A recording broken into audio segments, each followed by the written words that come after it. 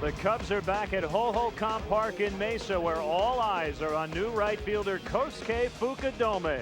It's Cubs baseball with a little international flavor coming up next on Comcast Sportsnet.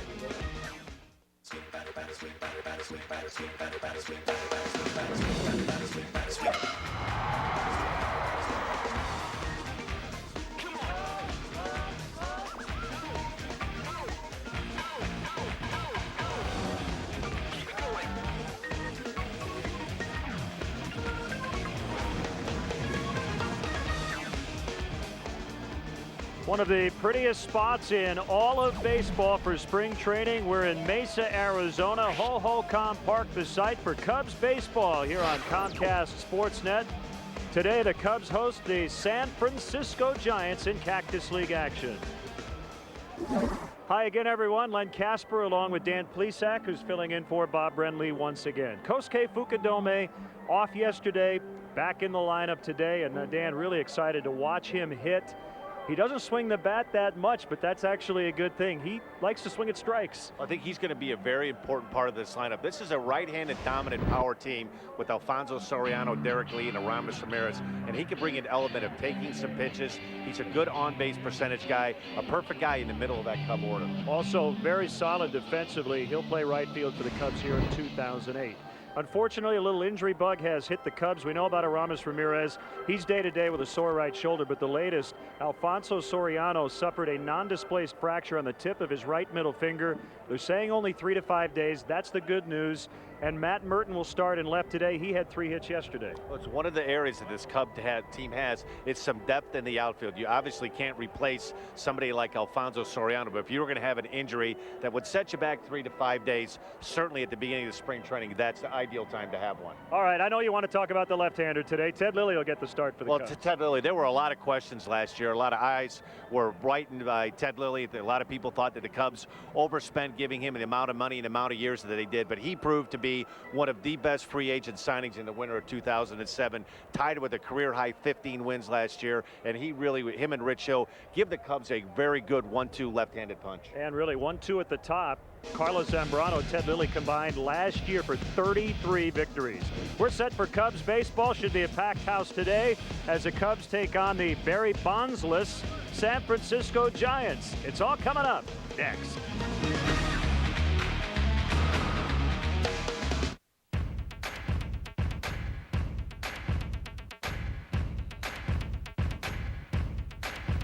You don't even have business cards yet, but you're already powerful because everything works together.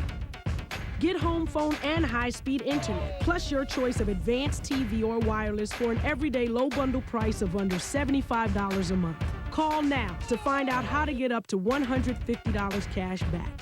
AT&T, your world delivered. Cup holders, researchers say, is one of the top reasons women buy one car over another. Not horsepower, not available features like an 8-inch nav screen or black leather trim. Nope, cup holders. Maybe those researchers need a little quality time with a different kind of woman.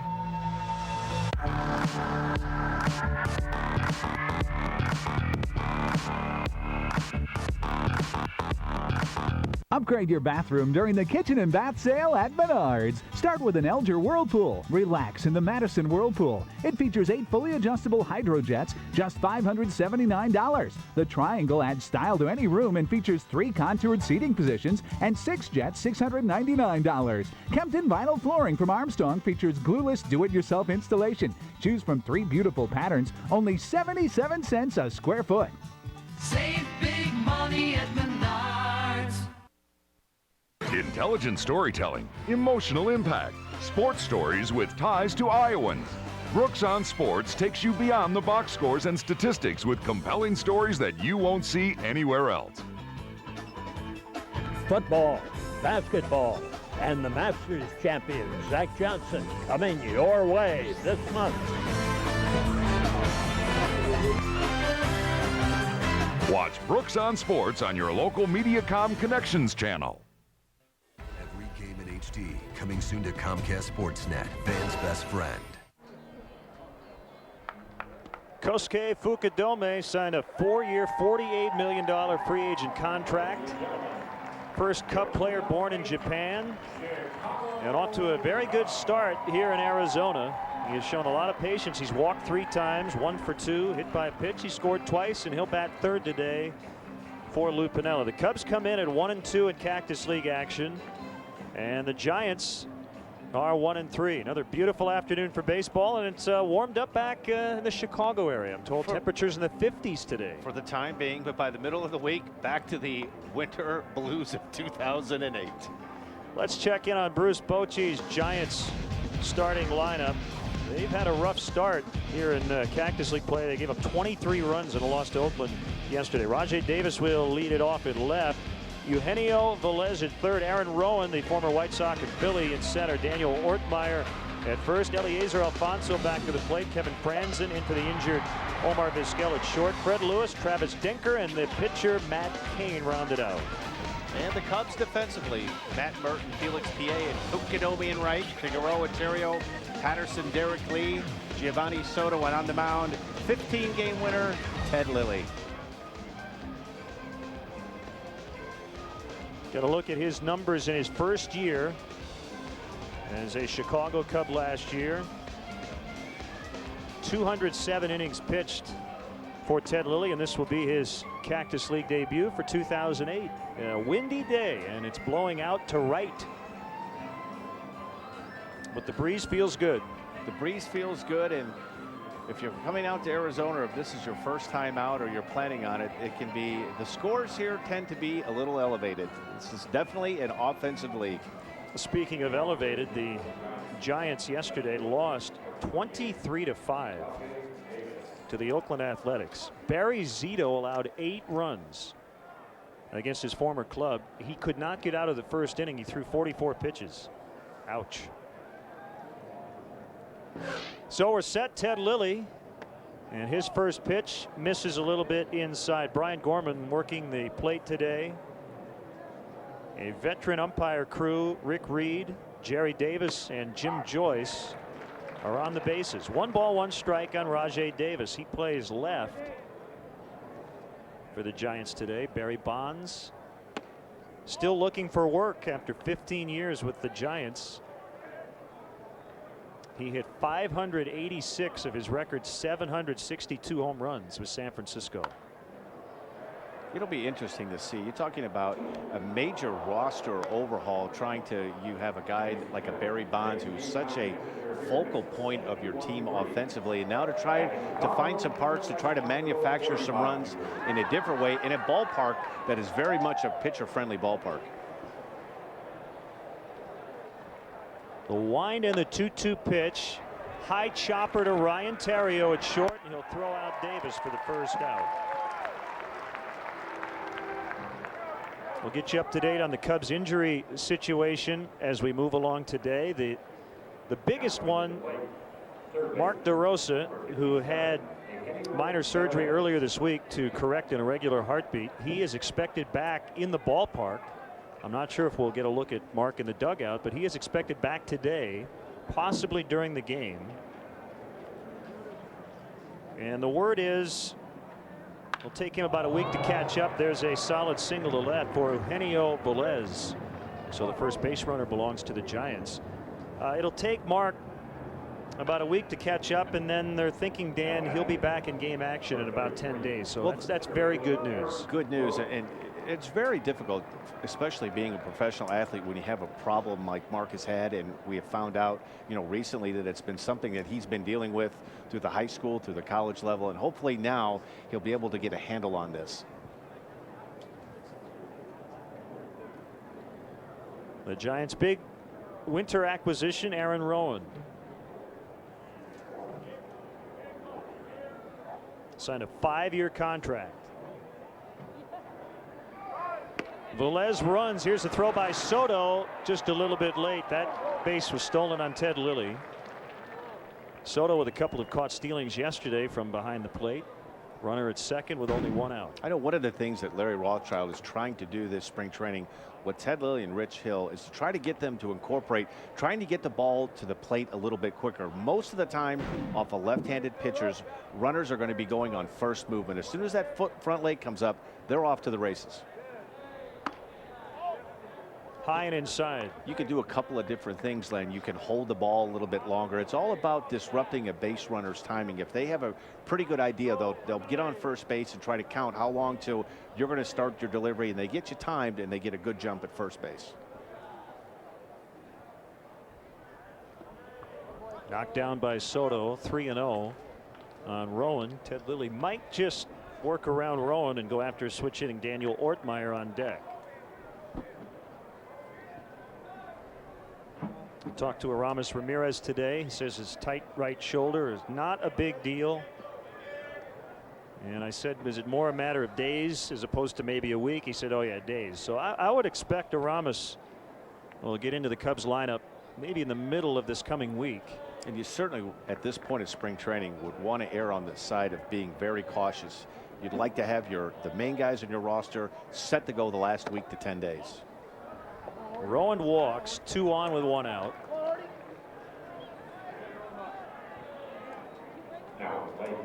Yeah, Lou likes to get his starting position players about 70 at bats. So if you can get close to that, it doesn't necessarily matter when those at bats come. The big injury note today, we mentioned in the open, Alfonso Soriano did what we always tell kids to do. Use 2 hands when you catch a fly ball. Unfortunately, the ball caught the tip of his right middle finger, and he suffered a non-displaced fracture in that finger. And right now we're hearing 3 to 5 days of light work, so we won't see him in game action probably for another week or so, and let's hope that it's minor and doesn't linger.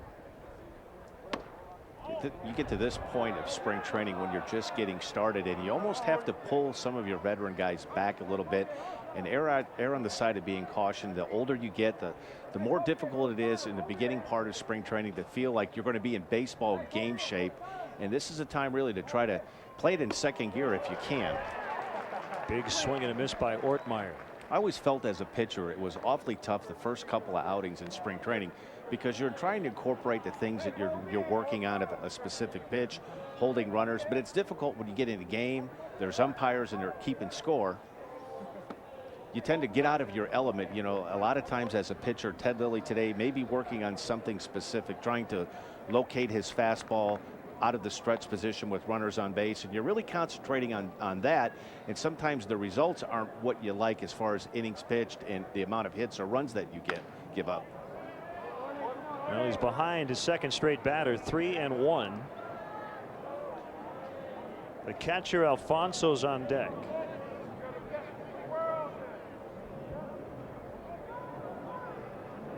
Darrell Ward had a sore glute muscle, but he feels better. Might see him in the next couple of days. And with the injuries, as you know, just when it rains, it pours. Cubs were relatively healthy, and then all of a sudden, one after the other. But these really, Len, in the realm of injuries, these are something that you could definitely live with. It's not something like a pulled hamstring at this point of spring training, or a pitcher having a problem with a shoulder or an elbow. These are just kind of minor things that 5 to 7 days should be gone. No question. Runners were going, and that was a called strike. So Ortmeyer's out. He thought it was ball 4. Well, this is one that Ted Lilly would like to have to be able to put in his back pocket for the regular season. Ooh, that was the high strike zone. Well, you take that, but looked like he got a break. So 2 outs in the inning, second and third. And it's the catcher Eliezer Alfonso. A roller for Luis Figueroa, and Lilly gets out of the inning. A single, a walk, 3 stolen bases, but no runs, and the Cubs are coming up. You know, gas prices will go up, and healthcare prices will go up, and college tuition prices don't have to. College Illinois, the smart, secure, inflation-beating way to pay for college. Visit collegeillinois.com. Okay, so I have phones for everyone. There you go. Cool. Oh, this family plan is going to be great. Yeah, we can all talk to each other for free. And we can get texts. And send pictures? Yeah, new phones!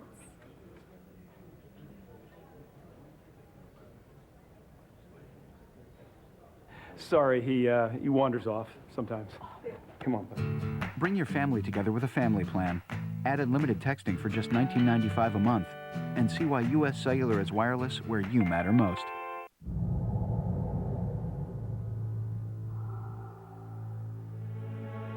Touch here. Can't feel the immediate response as you paddle shift your way through the 6 speeds? That's because there's only one place to experience the race-inspired IS, your Lexus dealer, where the sooner you test drive the IS, the sooner you'll know why nothing else feels quite like a Lexus. So, what happens to your College Illinois prepaid tuition plan if the stock market drops? Nothing. Find out more at collegeillinois.com, the smart, secure, virtually indestructible way to pay for college. Welcome back to Mesa. Let's check out the Cubs starting lineup. A lot of the regulars are in there. Eric Patterson, a late addition in that leadoff spot. He was in the lineup, but he moves up there with Soriano out. Terrio at short, Pucadome in right. Derek Lee moving down to the cleanup spot. That's the thought, at least going into the season. Soto catching, Merton in left. He had 3 hits yesterday. Figueroa at third base. Felix P.A. hitting 8th and Ted Lilly 9th. And defensively for the Giants, Davis, Aaron Rowan, familiar face in center, Lewis, Velez, Franson, Dinker, Ortmeyer, Alfonso, and tough luck pitcher from last year, Matt Cain. Boy, no question about that. 7-16 in 2007. We had a 365 earned run average. Second worst run support average in the National League, 3.51. When you try to dissect the numbers, you see 200 innings pitched, only 173 hits on the year. This is Fred Lewis in right as he retires Eric Patterson for the first out. It seems like every team has one pitcher that seems to be that tough luck guy that either pitches on the day that is opposing somebody's #1 starter, or pitches on the day when a team decides not to score very many runs. And unfortunately, Matt Cain drew that unlucky straw last season for the Giants. Now Ryan Terrio, 3 out of 6 early on with a stolen base. Ball 1.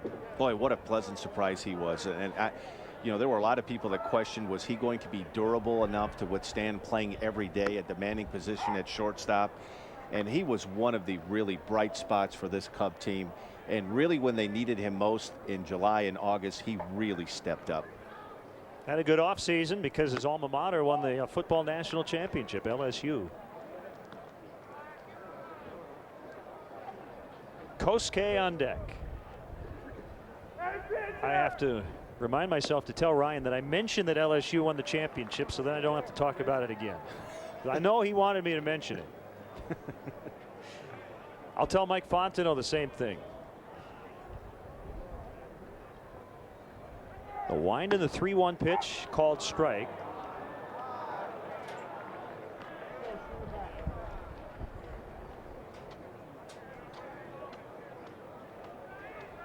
Matt Cain, just 23 years old, 6'3", 234 pounds.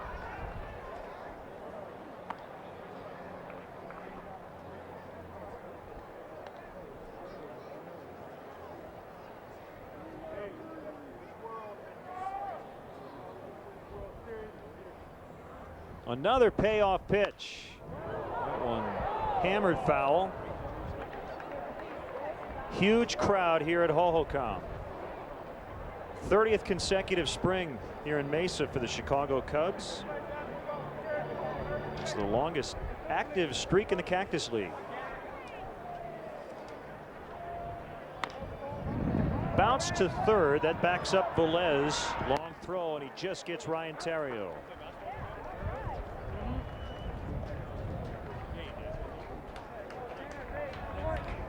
Now at the plate, right fielder, #1, Kosuke Fukudome. Nice inflection by Tim Sheridan, the fine public address announcer here in Mesa. And the pitch to Kosuke. He looks at ball 1 a little bit outside. His Cactus League debut was Thursday against these Giants in Scottsdale. He was hit by a pitch on the first offering he saw from Noah Lowry. Walked in a second at bat, then pinpointed one right down the third base line inside the bag for an RBI single. A couple more walks, 2 runs on Friday, had yesterday off. And he's looked at the first 3 here. 1 and 2 the count. I think one of the things Lou touched on yesterday in the broadcast is he's just a good baseball player. He does a lot of things well. He runs well, plays very well defensively in right field. And he's a very important part to break up some of that right-handed dominant power with Alfonso Soriano, Derek Lee, and Aramis Ramirez to get a left-handed bat in the middle of that order someplace. That will be knocked down by Franzen. He will throw late. Should be a hit for Fukudome, and he will end up at second base as that ball got out of play. Hit hard on the ground. Franzen did a nice job to knock it down, but that should be a single. Here you see really a quick bat. He gets the bat heads through the zone. And one of the things being left-handed, he'll be able to get a good start when you make a swing like that to be able to get towards first base. And hopefully we'll be seeing a lot of this when the season starts with Fukudome on base in the meat part of the order with Derek Lee coming up to drive in some big runs. Well, it's an error on Franzen, so I'm obviously not in midseason form it's as far spring as scoring. training. Yeah, that's right. I guess I was assuming that it would be a close play even if Franzen had gotten over there.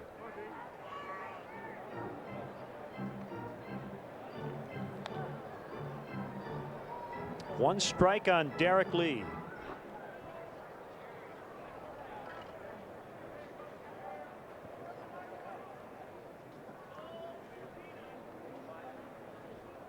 The pitch, breaking ball, popped up back of second base position, and it's going to be caught by the right fielder, Lewis, for the third out. An error with 2 outs, but no runs. 0-0 after 1.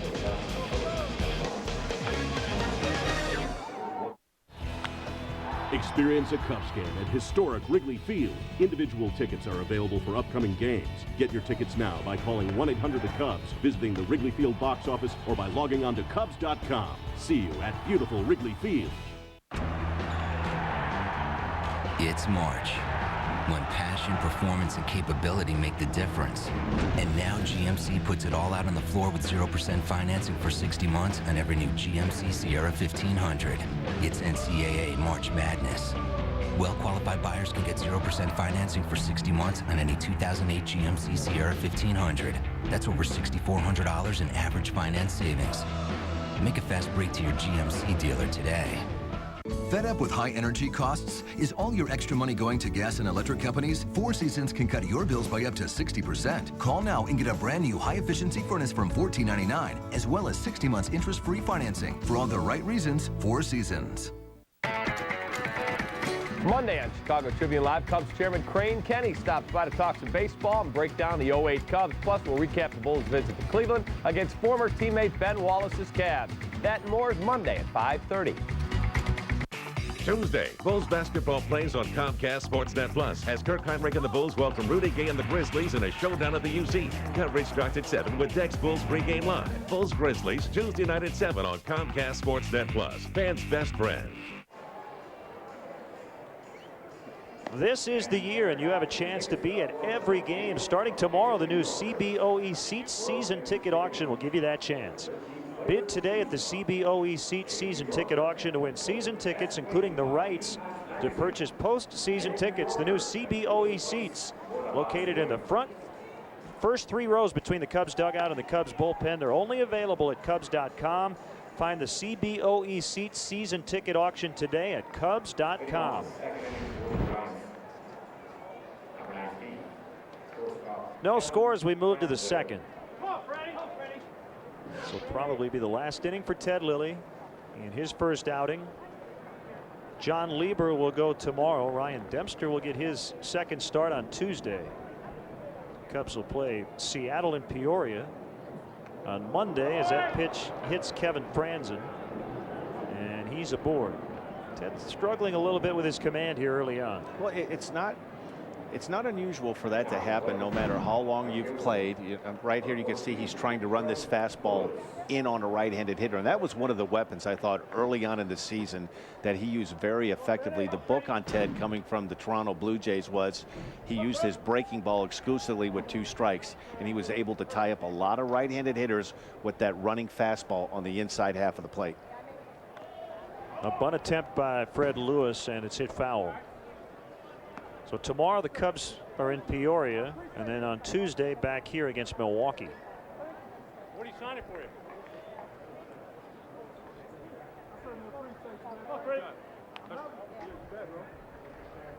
Franzen being held at first by Derek Lee. And Lilly will toss it over.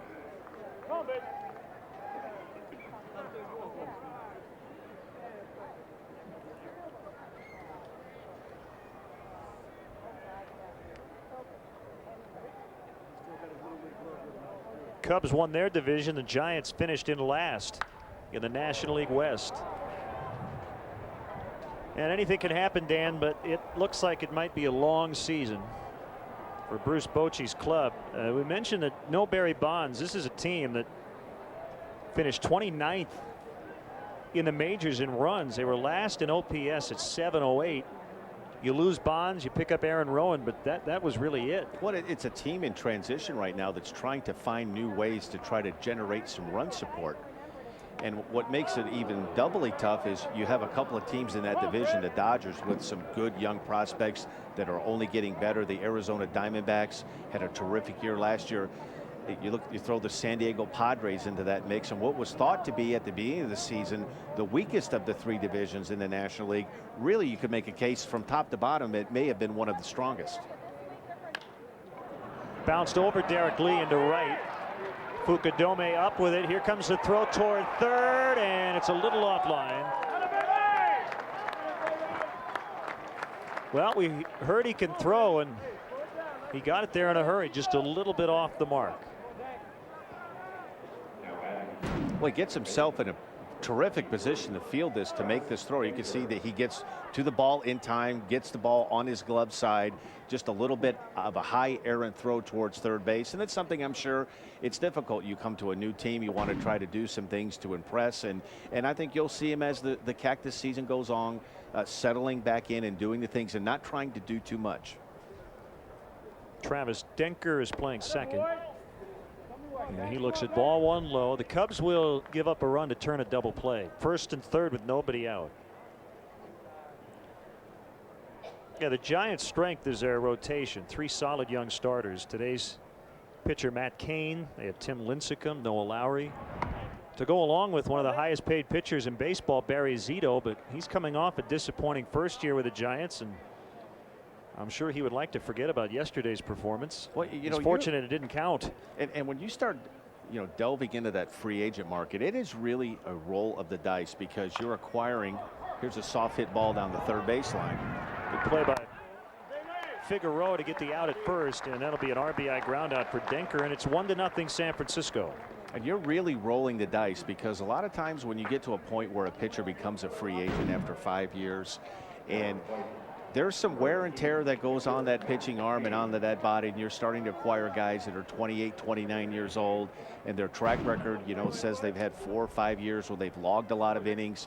To command those kind of dollars that guys are getting, you have to win some games, you have to pitch a lot of innings, and there are only so many bullets that are in you, whether it's a left arm or a right arm, and you're really rolling the dice.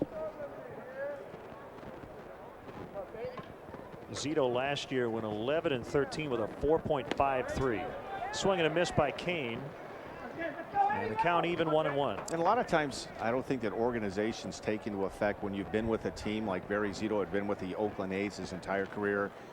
You're familiar with the catcher who's calling the signals. You're familiar with your defensive alignment. You're comfortable pitching in particular ballparks. Maybe the Coliseum at Oakland was a place that a mound he felt very comfortable in. And now everything changes. And expectations are a lot higher. You're going to a new team. They're expecting you to at least duplicate what you did the year before. And most of the time, guys that come off those big years where they sign the big contracts, it hasn't been a career type season. It's hard to duplicate that. A 1-2 to Kane, got him, called strike 3 for the second out. Strikeout number 2 for Lilly, both of the looking variety.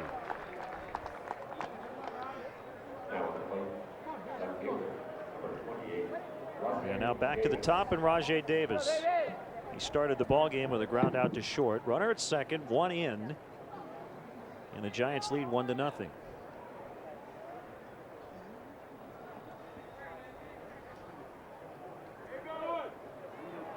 Well, Fred Lewis got a great jump. Lilly not worried about him. He takes third base without a throw. It's our 4th steal in the first 2 innings.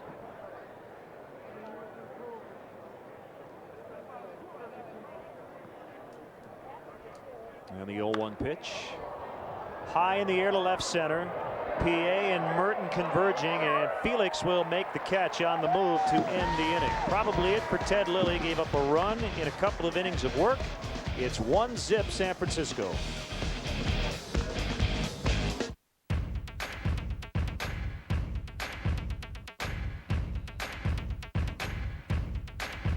You don't even have business cards yet, but you're already powerful because everything works together.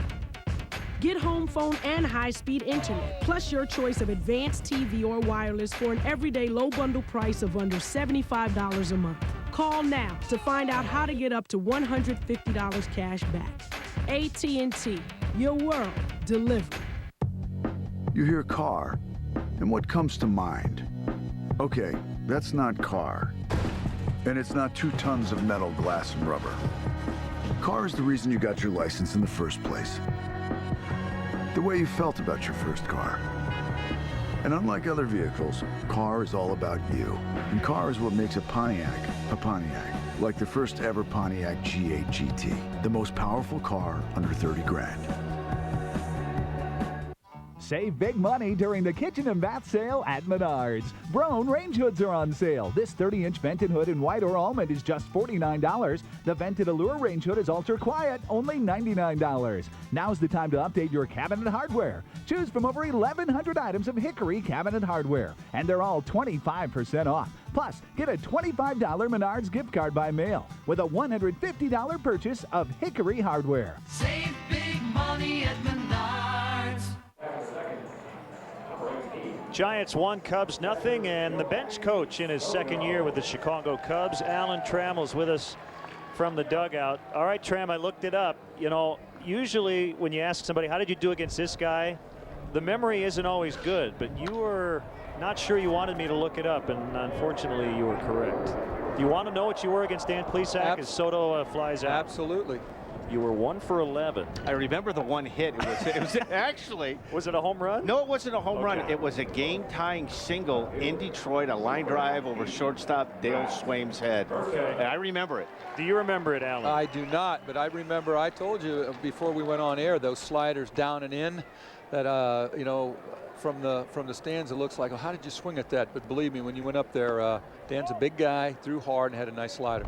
Well, how are things going here? It's good to get the games going, isn't it? Oh, absolutely. I think, you know, you need to do certain things to get ready, but you really find out about guys when the games start, and you start evaluating then. And what we're for again, this is our 4th game, so we'd like to get some of our regulars in there at some point. But again, 4 games into it, we've got a long way to go. Matt Merton at the plate. You know, Alan, we talked a little bit with Lou yesterday. Does it make it easier year 2 coming in, where you've seen the guys in spring training, you've seen your roster during the season, and you have a better idea because you've seen it with your own 2 eyes, what guys can do, what guys can't do, and what you need to work on? Oh, there's no question about it. In so many different ways, it makes it a lot easier. Just, again, just knowing your guys and the players knowing you. You can cut to the chase and you can get down to business. The last year it was more of just trying to get to know people. And as I mentioned, it just makes things a lot better. Lou said it many times, and I'll second that makes my job a lot easier also.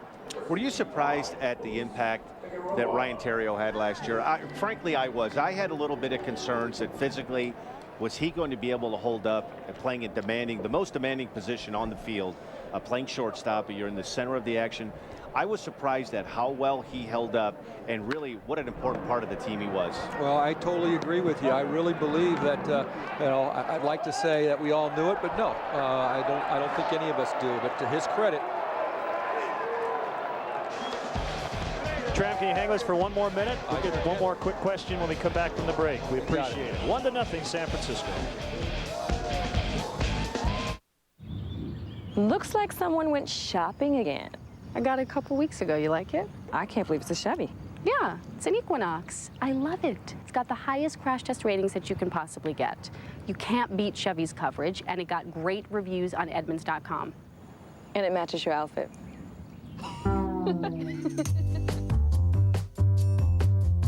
Get a 2008 Chevy Equinox starting at $23,355. Find out more at ChevyDriveChicago.com.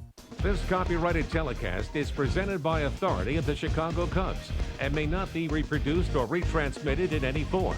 And the accounts and descriptions of this game may not be disseminated without the express written consent of the Chicago. Upgrade your bathroom during the kitchen and bath sale at Menards. Start with an Elger Whirlpool. Relax in the Madison Whirlpool. It features 8 fully adjustable hydro jets, just $579. The Triangle adds style to any room and features 3 contoured seating positions and 6 jets, $699. Kempton vinyl flooring from Armstrong features glueless do-it-yourself installation. Choose from 3 beautiful patterns, only 77 cents a square foot.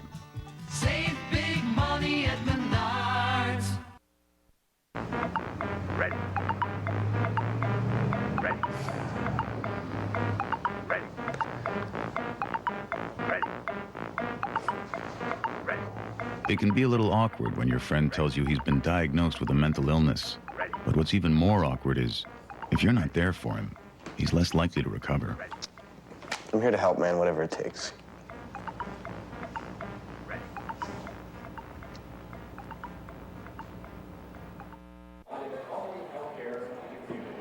Third inning, it's Juan Mateo on the mound for the Cubs. We're finishing up with Alan Trammell, the Cubs bench coach. 2 quick things here for you, Tram.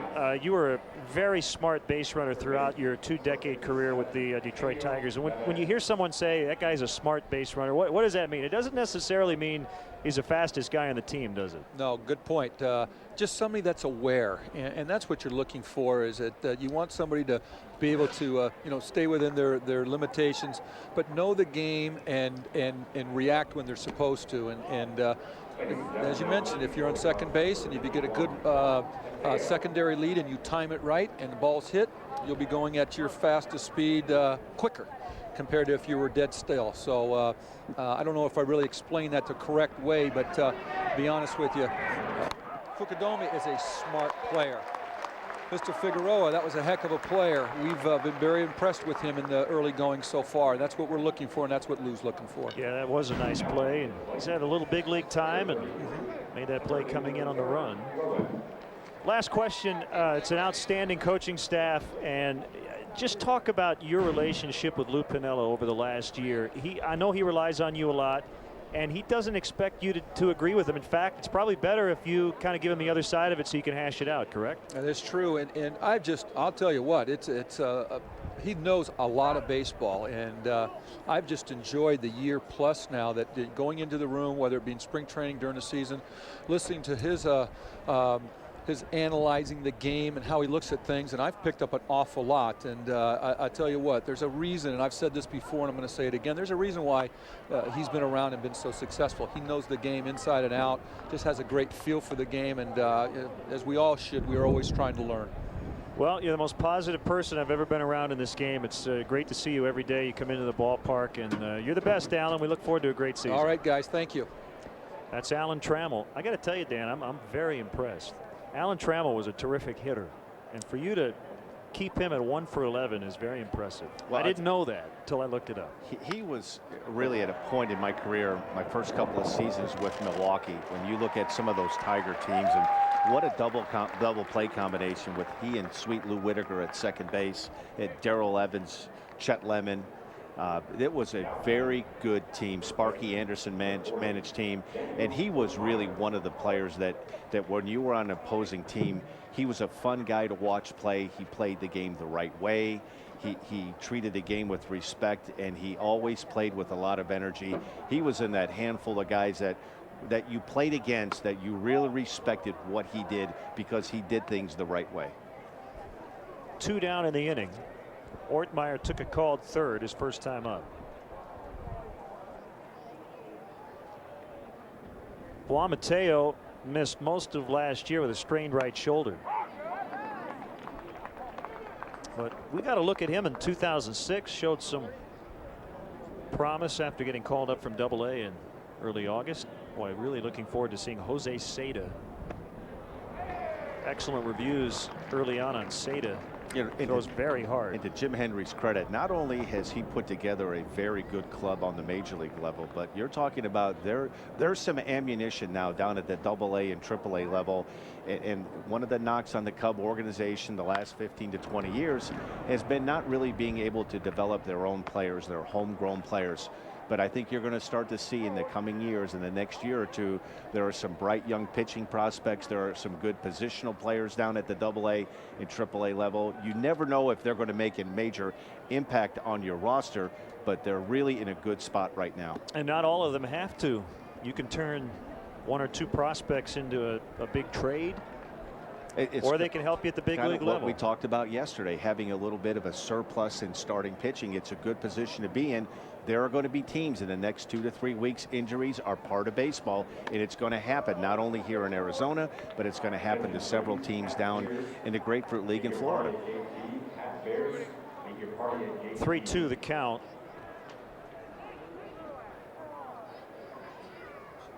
Alfonso on deck. The wind and the pitch by Mateo, fouled straight back on the ground. Still 3-2. Fastball at 90. Features a slider and a changeup. Mateo signed originally back in 2001.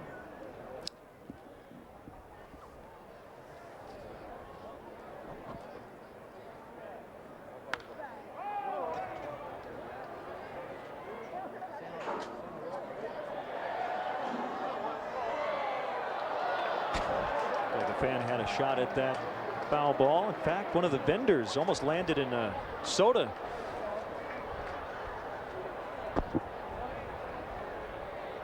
Good battle here between Mateo and Ortmeyer. Another 3-2, and he walked him. That one kicks away from Soto.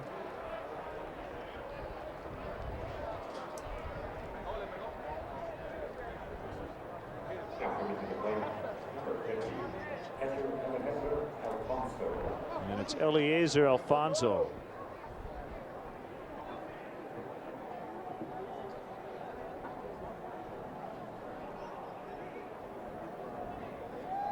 I was reading Benji Molina might be their cleanup man. Molina will be their starting catcher. Runner was going, fouled away. That just goes to, I guess, add on to the different dynamic of the Giants offense right now, with not having the big bat of Barry Bonds. And I think in some ways it's going to be a good thing for the Giants organization in years to come, not having your whole basis of your offense based around one particular player. And Barry Bonds the last couple of seasons getting up there in age, wasn't as agile a defender in left field, was becoming more of a liability playing left field, more suited now. We're going to see what happens. He's obviously right now he hasn't signed with a team yet, but seems to be more of a prototypical American League type DH type player at this point right now. Kick in the 0-2. Popped him up near Derek Lee, goes into foul territory. Easy play, and Mateo works a scoreless third, gave up a 2-out walk, but no runs. It's 1-0. We'll chat with Jim Hendry when we come back. Hey, baseball fans, how would you like to have the coolest house on the block? Come to Sweet Play for the largest selection of Brunswick pool tables, game tables, bars and bar stools, home theater seating, arcade games, air hockey, and outdoor living patio furniture to entertain friends and family. Bring home the fun at 4 convenient locations in Algonquin, Downers Grove, Deerfield, and Naperville. Visit sweetplay.com for store hours and directions. Cup holders, researchers say, is one of the top reasons women buy one car over another. Not horsepower, not available features like an 8-inch nav screen or black leather trim. Nope, cup holders. Maybe those researchers need a little quality time with a different kind of woman.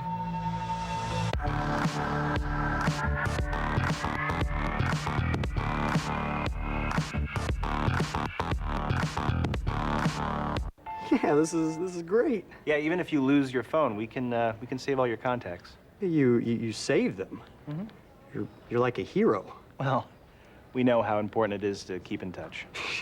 And you're modest too. Well, you know, I'm just doing my job. Just doing my job.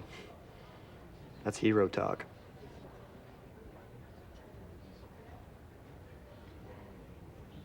Get My Contacts Backup and see why U.S. Cellular is wireless, where you matter most. Spring training is in full swing in the desert, and every night Comcast Sportsnet is all over Arizona for the latest Cubs and Sox news. Don't miss nightly reports from spring training on Chicago Tribune Live and Sports Night every night only on Comcast Sportsnet, fans' best friend. Ticket sales are at a record pace, but plenty of tickets are still available for the upcoming 2008 season. To purchase tickets, visit Cubs.com, call 1-800-THE-CUBS, or visit the Wrigley Field box office. Felix PA hitting 8th today for the Cubs, and his first at bat, and he takes a breaking ball for a strike. And we're with Cubs Vice President and General Manager Jim Hendry. Jim, we gave everybody the injury updates. First of all, Mark DeRosa is going to be back, and in fact, maybe in town already. Right, he's in the locker room right now. He is. Yeah, I'm going to go down and see him when we're done. Well. Should be out on the field tomorrow taking batting practice. So seems to be doing well, and then hopefully probably it might take another week till he plays, but he seems to be doing well, and I'm looking forward to seeing him down there in a couple innings. Yeah, that is great news. And Alfonso Soriano, I guess, was trying to do what you tell the kids to do, two hands when you make the catch, and caught the tip of his middle finger. Yeah, Mike Quaddy had him out early with a few of the other outfielders, and he had a little ball go off his right hand. He has a little displaced fracture just off the tip. It looks like he'll be out just 3 or 4 days and then be fine. Well, the headlines today, there is always something, and Jason Marquis, after his outing yesterday, seemed to imply that he's not that interested in being a reliever, and that he might want to go elsewhere if he's not a starter. And Lou Piniella responded and wasn't too happy yesterday, but Lou apologized today, said he overreacted. Is this a story? Is this thing? No, not at all. I wasn't concerned about it from either front. One, we're not doing our job if we don't bring in more than 5 pitchers to compete for the rotation, and we've got 7 or 8 legit candidates. Jason had a very good year for us last year until the last month, pitched very well till the end of August, and he averages almost 14 wins a year. So he's a competitor. I didn't think it was an issue to even be talking about it March 1st, who's going to be in the rotation, who's not. It's going to play itself out fine, and we're going to go north with the 5 we think give us the best chance to win. But if he says something different, that he's okay with going to the pen, if he's not in the first 5, then it looks like he doesn't want to compete for the job. So kind of a no-win situation. And then when it was put to Lou in the same way. So to me, it wasn't even a story. We're going to be here for another month, and we're always going to need more than 5 starters, and may the best 5 break camp and go play against Milwaukee. You made the best point, and that is you owe it to the organization to have as much depth as you possibly can, and it's not necessarily the case. There's a bunt attempt by Eric Patterson, the barehanded throw, safe as the ball got out of the glove of Ortmeyer. Should be an infield hit, but you're not in the business of simply doing things to make everybody's feelings be okay and to make everybody necessarily feel comfortable. The competition is good, and I guess the proper response would be that Jason Marquis goes out and wins a spot. Right? Absolutely, and if he does, then he'll be pitching in the first 5. The way the season ended for Jason, I certainly couldn't anoint that as a guaranteed spot. We went out and got John Lieber. We think some other people are getting better, like Sean Marshall. Sean Gallagher's a very impressive young man. If you're going to try to win championships, then you certainly aren't in the business of just trying to make everybody happy. We've proven over time more than anyone that you never have enough pitching, and we've seen it all fall apart in a hurry in our behalf based on injuries, and we're certainly not going to get ourselves in that spot again. I mean, what a great position to be in, Jim. There are several teams, not only here in Arizona, but in the Grapefruit League in Florida, that are having a difficult time right now trying to fill out a 3, 4, and 5 spot in a rotation. You have right now what looks like on paper a surplus of pitching, but that may enable you to be able to do something as spring training goes on. Somebody's going to come up with some injuries, and you have something to go ahead and try to make a deal with. Yeah, you're exactly right, Dan, and that's part of the situation. One, you want to make sure you're covered, but we also feel like we wanted depth in the rotation and also in the bullpen, which we think we have. We're certainly up to still trying to make deals. We certainly don't feel like that we're going to break north with exactly the same club that we have now. Obviously, all the clubs involved that might have some interest in our players and vice versa. You need to play some games down here and see where you're at. But that's certainly, when you have extra pitching in the bullpen or in the rotation, it should enable you to acquire some other things if you need them. I just posed this question last inning to Alan Trammell. I was surprised, and I guess you never know when spring training starts or going into a season, but I was concerned, was Ryan Theriot going to be able to handle playing a demanding position? Physically, was he going to be able to hold up? And he proved me wrong, and he proved a lot of people wrong. Did you foresee that he was going to have as much of an impact on your roster as he did? Well, Randy Bush and I both felt all winter that he was going to be an important piece. We certainly aren't here to tell you we knew he was going to play shortstop the better part of the last 115 games of the year. We thought his Turris was a good pickup at the time, and obviously he had some injuries that slowed him down. We thought Ryan was going to be able to make the ball club and be a valuable player at a lot of positions, and in fairness to him, he never gave up grinding it out until he won that position, then he maintained it. But he had the character and the ability that we thought would survive, and Randy and I told Lou that after we hired him, that we know he's the kind of guy you like to have. He's a versatile guy, he's a gamer, he's a great teammate, and good for Ryan to hang in there and finally win the job, because Lou's going to play the people that deserve to play. Kosuke Fukudome at the plate. Behind in the count now, 1 ball, 2 strikes. You mentioned Randy Bush, Gary Hughes. You had a lot of people watching Fukudome, and really going back to, what, 2004, right? Yeah, Gary Hughes first saw Fukudome in Athens, Greece in the 2004 Olympics. And way before we ever knew he was going to become available, we used to hear on a regular basis from Gary how good a player this is. And boy, I wish we had a guy like him. And then Randy and Paul Weaver, our director of our Asian operations, spent quite a bit of time the last couple years watching him. And he's been a really good fit. He's a really good guy, too. The teammates are really enjoying him. And I think even in the first couple games, certainly nobody's polished and ready to go. But he also has already shown the signs of high on-base percentage guy, taking a lot of close pitches, showing some good bat speed. Very, very, very good outfield. Took a called third there, and a good arm in the outfield. You're going to have a very good defensive outfield this year. Jim, always a pleasure. Thanks for the time. Great being with you, Lenny.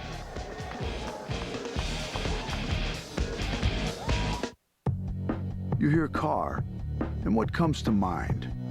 Okay, that's not car. And it's not 2 tons of metal, glass, and rubber. Car is the reason you got your license in the first place. The way you felt about your first car.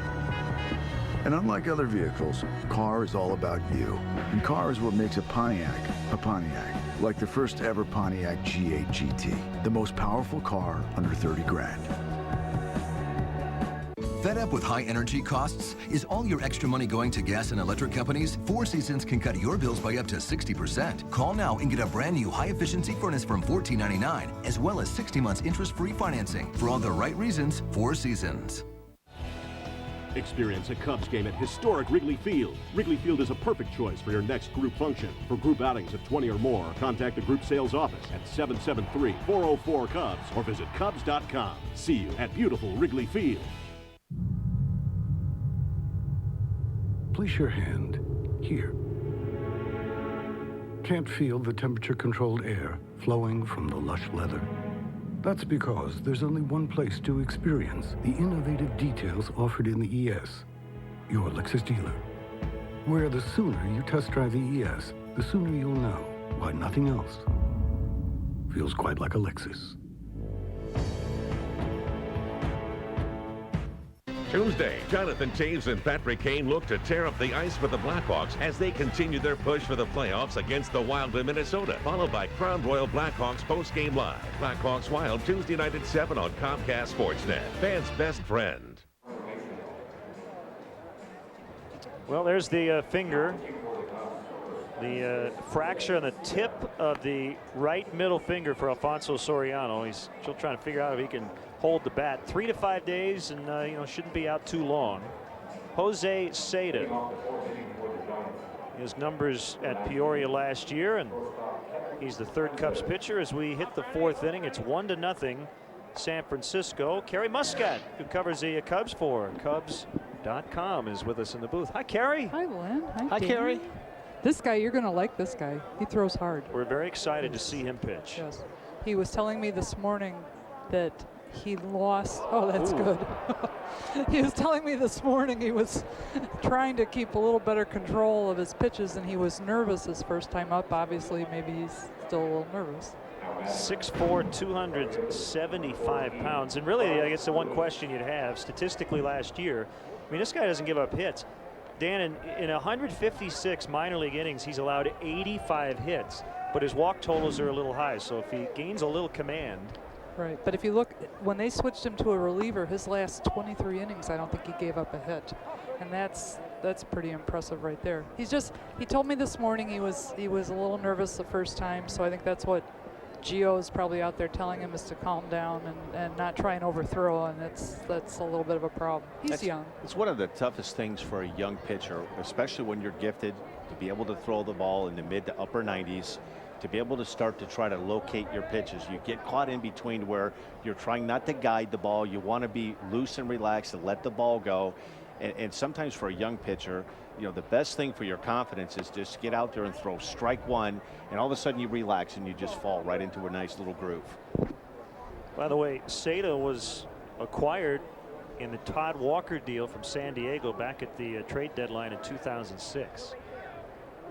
And we mentioned his name when it happened, but a lot of Cub fans, you know, you kind of forget about, Sure. oh, this is the guy they got for Todd Walker. Sure. He spent all this regular season at Peoria, but then they had him go up to the AA team to pitch in the playoffs. So he did well there too. It's just a matter, he just needs to grow up a little. That's all. I saw Mark DeRosa in the dugout. I hope you guys can see him. It was good to see him back. We are looking for him.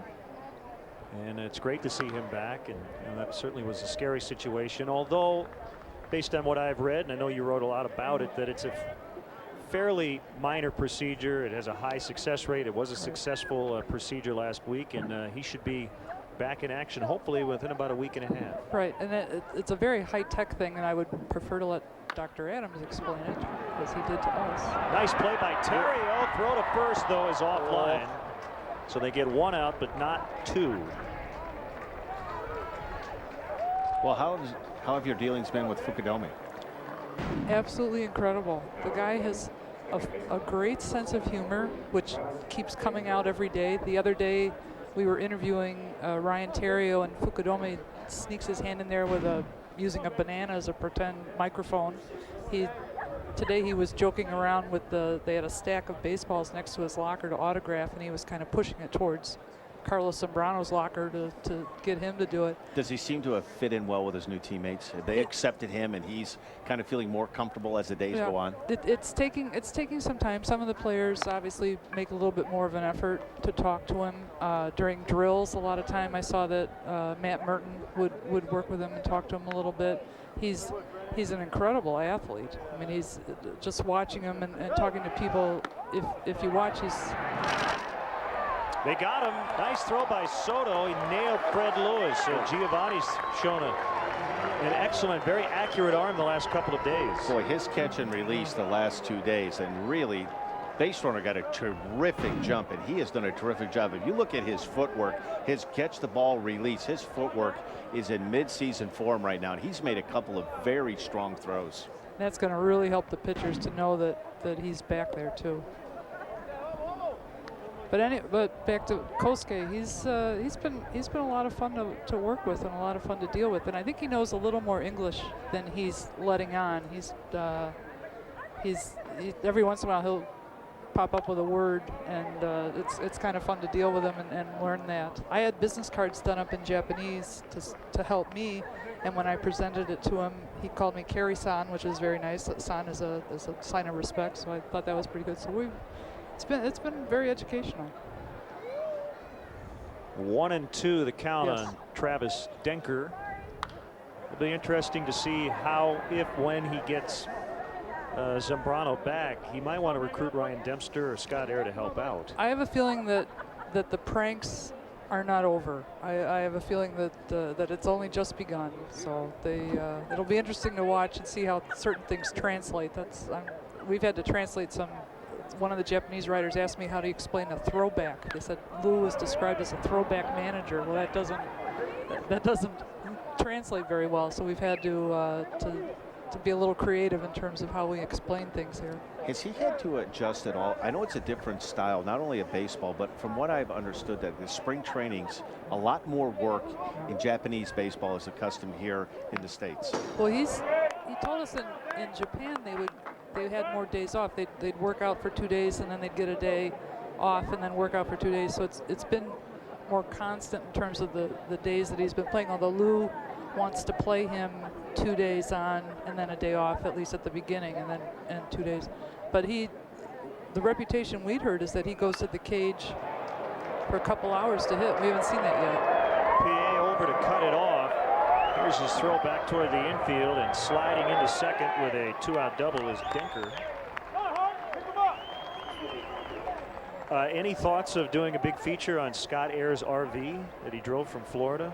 He is staying in his RV here in Mesa. Did I give you a story idea? I didn't know that.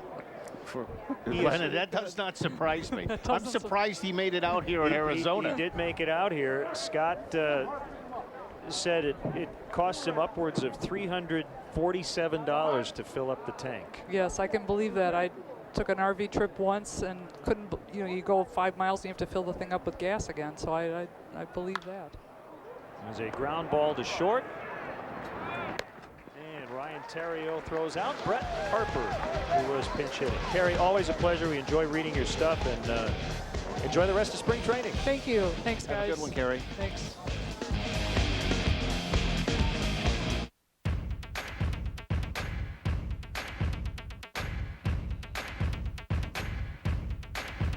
You don't even have business cards yet, but you're already powerful because everything works together. Get home phone and high-speed internet, plus your choice of advanced TV or wireless for an everyday low bundle price of under $75 a month. Call now to find out how to get up to $150 cash back. AT&T, your world delivered. It's March, when passion, performance, and capability make the difference. And now GMC puts it all out on the floor with 0% financing for 60 months on every new GMC Sierra 1500. It's NCAA March Madness. Well-qualified buyers can get 0% financing for 60 months on any 2008 GMC Sierra 1500. That's over $6,400 in average finance savings. Make a fast break to your GMC dealer today.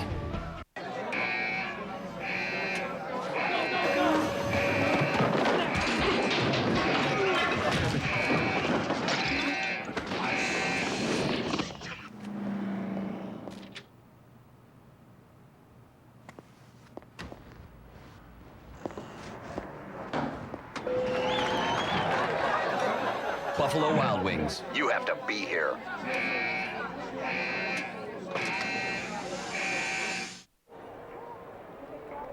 Hey, Cub fans, plan your next corporate function or family gathering at the comfort of the Wrigley Field Mezzanine Suites, presented by Nuveen Investments. Suites are available now for games during the season. Be sure to ask our April discount dates and on-field opportunities. To book your suites or more information, visit www.cubs.com/suites or call 773-404-CUBS. And for those of you keeping score at home, a couple of notes. 2 errors were charged to Kevin Franzen in the first inning on that Kosuke ground ball. One when it got out of his glove, and then on the throw, which allowed Fukudome to get to second base. And it was a bunt single for Eric Patterson in the third inning. So the Cubs ended up with a couple of hits off Matt Cain, who did not allow a run in his 3 innings of work. Left-hander Jack Tashner is now in there against Derek Lee. Well, I've really noticed just from being out here a couple of days, Derek Lee looks like he is in tremendous shape. He looks a little bit stronger looking than he looked last year, and it's really noticeable. And hopefully that will translate into one of those Derek Lee type seasons.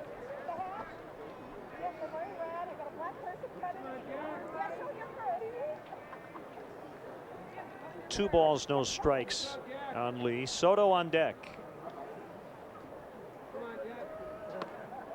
You know, we were talking last night at dinner with traveling secretary Jim Banks, and there are some guys, Len, that you just root for because they're good people, and Derek Lee happens to fit into that category. He's a terrific teammate. He represents the city of Chicago, the Cubs, very well, and he's one of those guys you really want to see do well. And he takes a leadoff walk to begin the bottom of the fourth. Derek sporting the beard. We'll see if that goes into the regular season. I would imagine he's going to keep it in April. If the forecast has been anything like this winter has been, all the facial hair that you can have will certainly help.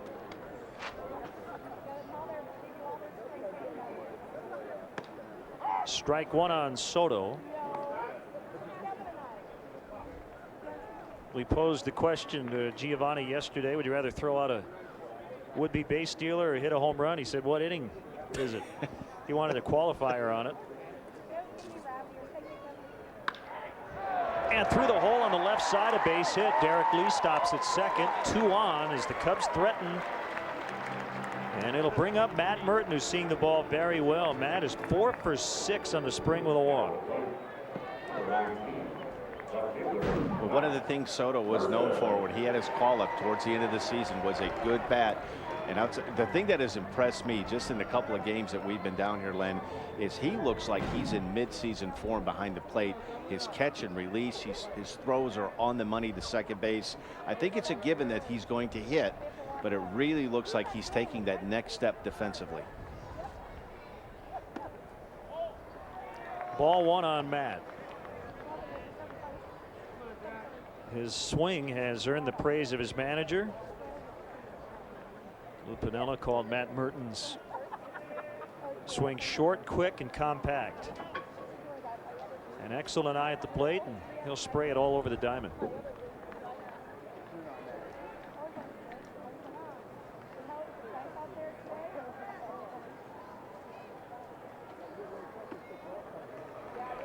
Good play by Alfonso. You know, we talk about the log jam with Jim in the prior inning about the overloading right now, that you have a little bit more starting pitching. You're only going to be able to break camp with 5, and it's similar to the outfield situation right now. It's going to be a matter of, is Matt Merton going to be able to get enough at bats? Is he going to be able to, play enough regularly to be able to get the best out of Matt Merton? And that's going to be remain to be seen throughout the rest of this Cactus League. The 2-0 pitch to Merton, knocked down by Velez. He will throw to second, but he throws it into right. Lee's going to try to score. Lewis with a throw to the plate, not in time. Throw to third. Soto slides in, and he's tagged out. It's now 1-1.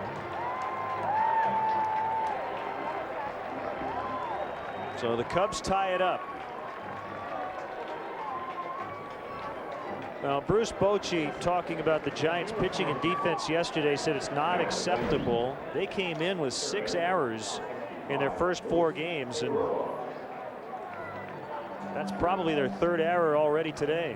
Well, and really the third base position the last couple of seasons has been a glaring hole for the Giants defensively, and I think that's why you're hearing so much about, the Giants very much interested in Joe Creedy from the White Sox. It looks like Josh Fields is going to be his spot to win. So maybe as spring training goes on, they'll be able to work something out, and you may see Joe Creedy end up with the San Francisco Giants. A strike called on Figueroa. He hit into a 3-6-1 double play to end the second. 3 errors already on San Francisco, and the Cubs have tied it.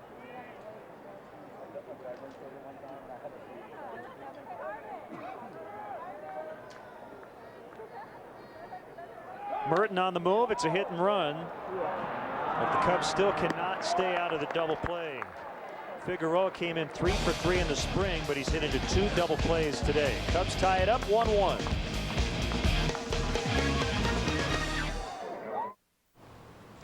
So you went with an American car, huh? I did. It's a Chevy Cobalt. What do you think? Dad, I love this car. It's great gas mileage. It's better coverage than a Toyota or Honda. And they have great things to say about it on Edmunds.com. Looks like somebody's been doing their homework. Good job, kiddo. Come on, take your old man for a spin. Okay.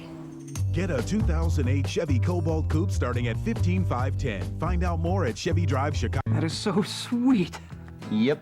High def is the way to go. It's too bad you're not really connected. Wait, what do you mean? Well, you need Mediacom digital cable. It's the only way you get ESPN, ESPN2, and other high def channels at no extra cost. Digital includes high def channels? Dude, it's the only way to go. Dude.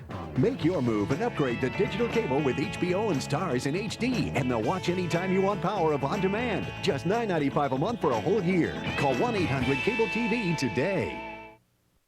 Save big money during the kitchen and bath sale at Menards. Brown range hoods are on sale. This 30-inch vented hood in white or almond is just $49. The vented Allure range hood is ultra quiet, only $99. Now's the time to update your cabinet hardware. Choose from over 1,100 items of Hickory cabinet hardware, and they're all 25% off. Plus, get a $25 Menards gift card by mail with a $150 purchase of Hickory hardware. Save big money at Menards. You're watching the home of the Bulls, Blackhawks, Cubs, and White Sox. Comcast Sportsnet. Tomorrow, White Sox spring training action kicks off on Comcast Sportsnet as Jim Thome and the Sox take on the Royals. White Sox, Royals tomorrow at 2, right here on Comcast Sportsnet, fans' best friend. So join Hawk and DJ tomorrow, and the upcoming Cubs television schedule here on Comcast Sportsnet will be at Maryvale Baseball Park on the 10th against Milwaukee. And then Kansas City comes here on the 18th, Texas on the 24th, and against these Giants in Scottsdale on March 25th. Left-hander Neil Kotz coming off kind of a strange year. Spent a lot of the year at AAA. And he's trying to win that second lefty spot in the Cubs bullpen. He missed a month in the middle of 2007 with a left hamstring strain. Just 16 major league appearances last year at a 4.86 earned run average. Popped up on the bunt attempt, and it's caught by Soto. So Rajay Davis is out. One pitch, one out. And Neil trying to, I guess you say, resurrect his career. I mean, he was such an important part of that championship team with the Chicago White Sox, brought here in a trade from the White Sox to the Cubs. Looked to be very much a part of that, tandem with Scott Air, forming the left-handed part of that bullpen. It just didn't work out. Went down to AAA last year, tried to convert himself into a starting pitcher. But one of the things you have to look at is his track record tells you he's had success in the past as a relief pitcher. So you know what's in there, and just hopefully he can get himself back on track, start throwing strikes, and hopefully give the Cubs another option so you're not just depending on Scott Air. Also needs to come back and have a good bounce back year himself in 2008. Short relievers, and you look at some left-handers around baseball, it's really interesting. In 2005, as you mentioned, part of that White Sox championship club, Neil Kotz went 4-0 with a 1.94 in 69 appearances. In 06, he had a 5.17. Now, one guy I'll mention, you were a teammate of Real Cormier, right, in Philadelphia? I mean, he's a guy who looked like his career was over. Neil Kotz a lot younger than Cormier was when he kind of resurrected his career, but with short relievers, you can kind of go up and down. It's not unusual to see a short reliever, and you see this happen at times with closers where you have a very good year and come back, and then the next year things just don't seem to fall in line. And that's what makes it so dicey about guys that pitch the back end of the bullpen. From year to year, you're not quite so sure what you're going to get. And a lot of it stems from, Len, in my opinion, is you have a workload like Neil had in 2005 with the White Sox. You're pitching in a lot of games. You're pitching in a lot of innings. And it's tough to be able to do that year after year after year.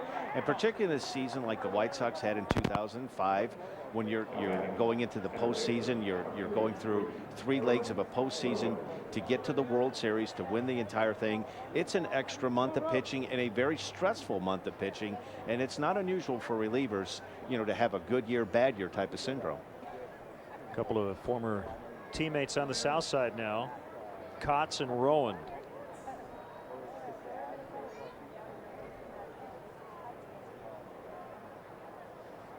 And we touched on this a little bit during the game yesterday. I think so much of it is mental, that when you feel good about yourself, you feel good about your pitches, you're going out dictating the action, forgetting about what happened to you last week or the struggles you've had against left-handed hitters the last week to 10 days, not being able to get your breaking ball over for a strike.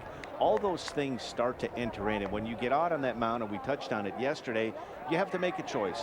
Are you going to be the hunter or the huntee? Are you going to initiate the action? Do you believe that your stuff, when you go out there, is good enough to get major league hitters out? And hitters on the flip side deal with the same things. At times when a hitter is going through a slump, they tend to give the opposing pitchers way too much credit. 1 strike on Aaron Rowan. Signed a 5-year, $60 million free agent contract.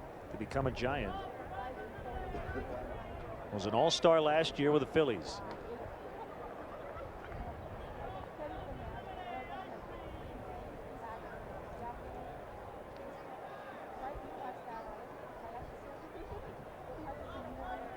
And a throw to first, and Velez is back.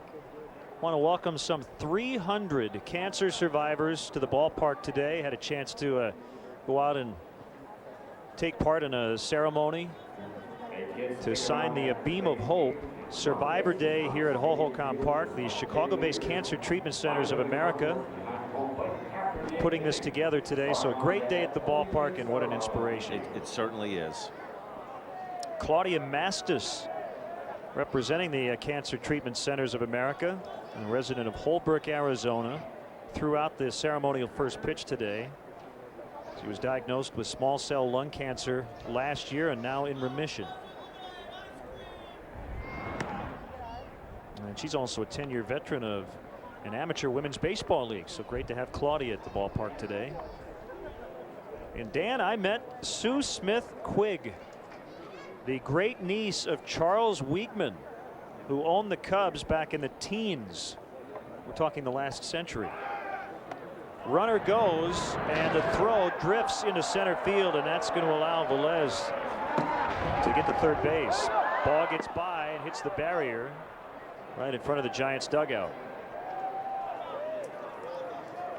So it'll be a stolen base and an error on Soto.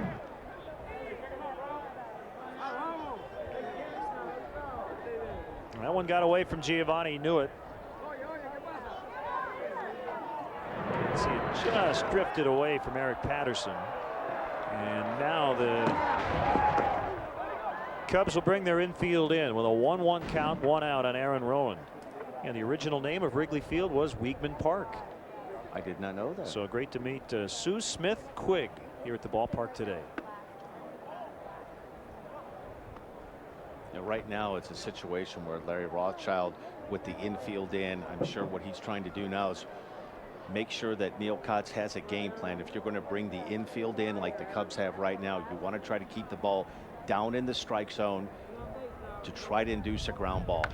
They get the ground ball, but Rowan finds a hole and knocks in his first run of the spring. It's now 2-1 San Francisco. That being one of the dangers when you move the infielders in, you cut down the angles that your first and third baseman, you cut down their range drastically. This ball at normal depth more than likely is going to be a ground ball to third base, but with Figueroa playing in on the grass, it cuts down his range drastically.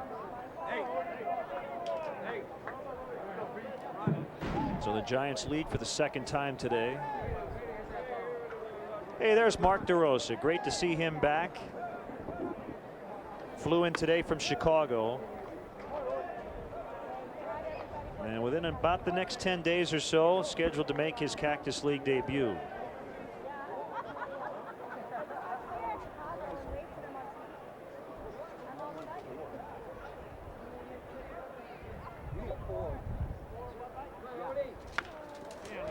That's a fair ball just inside the third base bag. So Dan Ortmeyer with a stand-up double, second and third.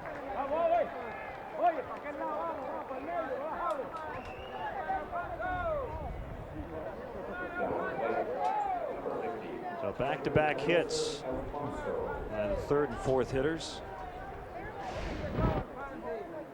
And we're going to get a pinch runner here as we look at some other pitchers we may see today for the Cubs. All right-handers on the list: Escanio, Shingo Takatsu, another former member of the White Sox, Kevin Hart, and Carlos Marmol. Nate Schierholtz pinch running for Aaron Rowan.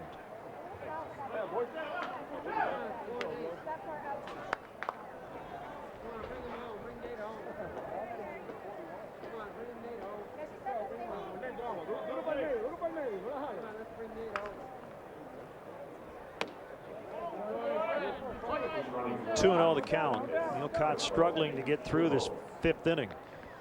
There's Jose Escanio, former Atlanta Brave.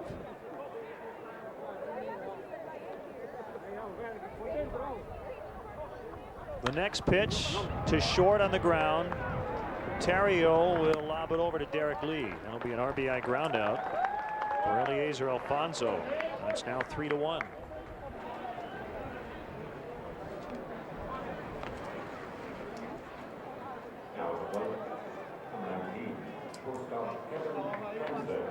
Kevin Franzen has been hit by 2 pitches.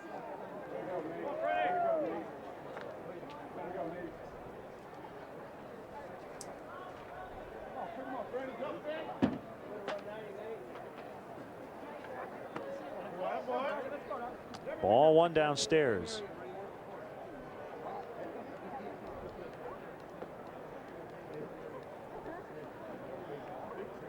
Kevin Franzen was going to be in the second base mix with Ray Durham. But that was before Omar Vizquel underwent left knee surgery. That was on Wednesday, so Vizquel will miss 4 to 6 weeks. So it looks like it'll be Kevin Franzen as the Giants opening day shortstop. As we touched on, this is an entirely new look Giants team with the absence of Barry Bonds, trying to get an influx of some young players, signing Aaron Rowan as a free agent. It's a team really right now that is really banking heavily on their pitching to carry them in 2008. This has been a rough inning for Neil Kotz. That's the second walk he's issued. 3 plate appearances for Kevin Franzen, and he's now reached all 3 times. To me, this is a very important hitter for Neil Kotz. The Cubs are looking for somebody to help out Scotty Air to get out some tough left-handed hitters, and this is a perfect situation to try to stop the bleeding, get out of this inning. You have a situation right now where Neil Kotz to face a left-handed hitter, and I'm sure that Lou Piniella and Larry Rothschild are going to be close attention to see how this hitter reacts to the stuff that Neil Kotz is throwing to home plate. Nice job by Carmen Pignatello yesterday, Dan. He threw 8 pitches in a 1-2-3-6 against the Angels in Tempe. You know, one of the things, for the most part, in the early part of this Cactus League, the Cub pitchers have been pretty good about throwing strikes. A couple of guys, Neil Kotz is having a difficult time this afternoon pitching behind in the count. It's so important to try to get ahead and pitch strike 1. There's strike 1. It's 1-1 on Lewis.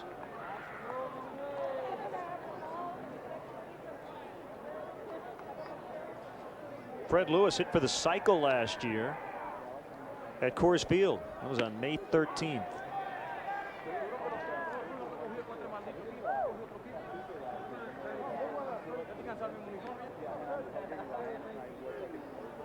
Two on, 2 outs, 2 in for the Giants. 4 errors combined in this ballgame already. Base hit to left. Ortmeyer trying to score. Here's the throw by Merton, and Ortmeyer's safe. Throw to third, late. No throw by Terrio to second.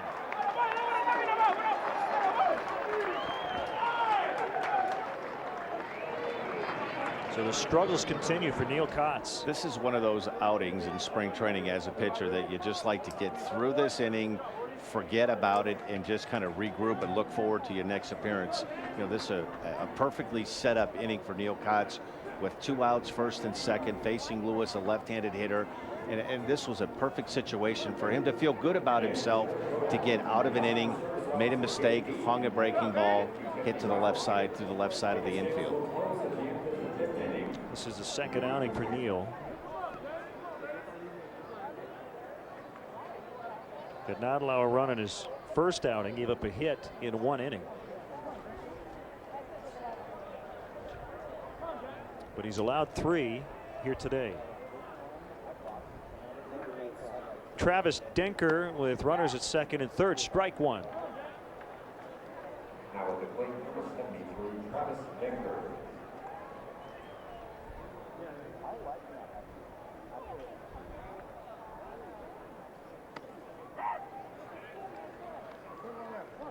Kurt for a strike, 0-2.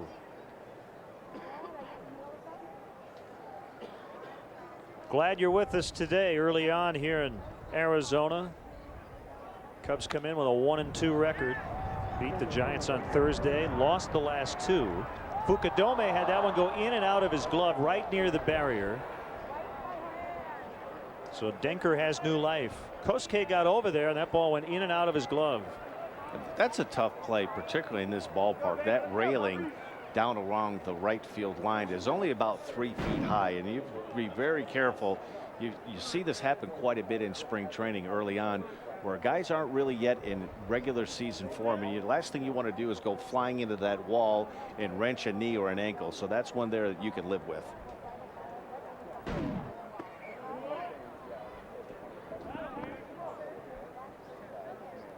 Yeah, the Cubs have suffered enough, as you said, minor injuries here lately. They don't need another one of any kind. Their new star right fielder. Kotz has a sign from Soto, setting up shop on the inside part of the plate. That ball was out over the plate and fouled away. That's usually a sign of a guy struggling. You see the target in one spot, and the pitch was not where the target was set up. You know, I often tell people, if you really want to watch a guy to see what command a pitcher has, just watch from the center field shot angle of where the catcher is setting up, where Soto was trying to receive the ball. He was sitting there on the outer half of the plate, a changeup, some type of off-speed pitch that he's looking to get down and away, and the ball is up and away. And that's a telltale sign right off the get-go that he's not real comfortable and his command isn't really that good this afternoon. And he's run at full 3-2. And on the flip side of that, as a home plate umpire, when one ball is down and in, the next one is up and away. As a pitcher, it's very difficult that you're going to get any of those borderline pitches called strikes. Well, there's a reason Maddox and Glavine got those borderline pitches, because they were always around the plate. Well, Neil Kotz has not been, and that may be it. Lou Piniella is going to head out.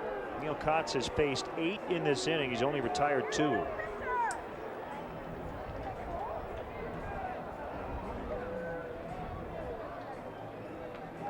We might have a double switch. Why not?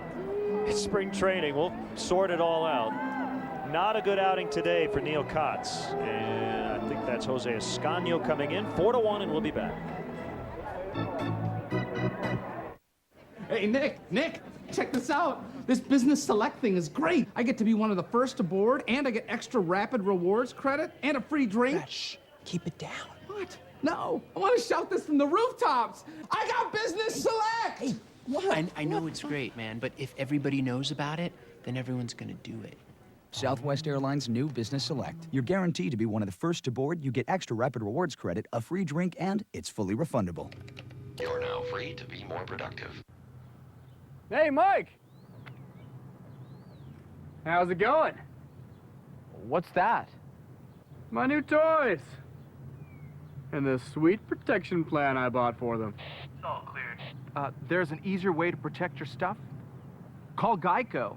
They can help insure all your vehicles. Geico Power Sports. Insurance for your car and the other stuff that moves you. Call Geico. It's March, when passion, performance, and capability make the difference. And now GMC puts it all out on the floor with 0% financing for 60 months on every new GMC Sierra 1500. It's NCAA March Madness. Well-qualified buyers can get 0% financing for 60 months on any 2008 GMC Sierra 1500. That's over $6,400 in average finance savings. Make a fast break to your GMC dealer today. Alex Cintrone comes in to play third base as part of a double switch. Now pitching for the Cubs. And Jose Escanio will take over on the mound.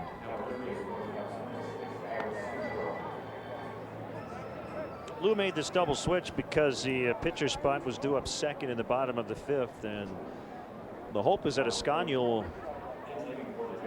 retire Scott McLean and hit back out there for the 6th inning. You know, Escanio, another one of the arms that Jim Henry has tried to collect, some of these big, strong, young power arms that hopefully not all are going to end up, you know, helping your ball club at the major league level. But if you get enough collection of big arms together, hopefully in that mix you're going to find 1 or 2 diamonds in the rough.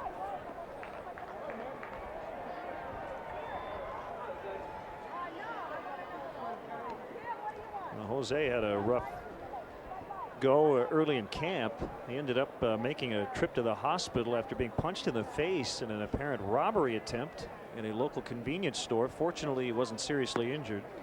Only missed a couple of days of work.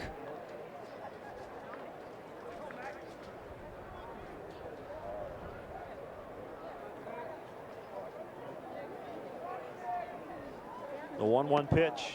Bases loaded. 4-1 Giants. Ascanio acquired in early December from Atlanta for Will Oman and Omar Infante.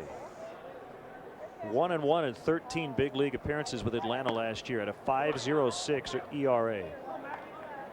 And he needs to throw a strike to former Cub Scott McLean. It's 3-1.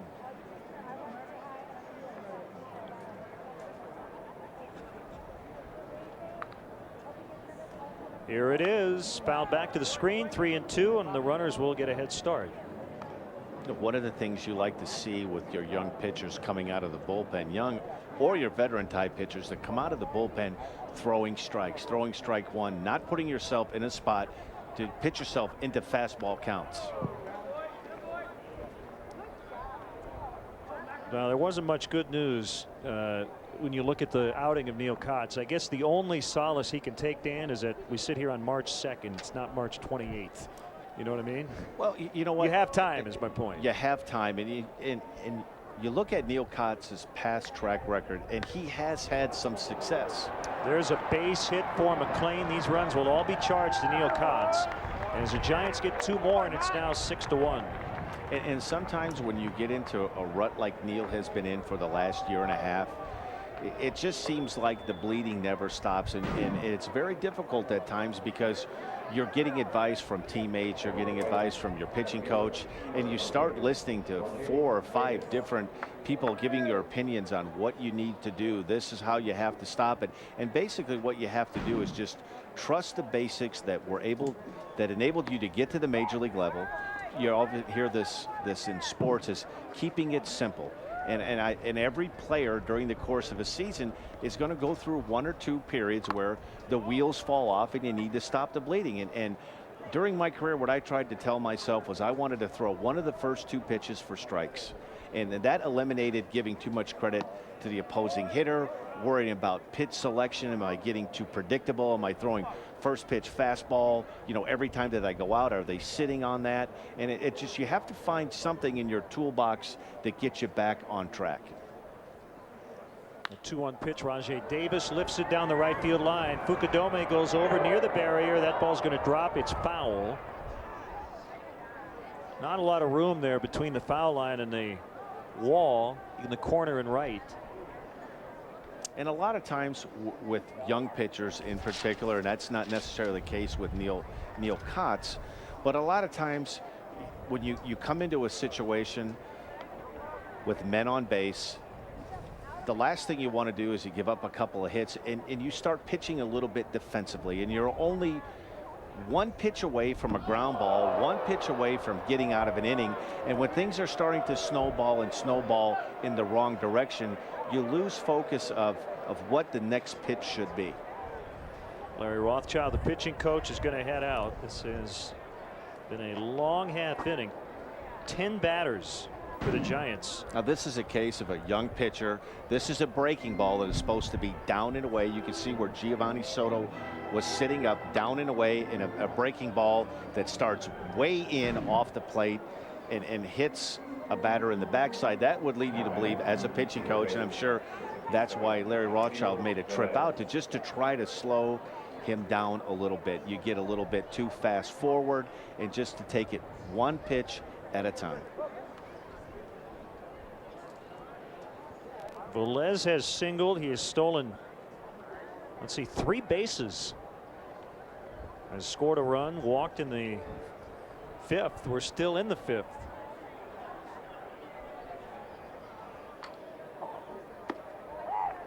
Breaker for a strike. They're loaded again for the Giants, who lead 6-1. How's Ronnie doing over there? He seems to be doing fine. Okay? So far, spring training, but another hitter or 2 this inning, he might start losing it. Cubs have given up 5 runs here in the 5th. Another breaking ball. That one's outside.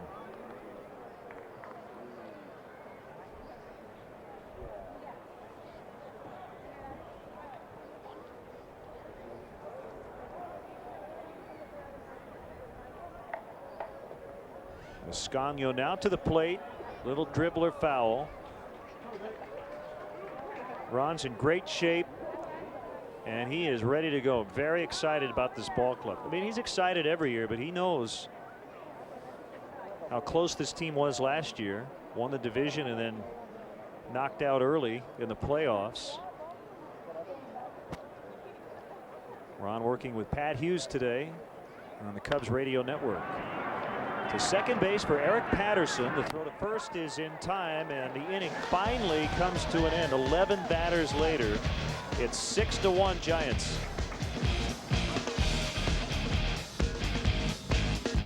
Okay, so I have phones for everyone. There you go. Oh, this family plan is going to be great. Yeah, we can all talk to each other for free. And we can get texts. And send pictures? Yeah, new phones.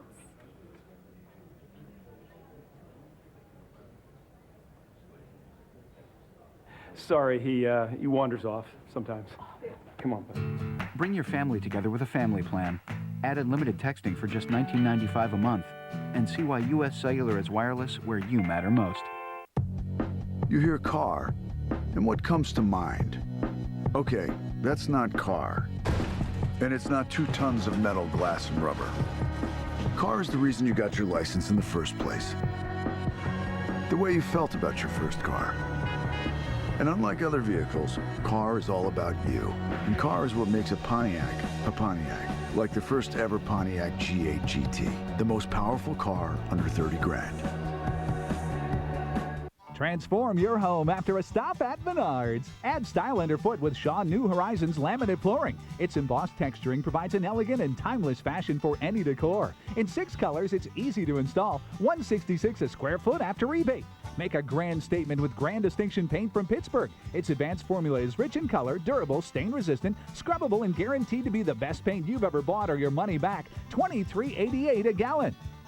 Save big money at Menards. Experience Cubs baseball from the private comfort of the batter's eye in center field, offering a spectacular view and catered services for groups of 75 to 100. The batter's eye is a great option for entertaining in Chicago's unpredictable spring weather. The batter's eye is also available for non-day game functions. To book your date and for more information, visit Cubs.com or call 773-404-CUBS.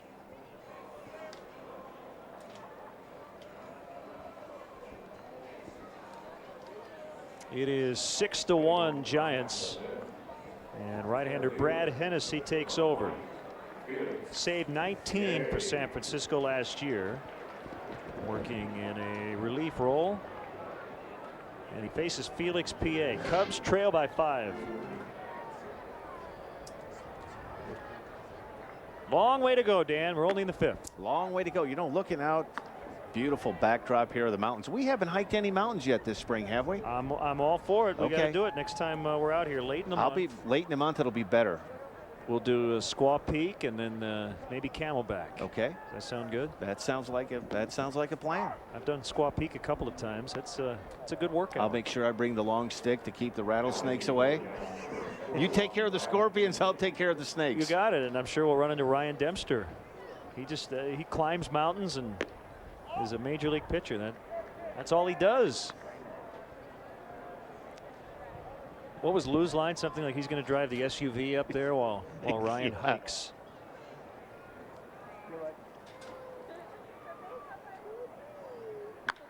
There's a drive deep to right off the bat of Felix PA, and it's gone. His second home run of the spring.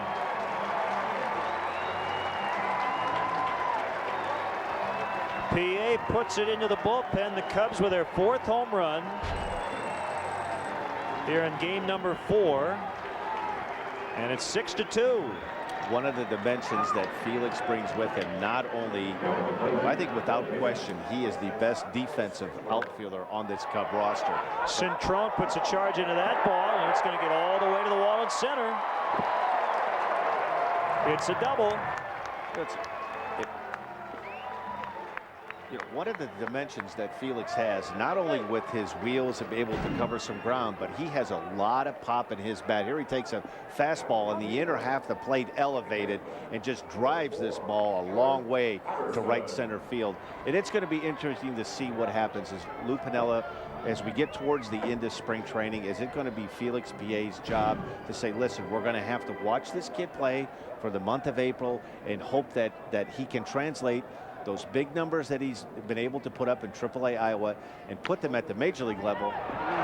Squirts past the first baseman Ortmeyer. Patterson's going to try for 2 as Cintrone scores.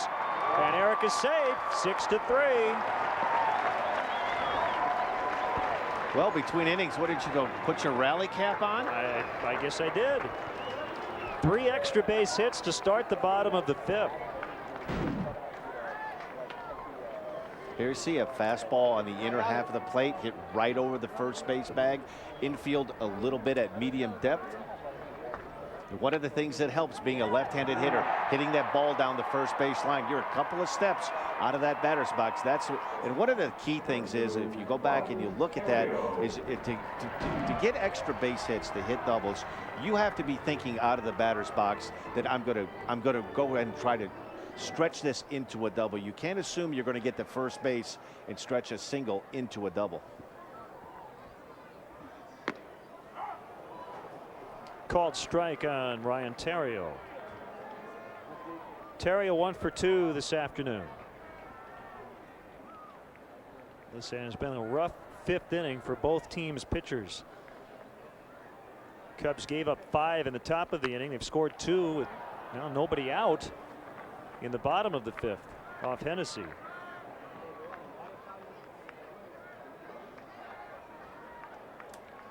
The starters today, Ted Lilly went 2 innings, gave up 2 hits, 1 run, walked 1, struck out 2. Matt Cain, 2 hits in his 3 innings, but he did not allow a run. Walked 1, struck out 2 as well. In the dirt.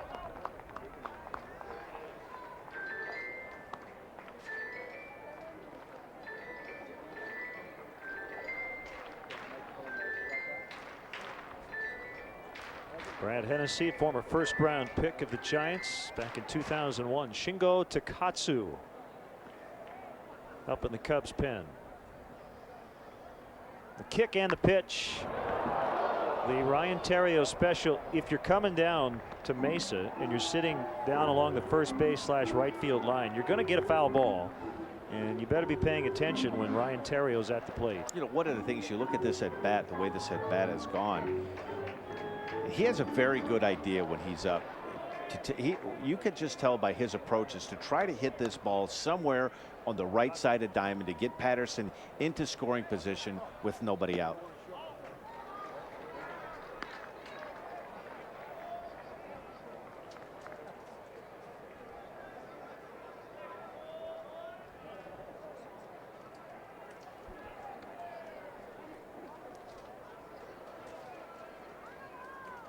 Two the count. Hennessy with a look at Patterson. Now the pitch. It's high and he's run it full. Probably the final at bat for the Cubs regulars here in this inning. Theriot now at the plate. Fukudome on deck. Derek Lee right now in the hole. Chatting with Cubs hitting coach Gerald Perry.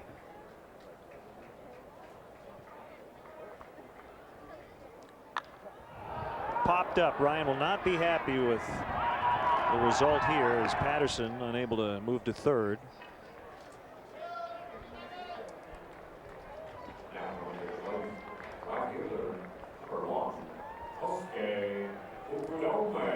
Kosuke reached on an error in the first inning and he was caught looking on strikes in the third.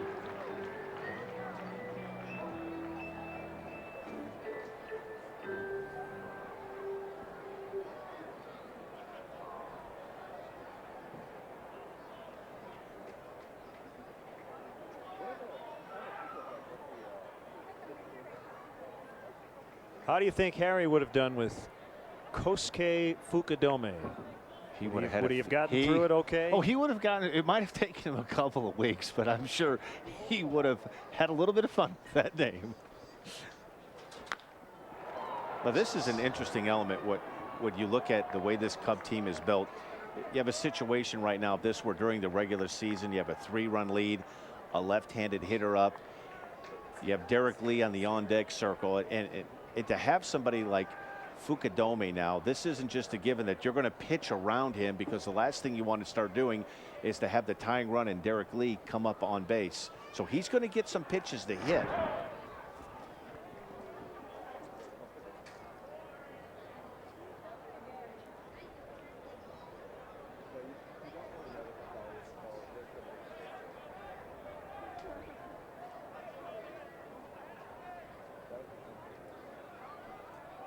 One strike on Kosuke. The pitch bounced to second base. Patterson now to third with 2 gone. So Denker throws out Fukudome, who's now 0 for 3. Dan, a lot is made, maybe too much is made of lineup configuration, but you know, you try to put the best possible lineup you can on the field every day. And you know, I don't know how much it matters if Fukudome hits third versus second or fifth, and Derek Lee fourth versus third, but it does look like Lou's going to experiment with Fukudome in that 3 spot, normally reserved for your best hitter, and he's going to put Derek Lee in your top RBI spot in the 4th spot, and Ramos Ramirez 5. I think the whole key is if the Cub hitters can do what they did last year coming out of spring training. I thought it was a very disciplined team in spring training, hitting the ball to right field, taking pitches, and it seemed like they got away from that in April and May. Got back into that good groove in July and August, and really carried it over to a terrific September. You know, I'm not so concerned about the left, right, but if you have hitters that are patient, that know the strike zone and make opposing pitchers work. And word gets out throughout the league that a team is very aggressive with runners in scoring position. And you're going to see a lot of breaking balls. You're going to see a lot of off-speed pitches. And if you continue to go up there and make yourself be in that aggressive mode, the opposing pitchers are going to pitch you as such. And if you look at the New York Yankee teams through the late 80s and through the early part of the 90s, they made opposing pitchers work. And it doesn't matter if you're right-handed or you're left-handed, if you make the opposing pitcher throw strikes. Cubs get a couple of runs. Felix PA with his 2nd home run of the spring. They got another one on an Eric Patterson RBI double. They trail 6-3 as we go to the 6th. Hey, baseball fans, how would you like to have the coolest house on the block? Come to Sweet Play for the largest selection of Brunswick pool tables, game tables, bars and bar stools, home theater seating, arcade games, air hockey, and outdoor living patio furniture to entertain friends and family. Bring home the fun at 4 convenient locations in Algonquin, Downers Grove, Deerfield, and Naperville. Visit sweetplay.com for store hours and directions. Bank of America offers the opportunity to see Wrigley Field like you never have before. Take a 90-minute guided tour and check out the press box, locker room, dugouts, and much more. Tours are available on select dates and can be purchased by calling 1-800-THE-CUBS or by visiting Cubs.com. Fed up with high energy costs? Is all your extra money going to gas and electric companies? Four Seasons can cut your bills by up to 60%. Call now and get a brand new high-efficiency furnace from $14.99, as well as 60 months interest-free financing. For all the right reasons, Four Seasons.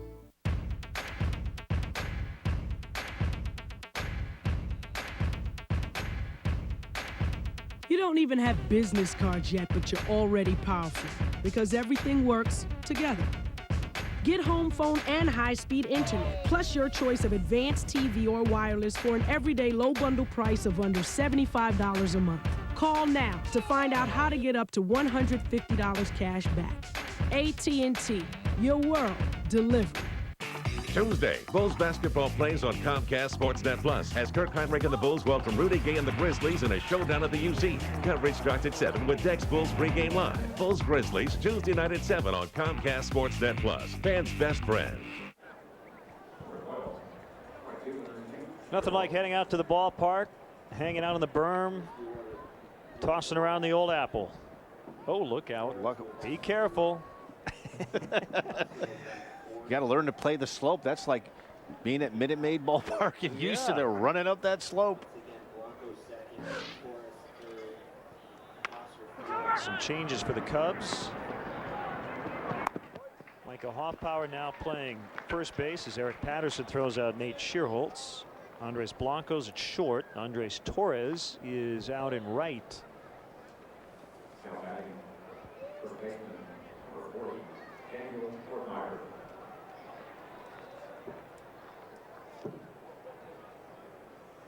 Ortmeyer has struck out, walked, doubled, and scored a run. Come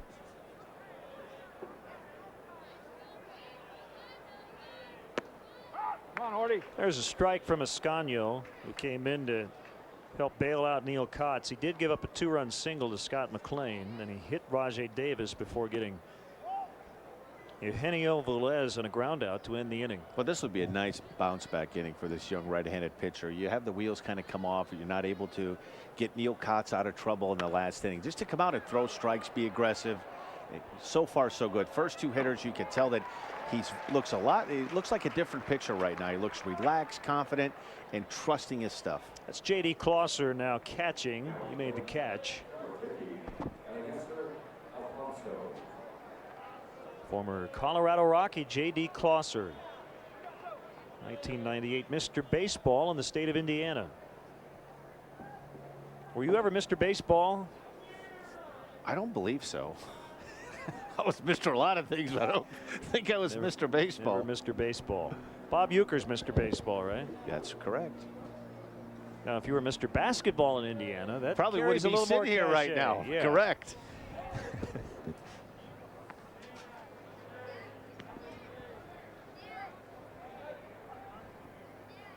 2-0 on Alfonso. Escanio from the windup. Fastball outside. 93 on the heat.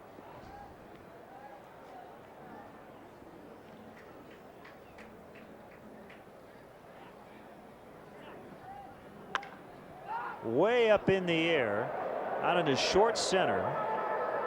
Patterson peels off. His PA will put it away. 1, 2, 3 go the Giants. Bottom 6 coming up. The Cubs trail by 3. Cup holders, researchers say, is one of the top reasons women buy one car over another. Not horsepower, not available features like an 8-inch nav screen or black leather trim. Nope. Cup holders. Maybe those researchers need a little quality time with a different kind of woman.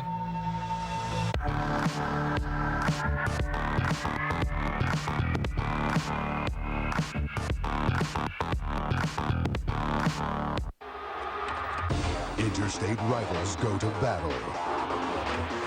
Bryce Taylor and Malik Hairston power the Oregon attack against Oregon State. Tonight on Comcast Sports Now. Everyone has friends. There's online friends. Friends to go out with on a Saturday night. Friends to hang out with and do nothing. Friends who show up on moving day. And then there are the friends who'll be there if someone is dealing with a mental illness. Are you one of those friends?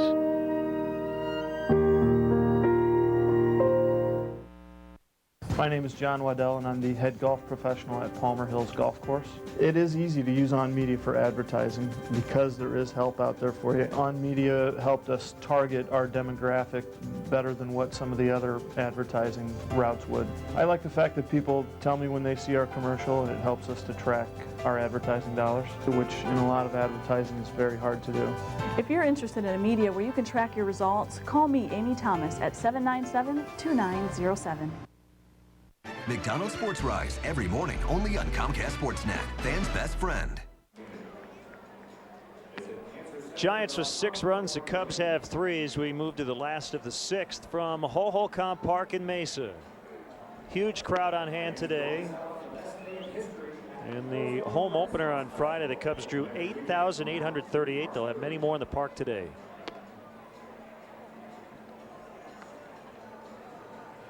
And a new pitcher for the Giants, right-hander Kelvin Pichardo will take over.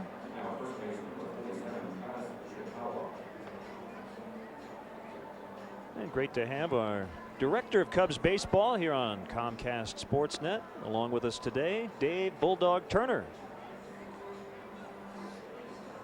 He is juggling hockey and baseball duties here in the month of March.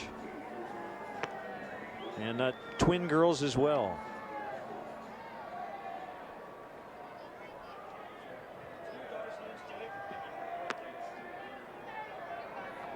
Happy birthday to Zoe and Jasmine, by the way.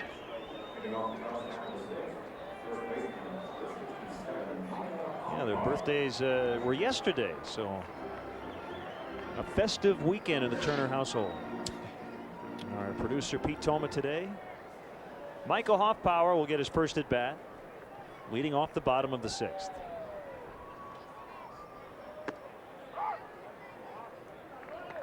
One strike on Hoffpower. He'll probably be the opening day first baseman for Pat Listash and the Iowa Cubs. Talked to Pat before the ball game, and as you know, Dan, a lot like players who go through the minor leagues, prospective major league managers also go through the minor leagues, and Pat Listash has just continued to go up the Cubs chain, and he's going to be at AAA this year. Former teammate of mine in Milwaukee in 1992. A great baseball mind. It's bounced past the second baseman Denker into right, so Hoffpower with a leadoff hit. Yeah, Pat was excited. I mean, he looks at the surplus of pitching. He says, you know, I hope to get a lot of that. Whoever doesn't make this club. He had very much of a type of a year that Ryan Theriot had in 2007 with the Cubs. In 1992 in Milwaukee, we had a couple of key injuries. Billy Spires went down, was supposed to be our starting shortstop, and towards the end of spring training, Pat was summoned from the minor league complex, and we were all wondering, you know, how are we going to break camp on a team we thought was going to be a pretty good team with a young shortstop. Had a terrific year. Merton flies out to center.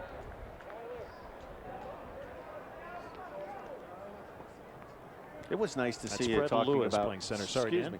It was nice to see Ryan Sandberg at the Cub convention. Talk to him a little bit about, you know, managing and what it was like at the minor league level and aspirations of down the road managing at the major league level. And really, Ryan has really come out of his shell. He was, for a long time when I played the 2 seasons with the Cubs, a really quiet, reserved, and just to see him kind of come out of his shell and really enjoyed managing at the minor league level. That'll be a wild pitch, allowing Hoffpower to get to second base. Tyler Colvin, one of the Cubs' top prospects, now at the plate. And I think really coaches, managers down at the minor league level don't get enough credit for the long hours that they put in. They are at the ballpark at 11 o'clock, 12 o'clock every day, throwing extra batting practice, getting work in. You're at the developmental stage with your young players at A-ball and AA level. They're the first ones to the ballpark, the last ones to leave, filling out reports, on the phone with Jim Henry, on the phone with your minor league personnel people, trying to evaluate talent, you know, prospects, non-prospects. That one pulled way foul by Tyler Colvin, the Cubs' first-round pick out of Clemson in 2006. He went 13th overall. He was not projected going into that draft as a first-rounder, but Tim Wilkin liked him and grabbed him with that 13th pick. Cubs' number 3 prospect last year and number 3 on the list again this year, according to Baseball America. Cubs are very excited about Tyler Colvin from Augusta, Georgia.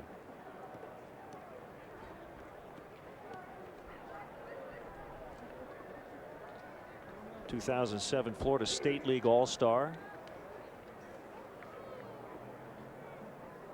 Played for Jody Davis last year.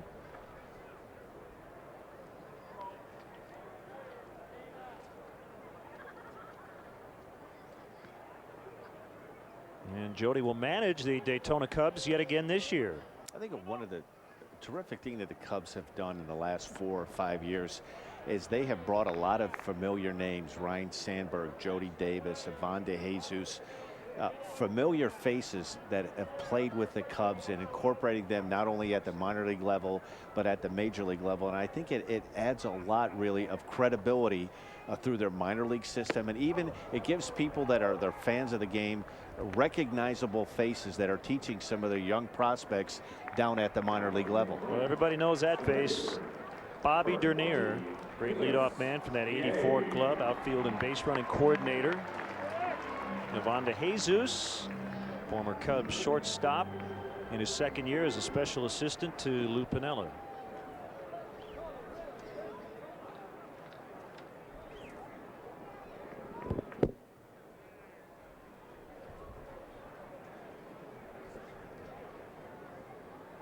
Here's a pitch to PA, who homered his last time up. And it's so important with your young players in your minor league system that they can identify with a player. Talking about stealing bases or getting jumps from somebody like Bob Dernier, who's been there and done it, had a successful major league career, and a young player, their eyes and their ears tend to be more open to listen to instruction because it's coming from somebody that's been at the level that they're at the low minor league level, made it to the major league level, and had some success also at the big league level. Well, one guy Bob has worked with a lot is Felix PA, not only on outfield play, but base running and just the mentality of being a leadoff hitter.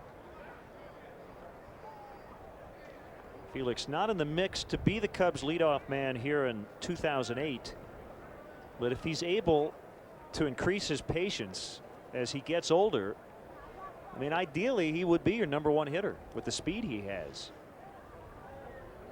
The toughest thing for young players, whether it be position players or for pitchers, the game moves at such a fast pace when you first get to the major league level. You've got a million things going through your mind. Scouting reports, do I hit the ball to the right side? And after you get about 500 or 700 at bats and you've pitched, 250, 300 innings, the game starts to slow down and you're able to make adjustments on the fly. And you're not always just guessing or just on the fly trying to figure out what a pitcher's trying to do. You have a better understanding as a hitter what I need to do with 2 strikes to put the ball in play, to look out when you're hitting like Felix PA is right now, to get a handle on where the defense is set up. It gives you an idea of how they're going to pitch you with the infield pulled towards the inner half, towards first base right now. Will lead you to believe that the Giants are going to pitch him more on the inner half of the plate. The kick and the pitch by Pichardo. Breaking ball got away from him a little bit. And the count is now filled up 3-2.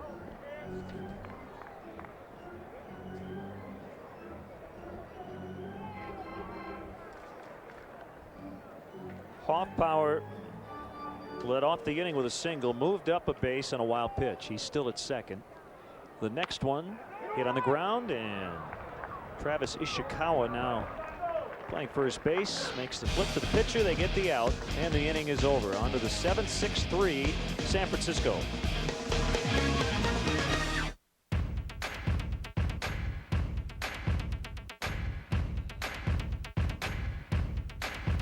You don't even have business cards yet, but you're already powerful because everything works together. Get home phone and high-speed internet, plus your choice of advanced TV or wireless for an everyday low bundle price of under $75 a month. Call now to find out how to get up to $150 cash back. AT&T, your world delivered. We know Ford has the toughest trucks out there, so we're out to prove it. Fact is, Ford F-150 is the best-selling truck on the road. With 0% financing for 60 months, you get best-in-class towing and payload. That beats Chevy, Dodge, and Toyota. Come in and see why F-150 is the best truck out there. That's the reality. Get an F-150 with 0 for 60 or choose $3,000 cash back. Have you driven a Ford lately? Let the Cubs pamper you in style while you watch the game from the comfort of the Wrigley Field Mezzanine Suites, presented by Nuveen Investments. It's the perfect place for your next corporate or social outing. Call 773-404-CUBS or visit Cubs.com. See you at beautiful Wrigley Field. Fed up with high energy costs? Is all your extra money going to gas and electric companies? Four Seasons can cut your bills by up to 60%. Call now and get a brand new high-efficiency furnace from $14.99, as well as 60 months interest-free financing. For all the right reasons, Four Seasons. It's a critical ACC showdown. Tournament hopeful Maryland takes on the explosive Clemson Tigers. Tonight on Comcast Sportsnet.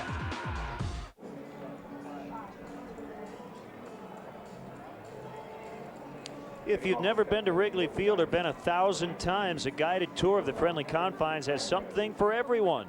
Each tour includes visits to places like the press box, clubhouses, dugouts, and much more. Tours are sponsored by Bank of America and are available on select dates throughout the season. Tickets are $25 and proceeds benefit Cubs Care. For more information or to purchase tickets, visit Cubs.com. Side armor is Shingo Takatsu trying to make this club. Sam Fold is now playing left. Takatsu, a former member of the White Sox and the Mets, and he actually went back to Japan where he pitched the last couple of years. 15 seasons in all with the Tokyo Yakult Swallows, 1991 to 03, and then 06 and 07.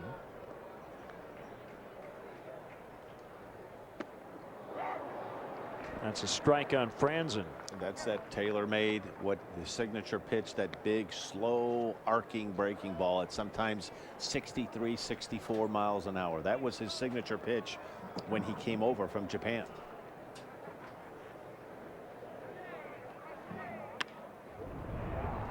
PA will not get to it. Plays it on the bounce, and Franzen's just 1 for 1, but he's reached 4 times. Hit by 2 pitches, a walk, and now a single.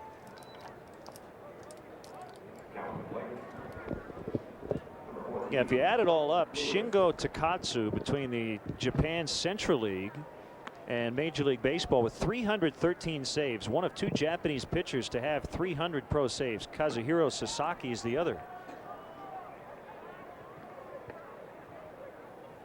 So a familiar face in the Cubs clubhouse when Kosuke Fukudome reported to spring training.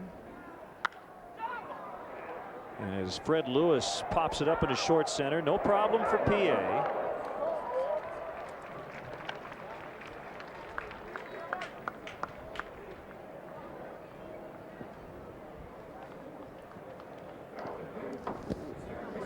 One out in the inning, and it's Travis Denker, who's gone all the way at second base. An RBI, 1 for 2, has a double, and has walked.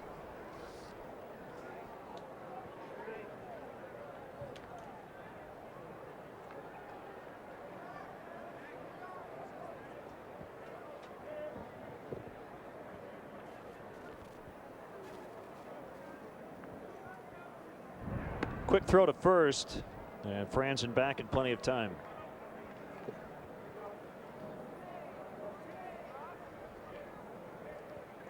Takatsu in 2004 with the White Sox finished second in the American League Rookie of the Year balloting behind Oakland's Bobby Crosby. Now Closser and Takatsu will get on the same page. It's good. You know, it's going to be a very difficult for Takatsu. This is a very right-handed dominant bullpen. The way it looks right now, you'd have to say that your locks, Carlos Marmol, Kerry Wood, Bobby Howry, look like they're pretty much cinch burgers. They're solidified, and you have got Scott Air from the left side with the closing situation the way it is. I'm not sure if he's pitched much setup type work in his past, but this looks like right now it's going to be an awful tough make for him to make this team out of spring training. The way the bullpen looks like it's set up right now. Takatsu will turn 40 in November. Runner goes, swing, and a miss of that slow breaking ball. And Franzen safe at second. Really, this is a spring training right now for a left-hander in camp. If Scott Air right now, if the season, I believe, were to begin today, would probably be the only left-hander that would be on the bullpen roster right now. There's a spot open. If there is a left-hander in camp that can take the bull by the horns and show that he can get left-handers out, come in the middle of innings and get out of trouble. And it was I feel like a little bit of a missed opportunity for Neil Kotz this afternoon because of the way things have gone for him the last year and a half. I'm sure that he's not going on a very long leash with Lou Piniella.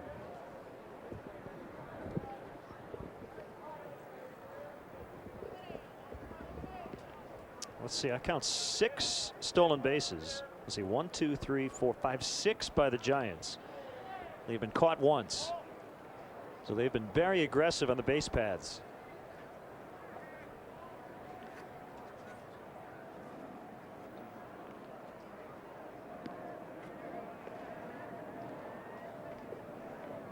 Two on Denker. Franzen with his lead at second.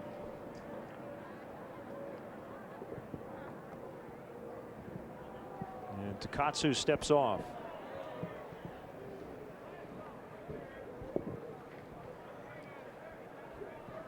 We've seen Lilly, Mateo, Seda, Kotz, Escanio, and now Takatsu for the Cubs. Just off the plate, outside, 3-2. And really the stolen base last year was something, with the exception of Carlos Zambrano, who may be one of the toughest pitchers in either league to run on. He's so quick to the plate, doesn't pick his front leg up very high in his delivery. And it's really something that these Cub pitchers are going to need to work on getting towards the back end of spring training. As you develop a reputation as a team that is not very good at holding base runners, you're going to see opposing teams try to take advantage of that. One of the good signs has been the way that Giovanni Soto has thrown so far early on in camp. That may slow down the running game, but it would help him out greatly if the pitchers at least vary their moves, hold the ball, pay a little bit more attention, throw to the bases a little bit more often.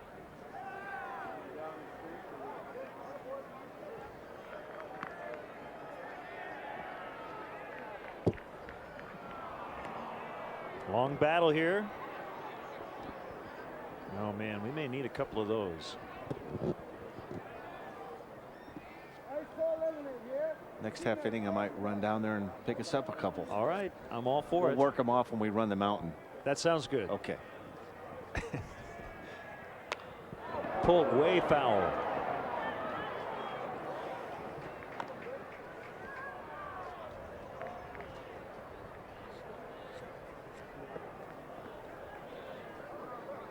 Giants with 8 hits, the Cubs have 7.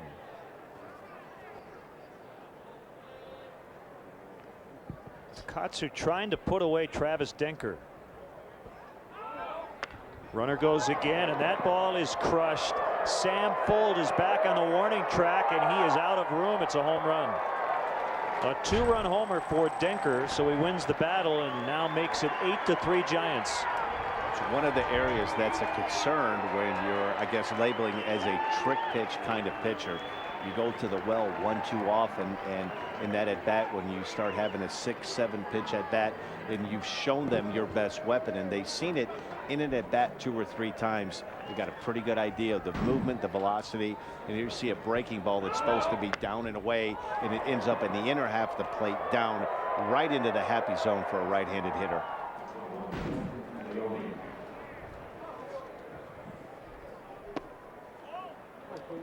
Justin Leone taking ball 1.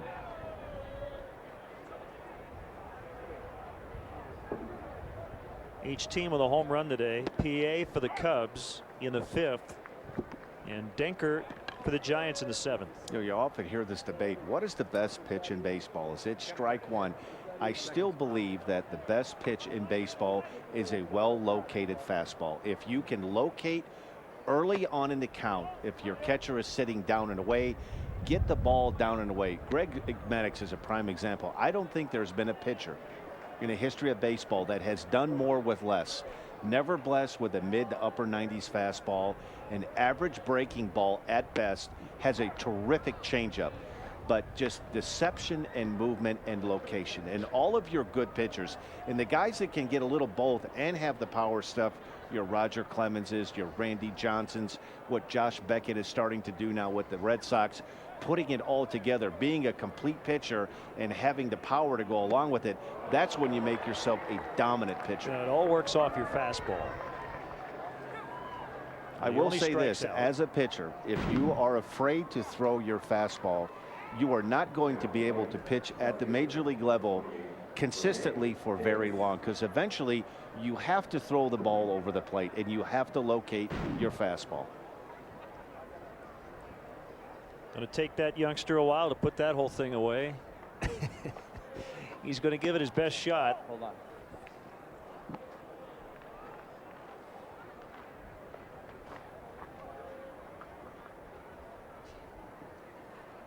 Rajay Davis takes it for ball 2. 2-0.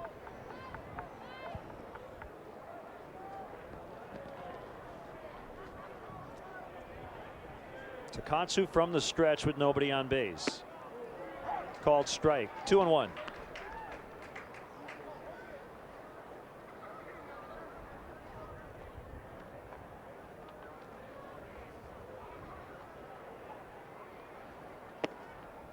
Another one in there. 2-2.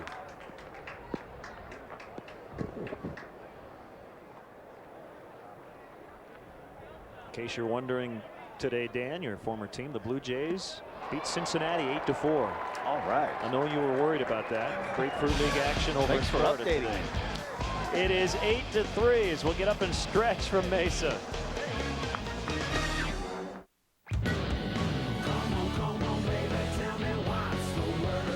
Now is the time.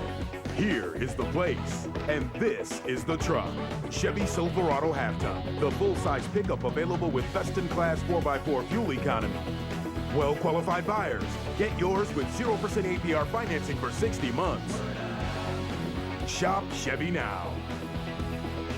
Log on now to ChevyDriveChicago.com. Check us out today. Upgrade your bathroom during the kitchen and bath sale at Menards. Start with an Elger Whirlpool. Relax in the Madison Whirlpool. It features 8 fully adjustable hydro jets, just $579. The Triangle adds style to any room and features 3 contoured seating positions and 6 jets, $699. Kempton vinyl flooring from Armstrong features glueless do-it-yourself installation. Choose from 3 beautiful patterns, only 77 cents a square foot. Save big money at Menards. Reach out and press here, and here, and here. Feel how better placement of controls leads to better focus on the road? If not, that's because there's only one place to experience the intuitive design of the RX, your Lexus dealer, where the sooner you test drive the RX, the sooner you'll know why nothing else feels quite like a Lexus.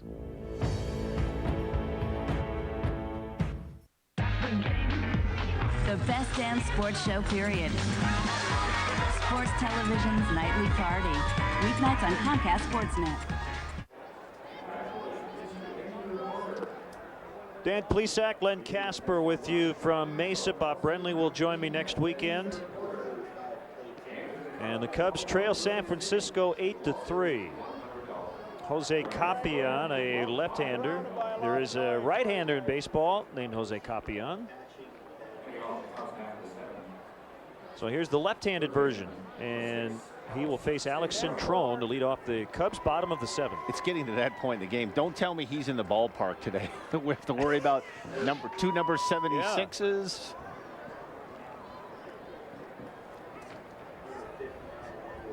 Copy on a Rule 5 pick from the Boston Red Sox in December.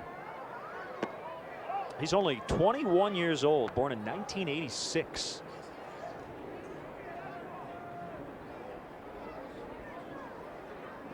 Cintron, a switch hitter, batting right-handed against the southpaw, and he lifts it to right.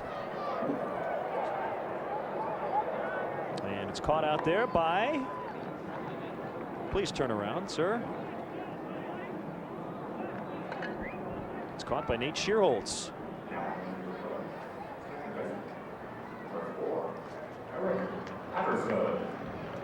Eric Patterson.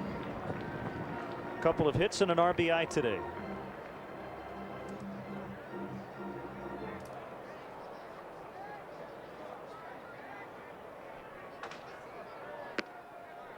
Outside corner for a strike.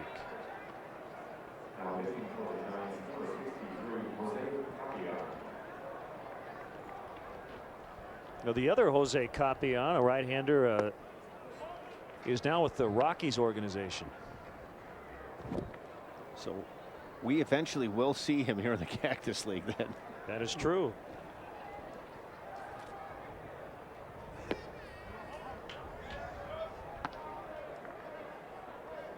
This Jose Capian from San Pedro de Macorís in the Dominican Republic. The other from Cotuí. We're looking to see if there's any relation here, and under Jose Capian and the Giants spring guide under the personal section. Correct. One word, Dan. Single. Single. That's it. Okay. So, not a whole lot of information on left-hander Jose Capian as far as his personal life.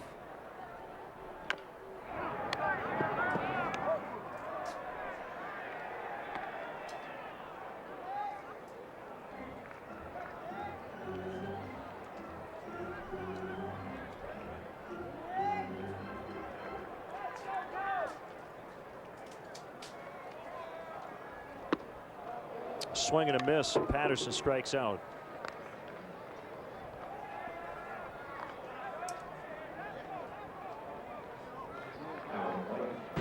You see a good fastball up in the strike zone. Very difficult pitch for a left-handed hitter. As a lefty, you go up there thinking you want to cover that outside half of the plate. A fastball running up in underneath your hands. Very good pitch from a pitcher standpoint with 2 strikes.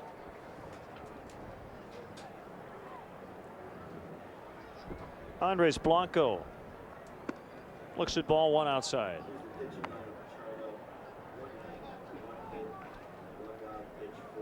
Andres is a switch hitter.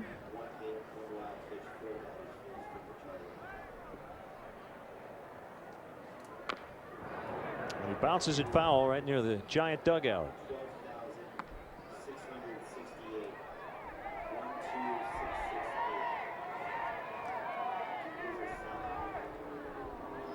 Sellout crowd today, 12,668 here at Hohokam Park.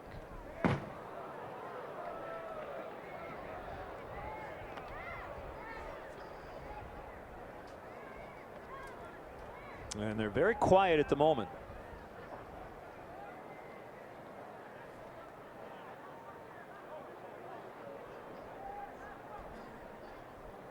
Capian's 2-1. Away, 3 balls and a strike. Andres Torres would bat if Blanco can reach.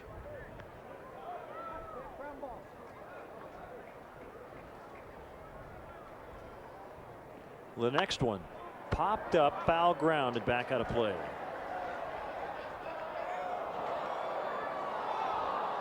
Well, Dan, I've gotten a couple of sneak peeks at the new field, the new surface at Wrigley Field. Flattened, new drainage system put in, and I think it's going to be terrific. I know Lou Piniella and his coaching staff will appreciate it because it's not easy to see the right fielder, or at least it wasn't with the Crown Field, but that is no longer the case. Without question, the most difficult ballpark in either league, American League or National League, when you're sitting in the dugout. It was virtually impossible if you're sitting on the Cub dugout side, on the third base side. Basically, what you were looking out at is you were looking from the mid-thigh above to your right fielder. It's very difficult to watch a ball game from in that dugout. Kudos to Roger Baird and his great Wrigley Field grounds crew, and also to White Sox head groundskeeper Roger Bossard. He oversaw the project.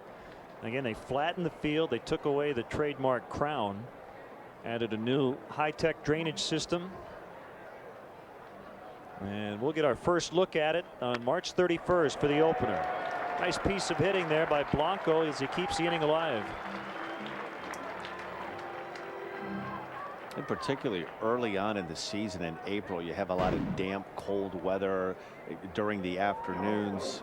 You don't get as much sunshine on that field as you do in the wintertime. And the field prior to renovating the field carried a lot of moisture. It seemed like the outfield grass, even going into May, in the early part of June, if you had a wet spring, the field was always soggy and bogged down wet. So it should not only be good as far as viewing the game from the dugout, but also for the players, particularly for the outfielders.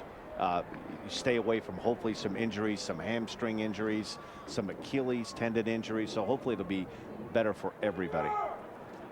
Warning tracks widened by 3 feet. High in the air and deep to right center. And that ball is a home run, I believe. Like that ball got out, and Torres booking around the bases. I think he just realized the ball got over the fence. A 2-run homer for Torres, and it's now 8-5. You kind of lose sight of the ball a little bit. Right at the top of the wall, you can see the fans through the berm, and it just got out over the wall. He really put a charge into that ball. And in one of the deepest parts of this stadium right here to right center field. A lot of power opposite field. Good head down through the contact area. Keep the head down. Really drove that ball awfully nice. So a couple of home runs for the Cubs today, PA and Torres.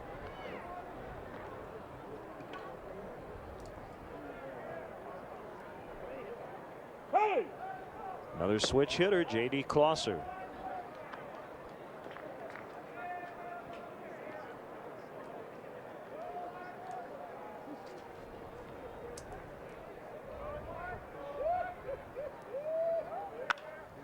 Into center, base hit. 2-out rally for the Cubs. Looked like Capian was ready to deal a 1-2-3 frame, but then Blanco kept the frame alive with a single. Torres with a home run. And now Closser with a single. Dave Righetti out to have a talk with his young left-hander, try to calm him down, give some time. The Giants are thinking about bringing in a pitcher here in the middle of an inning, and you see this happen a lot in spring training, Len, with young pitchers. It's their first taste of major league action. The game's moving really fast, and you feel like as a young pitcher that you have to do more than you've done at the minor league level to get these major league hitters out, and in turn you give them a little bit too much credit. You make a couple of bad pitches, you start falling behind in the count, you give up a home run, then you try to tell yourself, okay, calm down, I need to throw strike one. You throw strike one, it's hit in the hole for a base hit, and then the wheels start to come off.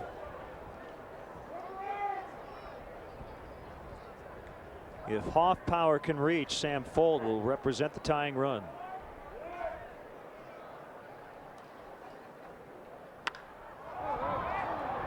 A rainbow to right. Shearholtz shading his eyes and putting it home for the final out. Torres with a 2-run blast. 8-5 San Francisco as we go to the 8th. Yeah, this is great. Yeah, even if you lose your phone, we can save all your contacts. You save them. Mm-hmm. You're like a hero. Well, we know how important it is to keep in touch. And you're modest too. Well, you know, I'm just doing my job. Just doing my job. That's hero talk.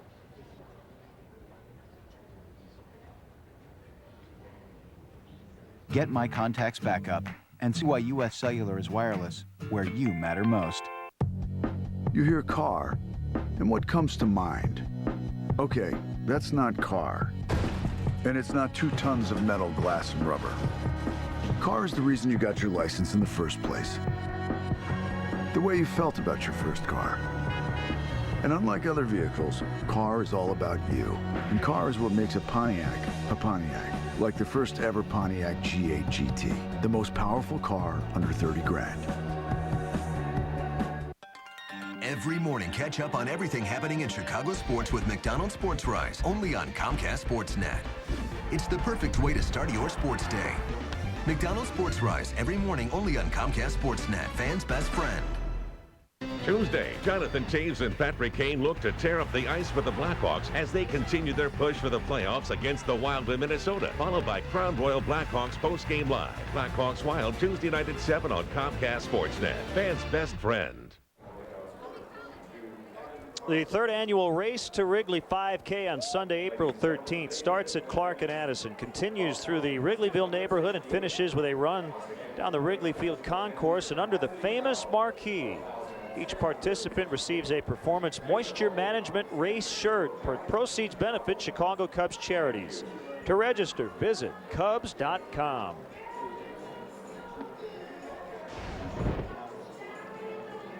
Right-hander Kevin Hart, who displayed a very impressive cut fastball, late in the season. And Dan, he made the postseason roster. He really came out of nowhere late in the year, and he's wearing a very familiar number 22. That's Mark Pryor's former number. I'll tell you what, he really opened some eyes in the month of September, and it really a tip of the cap to be able, really coming out of unknown obscurity, to get called up in September, be a part of the postseason roster, and has really put himself in the mix here with this Cub pitching staff.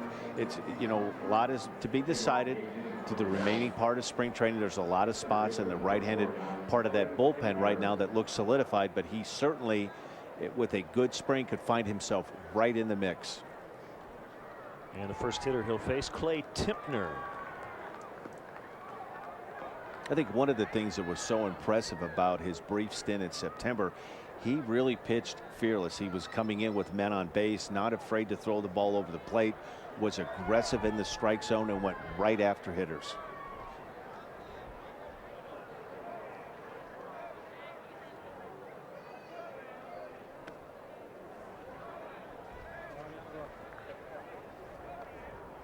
One ball, no strikes on Timpner. Left-handed hitting outfielder.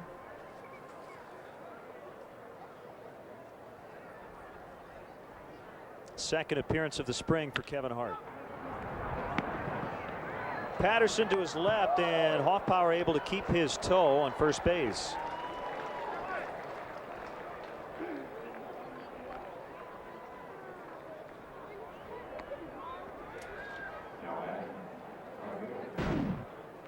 See a ground ball here to the right side. Patterson does a good job of getting over. That's a difficult play, especially for a right-handed second baseman.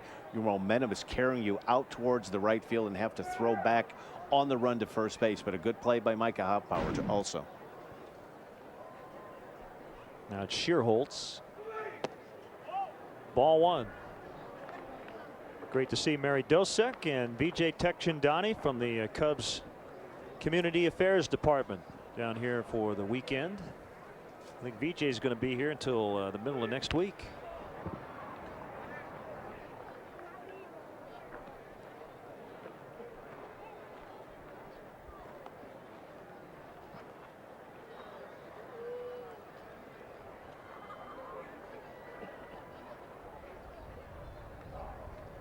One ball, one strike. We're in the 8-5 Giants.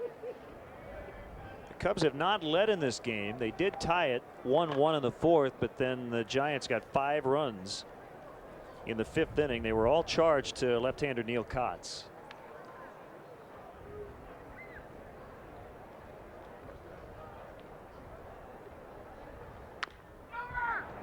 High bouncer, and it's fair, and a nice play by Hoffpower to get it to Kevin Hart. Larry Rothschild is probably going to be beaming you work on those plays before the games on the backfield, covering first, hitting balls down the first baseline. A terrific job, and you can hear right here, get over. That's one of the first things you'll hear from your catcher, your middle infielders. Get over. Get over to first base as quickly as you can, under control, and anticipate a bad throw.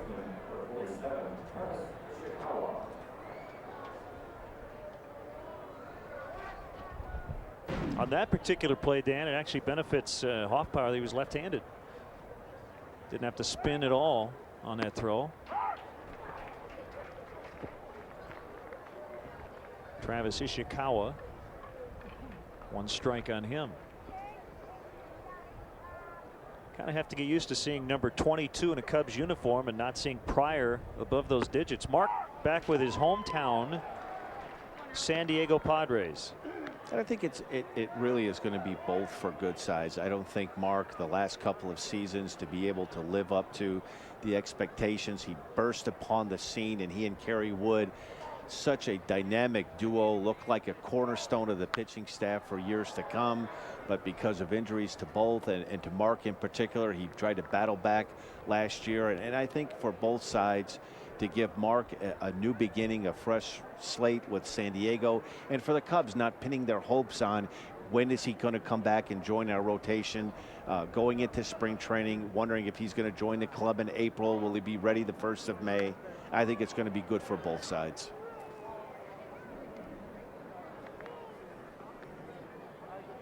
somewhat of a low-risk proposition for the Padres. Low base salary for Mark Prior. The one risk there is that if he's not able to be 100% this year, you could pay him a little money and then he could go and become a free agent and sign with somebody else.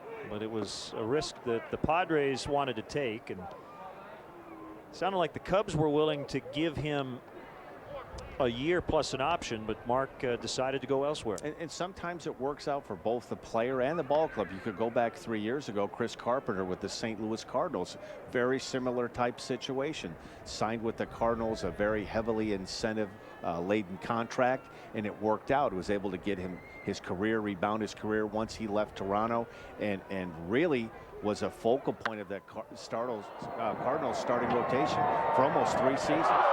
Sam Fold was not able to make the catch. That ball ate him alive out there. PA gets over quickly to keep Ishikawa at second base. It'll be a double. That ball was slicing. It looked like Sam might have actually overrun it. Now the wind is really blowing hard from left to right. Sam was very fortunate here that this ball didn't really do some damage and hit him in the facial area. It's a very difficult sun field. You often hear about the high sky in Arizona. There's very few clouds in this sky here in Arizona during spring training. Very difficult if you lose the ball off the bat to try to pick it back up. So a runner at second with 2 outs, Pablo Sandoval against Kevin Hart.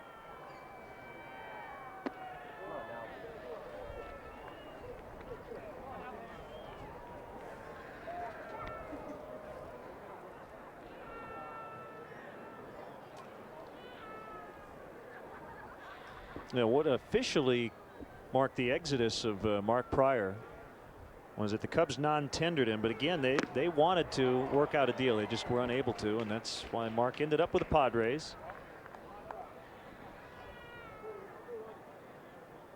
And it's a good problem to have right now for this Cub team going into spring training. You're looking at, you have a lot of very good options in that starting rotation. It starts at the top with Carlos Zambrano. You have 2 very good young left-handers in Ted Lilly and Rich Hill. John Lieber acquired this offseason. PA on the move back, and he makes a catch. Nice job by PA to get to the spot, then turn around, locate the ball, and make the play. 8-5 Giants.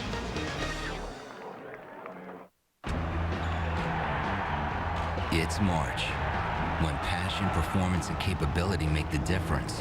And now GMC puts it all out on the floor with 0% financing for 60 months on every new GMC Sierra 1500. It's NCAA March Madness. Well-qualified buyers can get 0% financing for 60 months on any 2008 GMC Sierra 1500. That's over $6,400 in average finance savings. Make a fast break to your GMC dealer. Intelligent storytelling, emotional impact, sports stories with ties to Iowans. Brooks on Sports takes you beyond the box scores and statistics with compelling stories that you won't see anywhere else.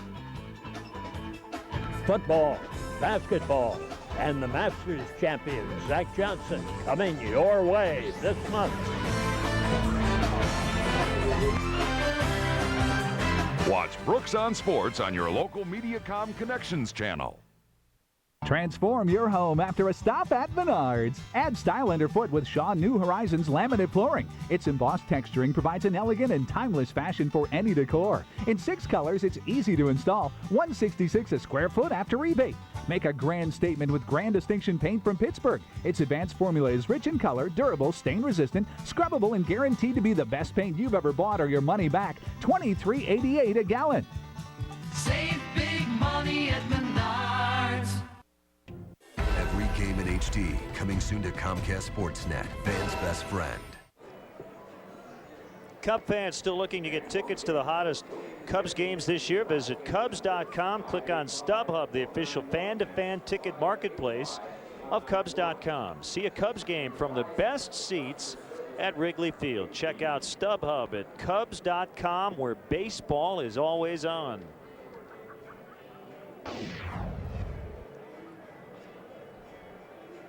Former Cub time on the mound.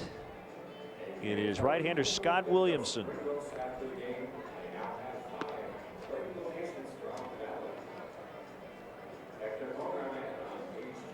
A lot of arm trouble in Scott Williamson's career. The numbers we showed you last year were with the Baltimore Orioles. Since he was a Cub, he has had big league time with the Padres and the Orioles. And now in a Giants uniform, he was originally with the Cincinnati Reds, the Rookie of the Year in the National League in 1999.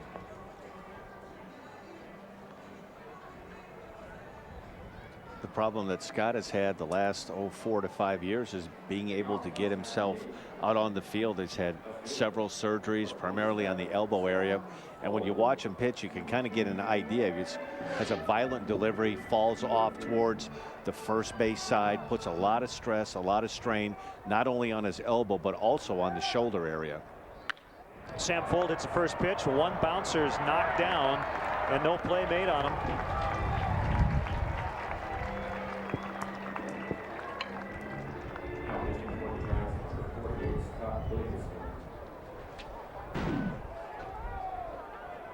See a first pitch fastball, it right back through the middle. A good piece of hitting. Emmanuel Burris now playing second base with a knockdown. But it's a single for Fuld. Now Mike Fontenot.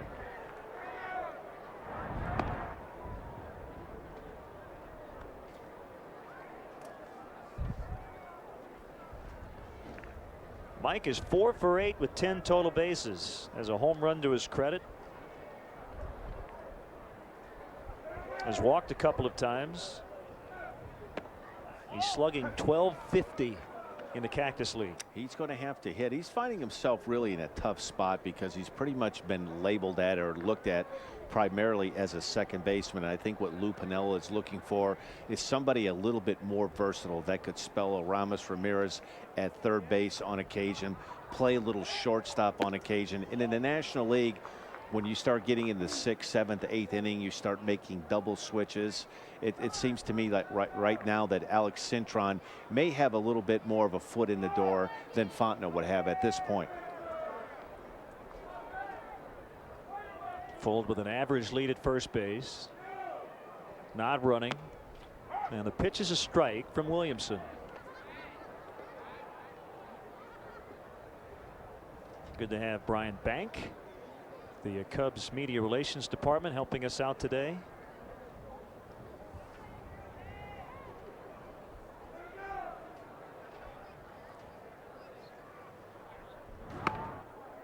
And Williamson checking on Sam Fuld.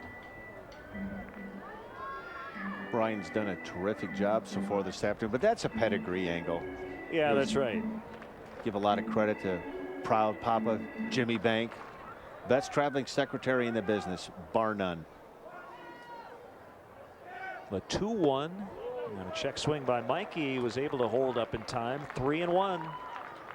Yeah, Jimmy's been doing it for a long time, going back to the early 70s with the Oakland A's.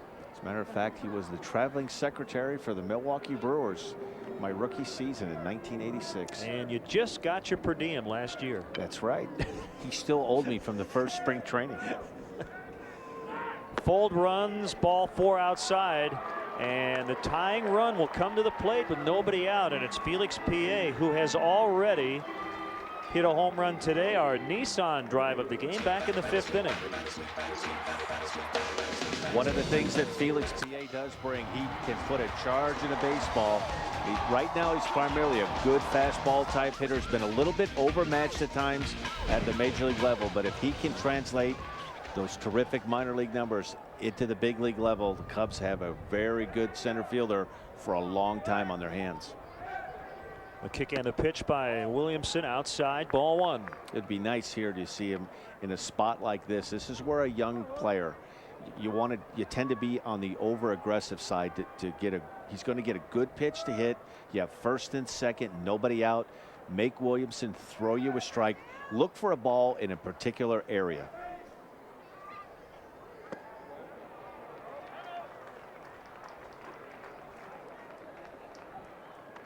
Second year for Lou Piniella. Cubs won 85 last year and took the National League Central. They have made the postseason twice in a 5-season span going back to 03. First time since 1935 and 1938. They haven't been to consecutive postseasons in 100 years. That's going to change this year. This is a very well constructed and built team, and a lot of questions that most teams have going into the season is our pitching staff. Do we have enough pitching? This Cub pitching staff is going to be a strength of this team. Bases loaded, no outs. Dave Righetti's going to head back out. And this time chat with Scott Williamson. Cintrone due up, 3 on with nobody out. This is kind of what you see particularly early on in spring training baseball. Pitchers not being really sharp.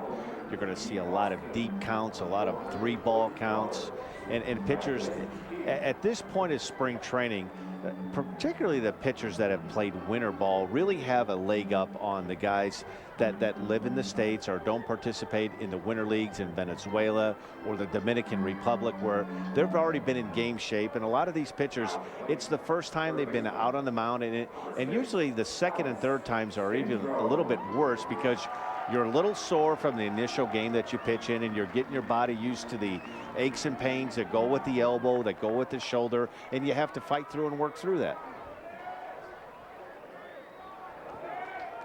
Tying runs on base. Giants want a double play ball. And Scott Williamson nowhere near the plate.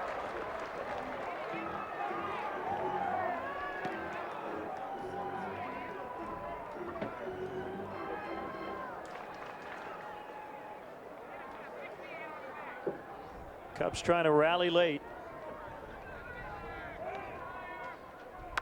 Popped up behind home plate, and it's going to drop untouched.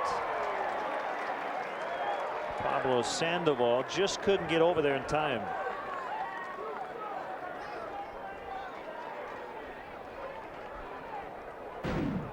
Boy, if you'll watch closely, this is what makes it so difficult as a catcher, not only to locate the ball, but then you're running into the on-deck circle. There you have an extra bat, a couple of donuts, a pine tar rag. So not only are you trying to catch a ball, you're also trying not to kill yourself trying to get to that point. 1-1 pitch, rolled foul past first.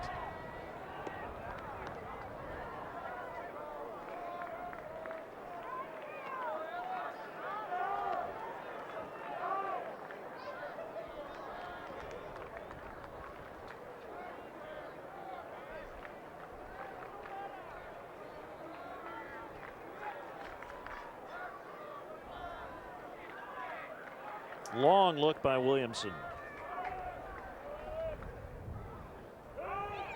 The pitch. Another foul by Cintrone. It's kind of what we touched on a little bit yesterday. You were asking me, were there concerns about Bobby Howry? Does he have a good enough secondary pitch? Could he strike somebody out? This is a situation that kind of what you were talking about yesterday. You're in a spot where a strikeout would be ideal in a spot like this, and then you're 1 pitch away getting out of it with a double play ball.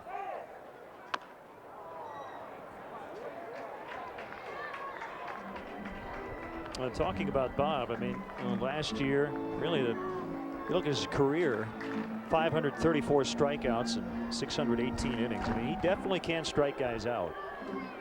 And right now, going into opening day, and it's still very early in spring training, but you'd have to say Bob Howry has a leg up on the competition. I don't think there's any question stuff-wise that Carlos Marmo, you might make a case that he has the best stuff of anybody on the staff, starting or in the bullpen. But you're asking a lot for a young pitcher. He pitched terrific, but it's a different animal when you open that door in the 9th inning, and when you run out and that door closes, there's no help for you on the back end. 2-2 pitch. And down along the left field line, and another one drops foul. So Cintrone hanging in. And there's a lot of stress that goes with that 9th inning you often hear people, well, what's the difference of pitching the 6th inning, the 8th inning, or the 9th inning? Well, after you've failed a couple of times in the 9th inning, it's very difficult when you're leading 3-1, your starting pitcher has pitched a terrific ball game, and you go out and give up a couple of runs, tie a game, or lose a game. You feel like not only did you let your team down. Hit well to right. Shearholtz makes a catch. Fald tagging. He scores. Fontenot did the same from second to third. It's 8-6. But it begins to wear on you mentally, Len, because you look at your position players that have been out there all day in that sun. You start to get into July and August, and it's hot, and the guys are battling and grinding and doing everything. In a matter of a couple of pitches, you blow what was a safe lead, and it's a tough thing to go home with that and feel like, you know, a game was under control, then it turns into an extra inning game, and you take that home with you, and you have to have a short memory and let it go. Well, you know from experience. A lot of sleepless nights, Len, I can tell you that. Well, you were very good at it.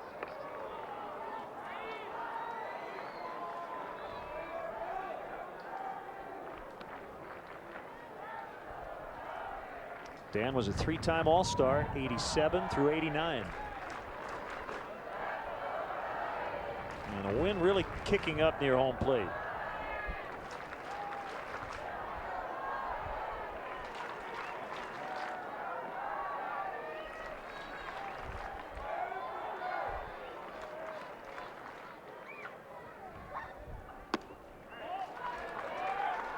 Well, Scott Williamson continues to work behind Cub hitters. They are making him throw strikes.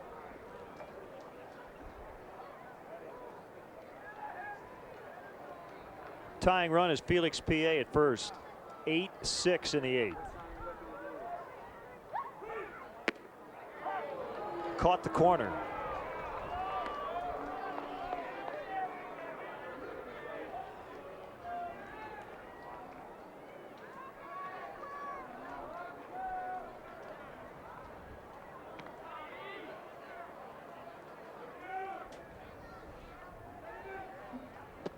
Swung on and missed 1 and 2. It might have been the splitter from Scott Williamson. Boy, when he first came up with the Cincinnati Reds, he and other right-hander Danny Graves were about as two of the toughest right-handed relievers that you'll want to see in the National League. And Scott Williamson's signature pitch was that devastating split finger pitch.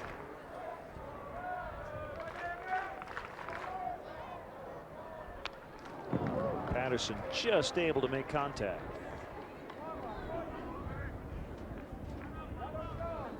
Well, Scott's had Tommy John surgery twice in his career. He's not the only pitcher to go through it twice. But essentially what that means is you have 2 full years where you can't even pitch. And they have PA now in a rundown, and he is tagged out by the shortstop Brian Bocock. So 2 outs in the inning. So the tying run got caught. The Giants snipped that one out. That's the old fake to third, go back to first, and you'll see it happen a lot of times. You'll catch young base runners. You'll see more base runners that have really good speed get caught with that because they're going on first movement. When that front leg comes up, they're off to the races. Goal foul by Patterson. Still 1 and 2. A very valuable lesson, though. I will tell you this, with Felix PA, it's not only embarrassing, you're the tying run, you get thrown out, but it's something I'd be very surprised if it happened to him again in the very near future. I'm sure that Alan Trammell and Lou Piniella are going to have a little conversation with him after the game saying, listen, you have to make sure that the ball's delivered before you take off. I'm sure Bob Dernier we'll have a chat with Felix as well, and you never want to see it happen, but I guess if it's going to happen, you might as well be in spring training. And there are some pitchers that are very, very good with that first to third move. Pat Hankin, a former teammate of mine with the Toronto Blue Jays, he would get 4 or 5 runners at first base a year on that first to third, fake to third move. And if you have a good one, it's a very good weapon, and it can get you out of trouble like Scott Williamson was able to use it there. Now he finds himself, you know, 1 pitch away from getting out of what could have been a game-tying jam.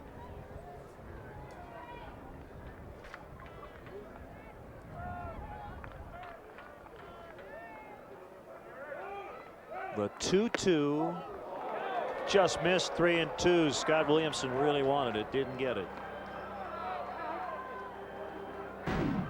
You see a fastball on the inner half of the plate. Very close pitch, a pitcher's pitch. One certainly Scott Williamson would like to have, but a good job by Patterson.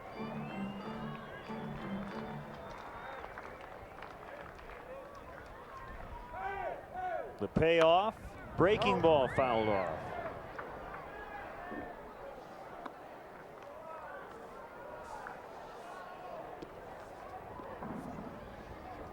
Giants, Dan, came in with a 10.75 ERA. That'll happen when you give up 23 in one game. Oh, and you're going to see a lot of teams in the Cactus League in the next coming weeks. If you get out of the Cactus League with a team ERA under 5, you've done very well. Another 3-2 and another foul. It is so hard to evaluate pitching in the Cactus League because ERAs are going to be inflated. These ballparks are big. The ball carries very well in most of these ballparks. And with the exception today, the wind blowing more from left to right, the good majority of the time the wind is blowing out in most of these ballparks. Not ideal conditions to pitch in.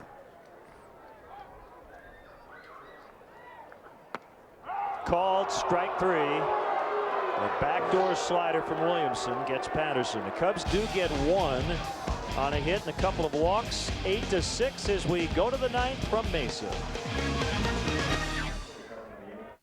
People think life in California is one big vacation, but it's really a lot of work. We have board meetings. Lots of board meetings. We're always playing catch up. We're really just a bunch of pencil pushers. We burn the midnight oil. Hey, it's a dirty job. Someone's got to do it. So if California seems like your kind of work, when can you start? Find yourself in California. Fly Southwest Airlines Internet specials from Chicago Midway to select cities in California for just $99. You are now free to move about the country. Plan your next corporate or social function in one of Wrigley Field's private party accommodations. Wrigley Field offers a variety of private catered opportunities to host and impress your group. The Mezzanine Suites, presented by Nuveen Investments, has 4 convenient rental plans to fit all budgets and needs. For larger parties of 75 to 100, the Batter's Eye Lounge, located in the center field Bud Light bleachers, provides a unique view of the game. All private party accommodations provide generous food and beverage packages as well as VIP parking. Call 773-404-CUBS or visit Cubs.com.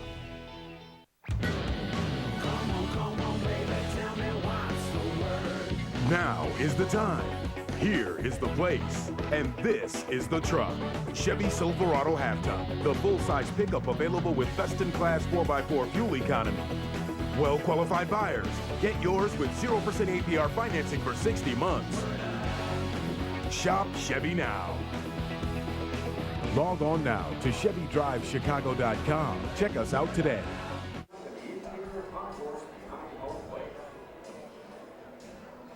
Sign up for a subscription to Vineline, the official monthly magazine of the Chicago Cubs. Vineline offers exclusive player features, team analysis, and minor league coverage in print and now available online through the Cubs Club on Cubs.com. Visit the Cubs official website to order Vineline today. Yeah, it's a little cool in the shade today, but that's all right. I mean, when I say cool, I'm talking, you know, might feel like it's 68. That's not bad. Carlos Marmol had a terrific 2007.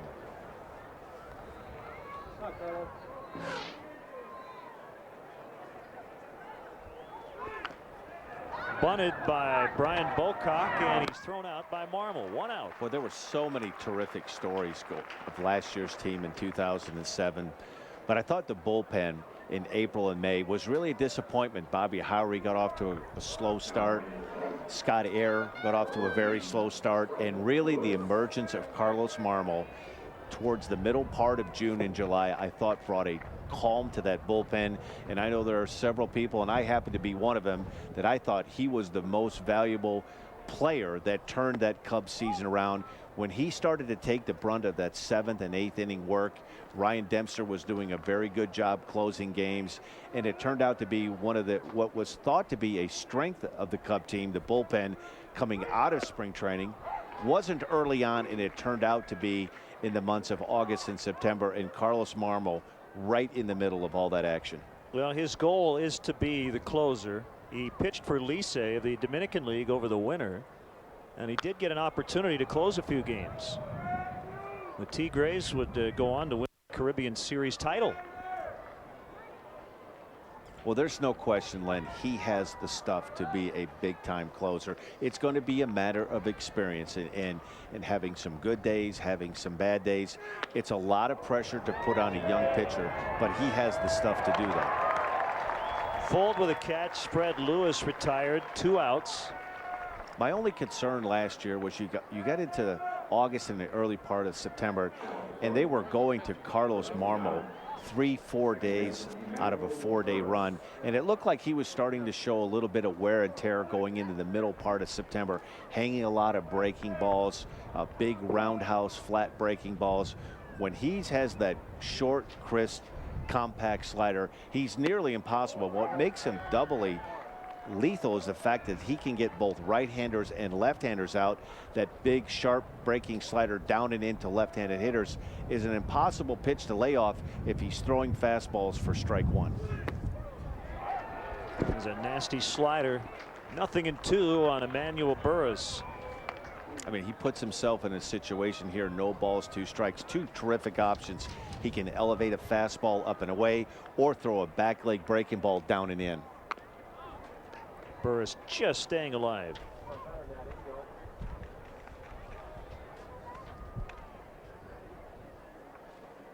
Marmol with a scoreless inning against the Giants 2 days ago.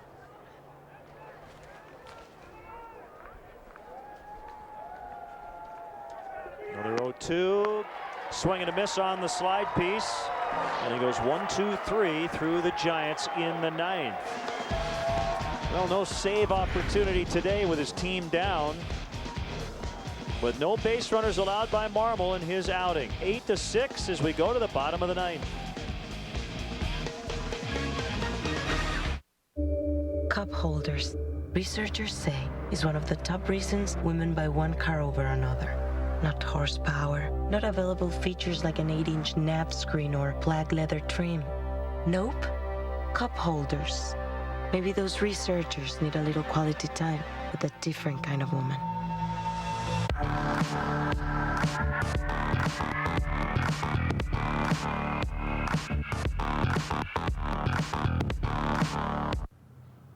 Hey, Mike!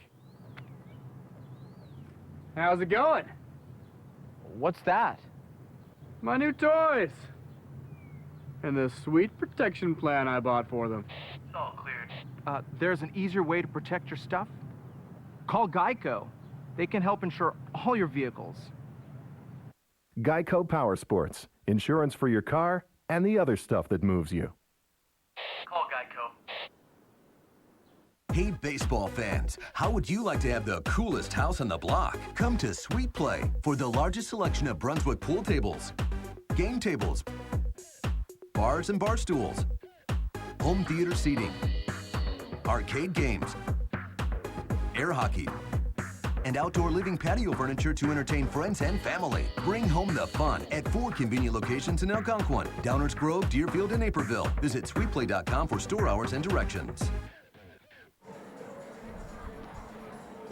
Last chance for the Cubs, bottom of the 9th. They trail the Giants 8-6. The producer of today's spring training broadcast of Cubs baseball on Comcast Sportsnet is Pete Toma. Our director, Dave Turner. Chris Harris is our associate producer today. The executive producer, Jim Cornell Jr. Thanks as well to our technical director, Scott Garifo, Barb Hilliard in Master Control back in Chicago, and our entire crew here at Ho-Ho-Com Park. It's Julio Mateo to try to close it out for the Giants.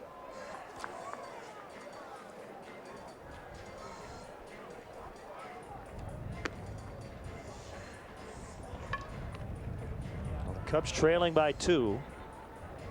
Blanco, Torres, and Klosser due up for the Cubs.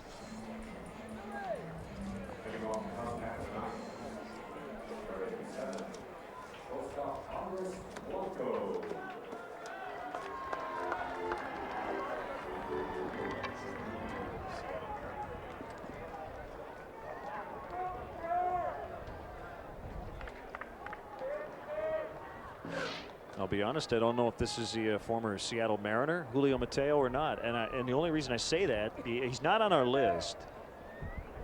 The Giants have a travel squad roster.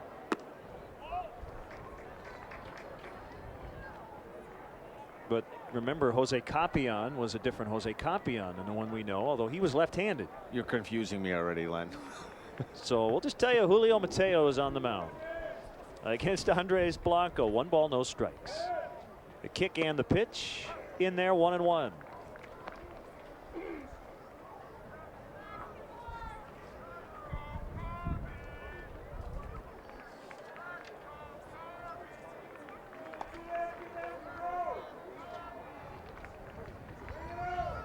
The next offering, a fly to right. Shearholtz battling the sun. The ball lands foul.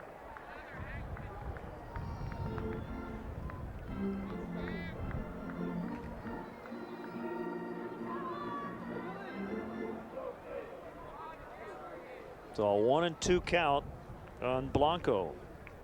He singled and scored on the 2-run homer by the guy on deck in the 7th. Andres Torres.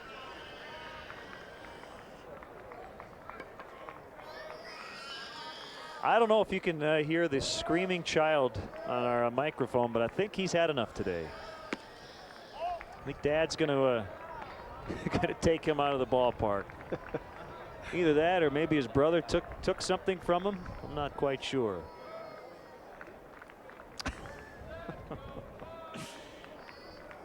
Or he was part of that drink earlier, that 40-ounce drink out of the outfield. A little bit too much sugar. I give that little guy credit, though. He made it through 3 hours of spring training baseball. That's impressive. He can't be more than 2 or 3 years old. My son is almost 7, and it's tough to get him through about 4 innings.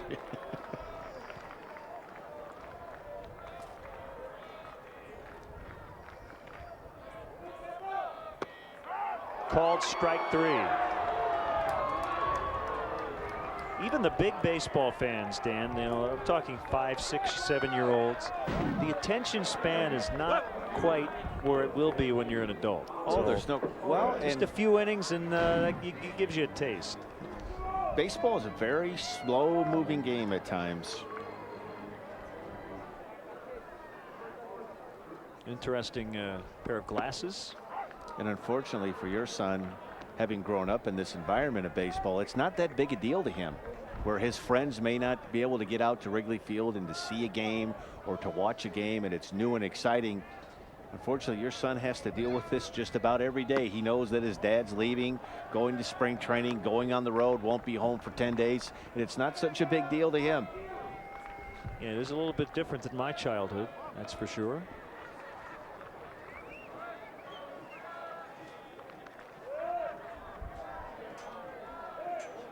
Low target and bounded foul. 1-2.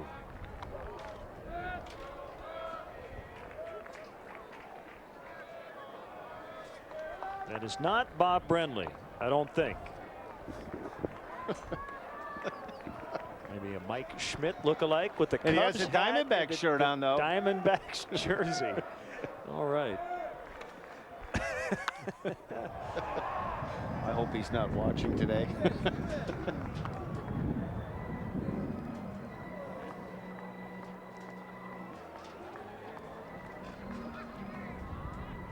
J.D. Closser on deck. 1 out. We're in the bottom of the 9th.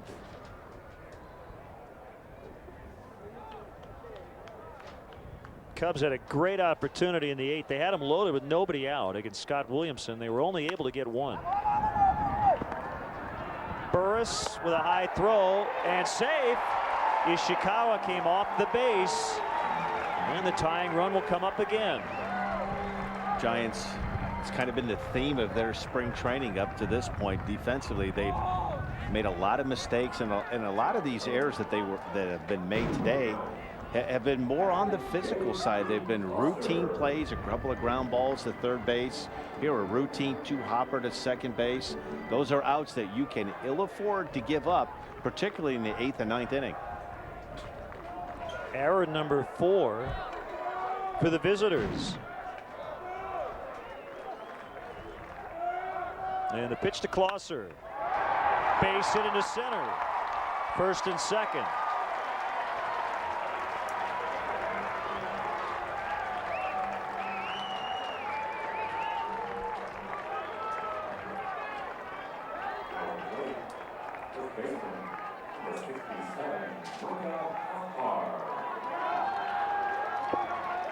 Michael Hoffpower with an opportunity to end it if he can get a hold of one. And according to MLB.com, this is the former Seattle Mariner, Julio Mateo. And a save spot here. And he's in some trouble. Victimized by an error. And the Cubs with 2 on and 1 out. 1 strike on Hoffpower. That's what makes this game so crazy. I mean, the Cubs, Neil Cott's having a very tough day. It seems like, with the exception of Carlos Marmol and Ted Lilly, Giants had opportunities to score all game long, and one swing of the bat right here, Cubs could find themselves going home with a win.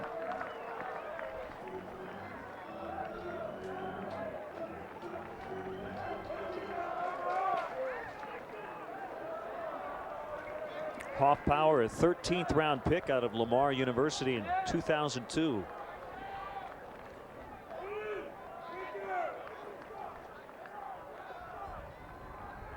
Mateo's 1-1 in on the hands, popped him up near second. Burris catches, 2 gone.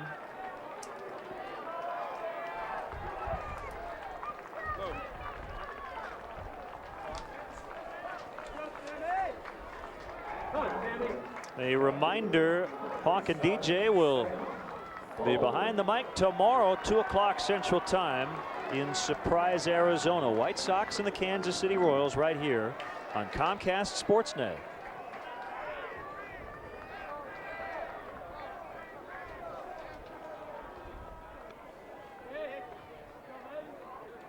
And now it's up to Sam Fuld. The kick and the pitch.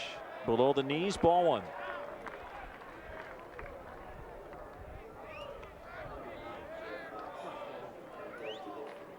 But I tell you, Dan, if Sam Fuld can just find a way to reach base, you have a guy with a lot of power who would get an opportunity. Jake Fox is in the on-deck circle. He hit a home run yesterday in Tempe.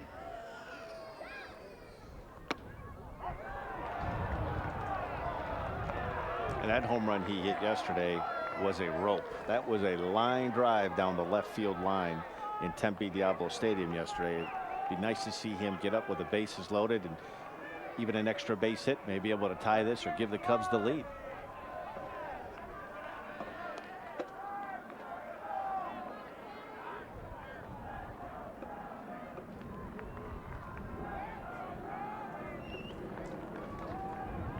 A 1-1, fastball missing, 2 balls and a strike.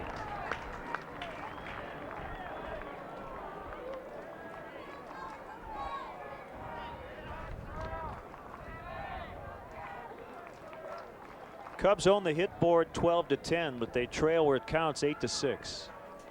San Francisco's helped him out a little bit today with 4 errors.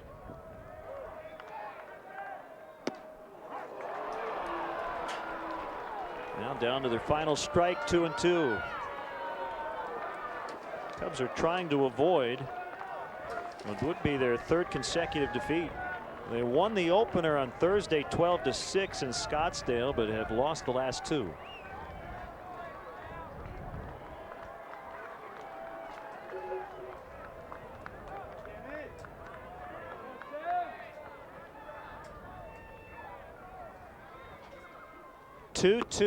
It's full, 3-2.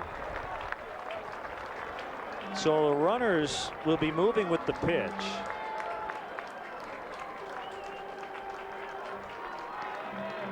The key guy is Closser at first base. So if Fuld can hit a gapper, the Cubs have a chance to tie it. And now the crowd is up. Everybody getting on their feet.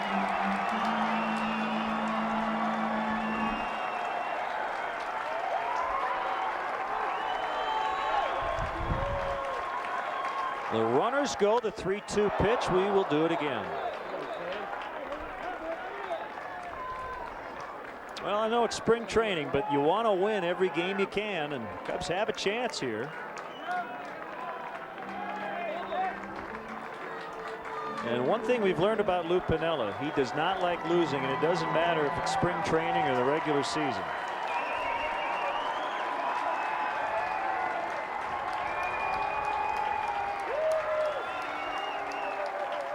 The next 3-2, take 3.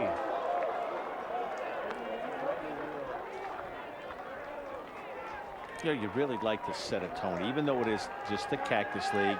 But you'd like to get things on a positive note to win ball games. And it's not necessarily you have a good spring equates that you're going to have a good season. But it's something you'd like to instill a little bit of a winning attitude in your ball club.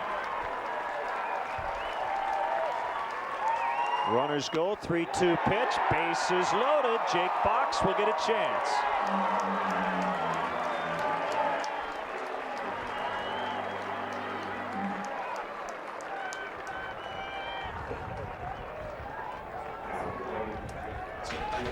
Here's that home run from yesterday against the Angels. Deep to left, if he can do it again here. Send everybody home happy.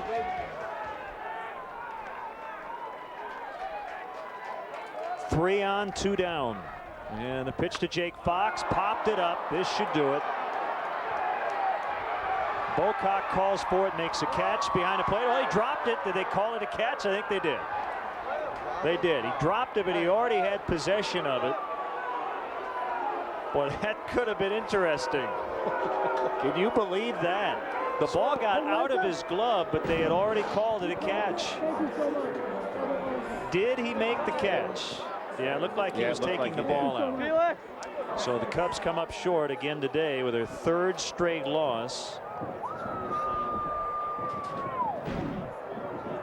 3 hours, 8 minutes, and the Giants beat the Cubs today 8-6. Well, Dan, I know it was a while ago, but your thoughts on Ted Lilly today? A couple of hits and 1 run. You know what?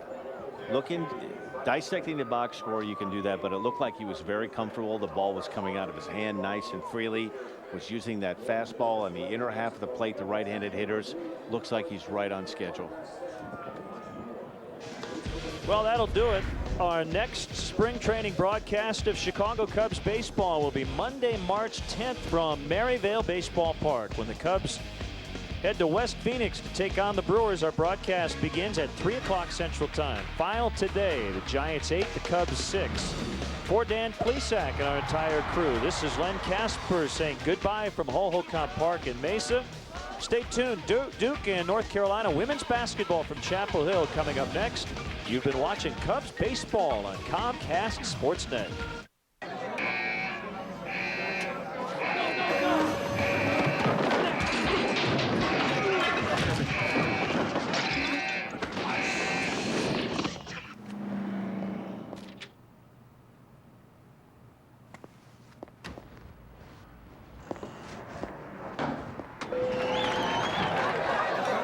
Buffalo Wild Wings. You have to be here.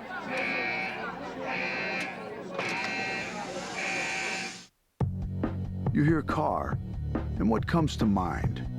Okay, that's not car. And it's not 2 tons of metal, glass, and rubber. Car is the reason you got your license in the first place. The way you felt about your first car. And unlike other vehicles, car is all about you. And car is what makes a Pontiac. Like the first ever Pontiac G8 GT. The most powerful car under 30 grand.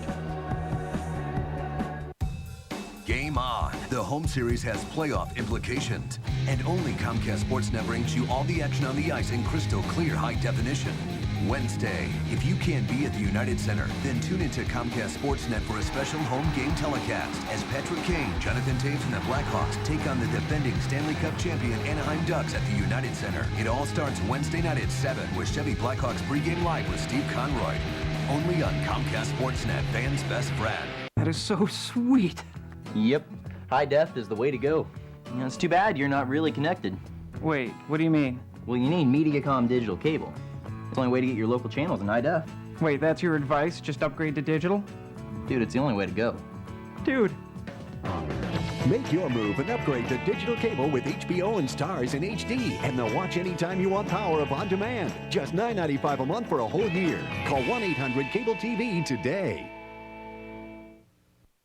All Price Fister faucets are on sale during the kitchen and bath sale at Menards. This Avalon Chrome Finish model is only $59. This Hierarch model is just $79.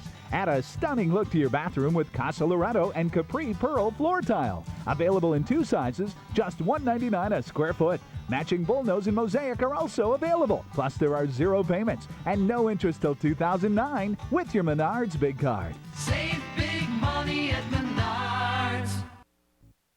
We now join our regularly scheduled program already in progress. Catch it and shoot it. Point 3 is a tip. Now you got to watch for Pringle right here. The lob to the middle. You better jam her. And they held her, and the foul is called. They jammed her. All right, they held her.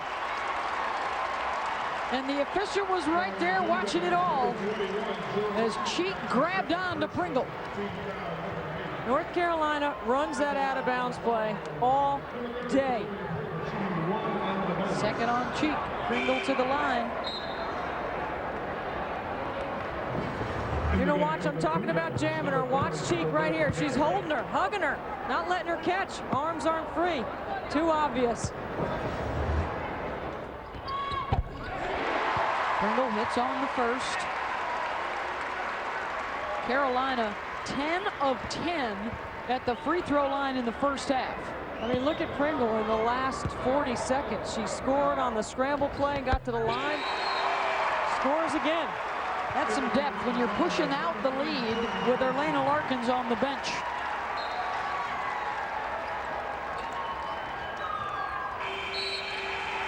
A rough first 20 for the Blue Devils, but the Tar Heel fans are loving it on Senior Day in Chapel Hill. The second-ranked Tar Heels leading Duke 41-23. He said he had to go to Santa Fe for work. Big conference. Right. You know what's happening. You know he's with another car, driving around, probably to some rock-climbing wall or out on an expensive dinner. He'll say it was with a client. It's probably that red Cadillac CTS from Avis. Again. With dozens of the hottest cars to choose from, there's a reason Avis is your other car. How far will we actually go to show that all gasolines are not the same? As far as it takes. In this case, 5,000 miles. We're not getting out. So we've proven Shell gasoline stops gunky buildup on critical engine parts that low-quality discount gasoline can leave behind. Where's the next rest stop? Hold it. Do you have... No. Go fish? Look, Shell gasoline stop gunky buildup, helping your car to perform at its best. So you ready for another 5,000 miles? In February 2009, TV stations will broadcast exclusively in digital. Every TV that's hooked up to cable will still work just fine. But if you get TV through an antenna on an analog set, it won't work after February 2009. Call 888-DTV-2009 to learn about a government coupon program for converter boxes, or visit dtv2009.gov. Upgrade your bathroom during the kitchen and bath sale at Menards. Start with an Elger Whirlpool. Relax in the Madison Whirlpool. It features 8 fully adjustable hydro jets, just $579. The Triangle adds style to any room and features 3 contoured seating positions and 6 jets, $699. Kempton Vinyl Flooring from Armstrong features glueless do-it-yourself installation. Choose from 3 beautiful patterns, only 77 cents a square foot. Save big money at Menards. McDonald's Sports Rise, every morning, only on Comcast Sportsnet. Fans' best friend.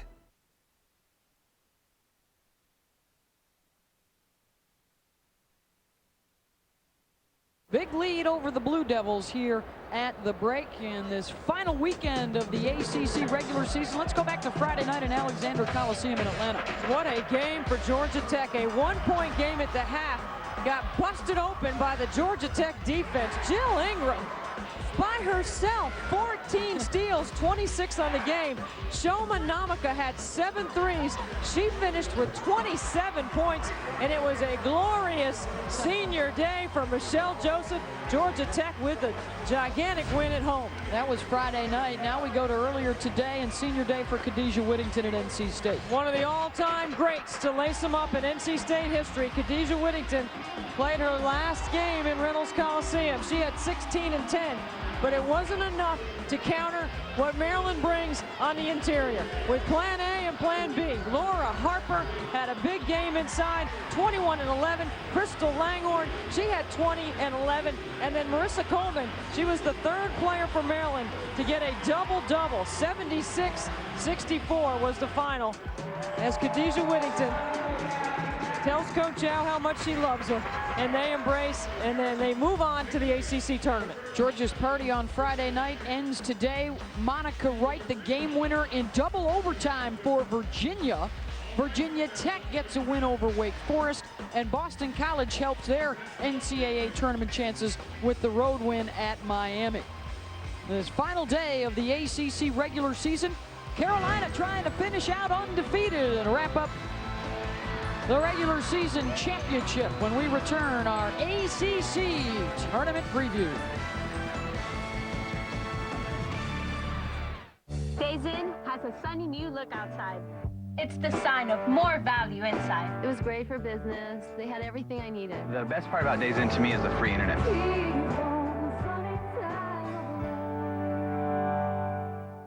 Today, I plan on working my phone without worrying about my bill.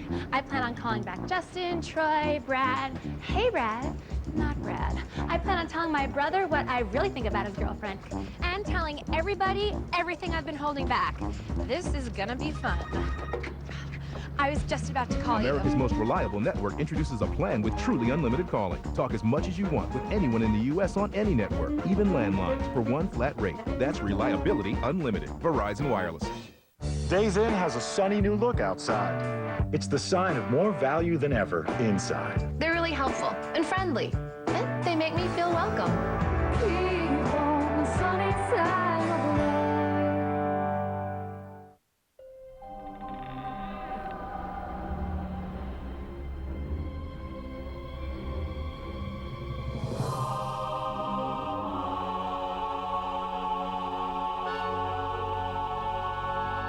Get a 2008 Chevy Malibu starting at $19,995. The 2008 North American Car of the Year.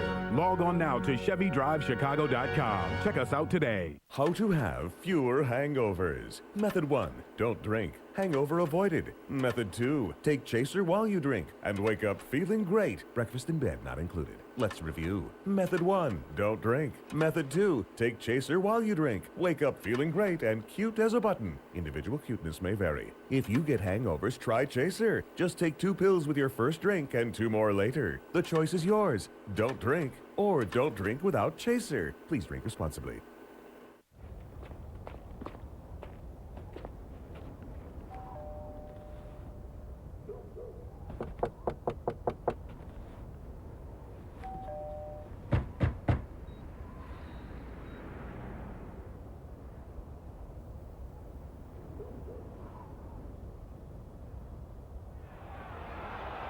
He gone. There's a good pitch.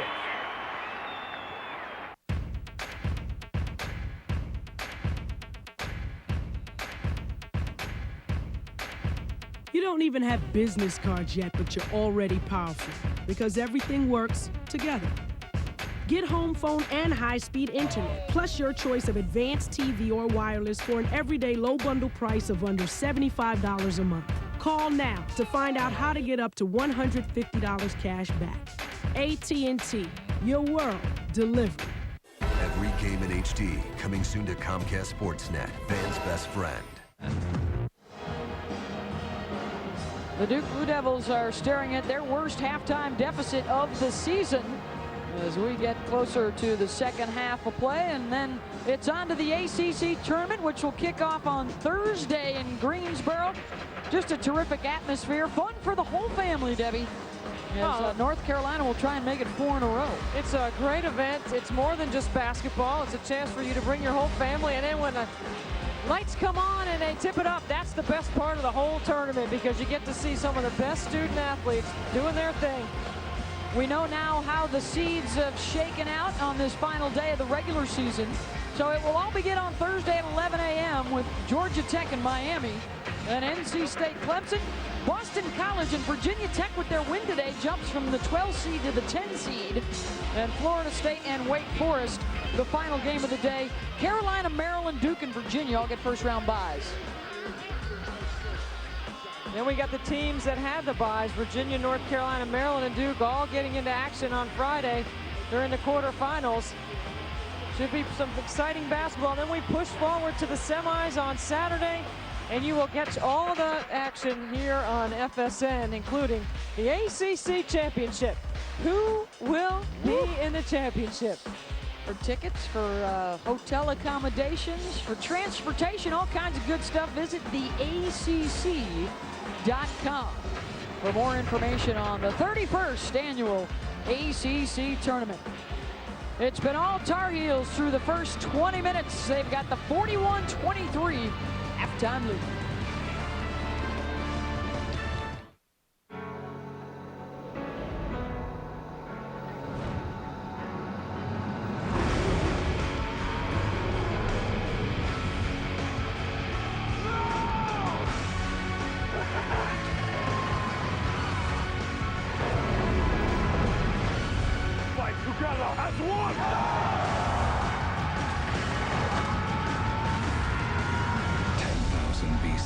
Rated PG-13. Starts March 7th. Hey, Lisa, what do you think? What is that? It's my new PWC and the awesome protection plan I got for it. There's an easier way to protect your PWC. Call Geico. They help insure all types of vehicles. Geico Power Sports. Insurance for your car and the other stuff that moves you. The first kiss was great. It felt so natural to be kissing him. It was so natural, it was so good, and they're still good. Log on today and review your matches for free. eHarmony.com. The all-new Grossinger Cadillac is the North Shore's premier Cadillac dealership, guaranteeing you the best experience. Our staff guarantees to take up as little of your time as possible. Our selection of 500 Cadillacs guarantees you'll find what you want, and Grossinger always offers their lowest prices. That's why you gotta go to the all-new Grossinger Cadillac.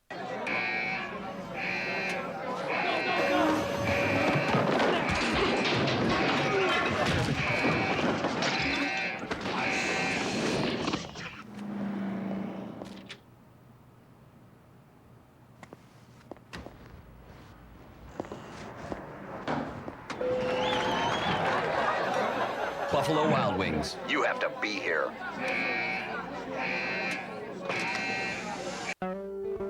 In February 2009, TV stations will broadcast exclusively in digital. Every TV that's hooked up to cable will still work just fine. But if you get TV through an antenna on an analog set, it won't work after February 2009. Call 888-DTV-2009 to learn about a government coupon program for converter boxes, or visit dtv2009.gov. Save big money during the kitchen and bath sale at Menards. Brown range hoods are on sale. This 30-inch vented hood in white or almond is just $49. The vented Allure range hood is ultra quiet, only $99. Now's the time to update your cabinet hardware. Choose from over 1,100 items of Hickory cabinet hardware, and they're all 25% off. Plus, get a $25 Menards gift card by mail with a $150 purchase of Hickory hardware. Save big money at Menards. The best damn sports show period. Weeknights on Comcast Sportsnet. Senior Day here at Carmichael Auditorium with the 41-23 lead over the Duke Blue Devils. Beth Mowens along with Debbie Antonelli here in Chapel Hill. and an impressive performance on both ends here in the first 20 minutes for Carolina. Absolutely. North Carolina clicking on all cylinders. Their defense forced 18. That's right, 18 Duke turnovers. Duke did not maintain their composure. They didn't make the easy pass. They had some bad reads on their offense, and it allowed North Carolina to transition. They scored 15 points off those 18 Duke turnovers, and when North Carolina is allowed to play in the open floor, they are very difficult to deal with. Their team speed is very strong. Let's take a look at some of the first half statistics. The Blue Devils scoreless from outside the arc, and Carolina perfect at the free throw line. Yeah, North Carolina has got it all going. What Duke did do well is stayed with them on the glass. If they can do that and take care of the basketball, they can cut this thing to single digits at the 10-minute mark. Duke's going to need a big second half, or the Tar Heels will run the table in the ACC. You hear car, and what comes to mind?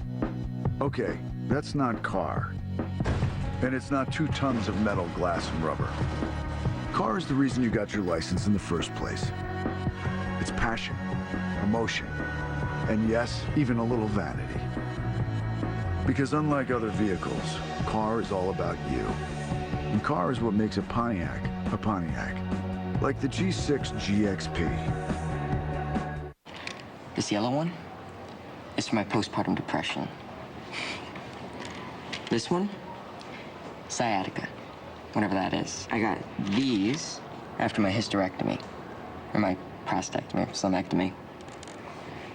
And this guy is for the pain from my last hip replacement. And this orange one is medical. For teens, getting drugs can be as easy as opening your medicine cabinet.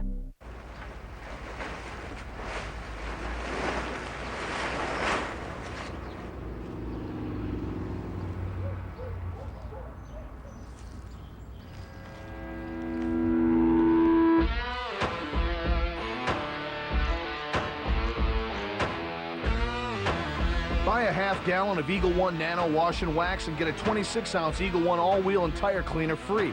So whatever you're working on, Advance will help you keep the wheels turning. Dedication, hard work, while always looking to the future. That's what makes an ACC student-athlete.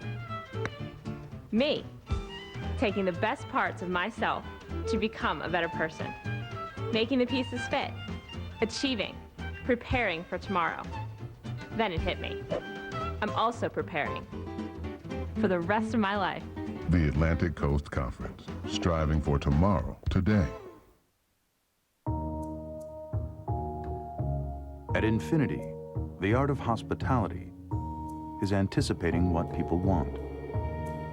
Introducing the all-new Infinity EX, designed to elevate luxury in ways you could never imagine. Ordinary is getting inside a car. Extraordinary is never wanting to leave it. The all-new Infinity EX, the personal luxury crossover. Yeah, this is great. Yeah, even if you lose your phone, we can save all your contacts. You save them. Mm-hmm. You're like a hero. Well, we know how important it is to keep in touch. And you're modest too. Well, you know, I'm just doing my job. Just doing my job. That's hero talk.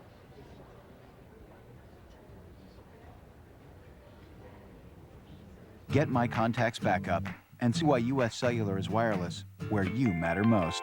G. Starting the second half here at Carmichael Auditorium, North Carolina with the big lead. And they're going to bring some pressure right away. Well, they've got to keep the pressure on, and Duke has got to attack it just like that. Except for not charge and stay under control. That is not the way that Joanne McCauley would like for her team to start. The defense, again, makes you move and forces you into things quicker than you're used to. And now Larkins is back on the floor. Let's watch her go to work. She's well rested, only played 9 minutes in that first half. We didn't see much of her.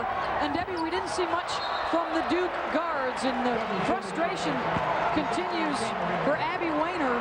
And along with Wanisha Smith, 0 for 8 in that first half. They're not going to win many games with their two leaders scoreless. Not the two players in the backcourt that have the most experience against North Carolina's pressure and their defense. They did not score in the first half. Wayner to Smith, back to Wayner, and they break the seal with the layup in transition.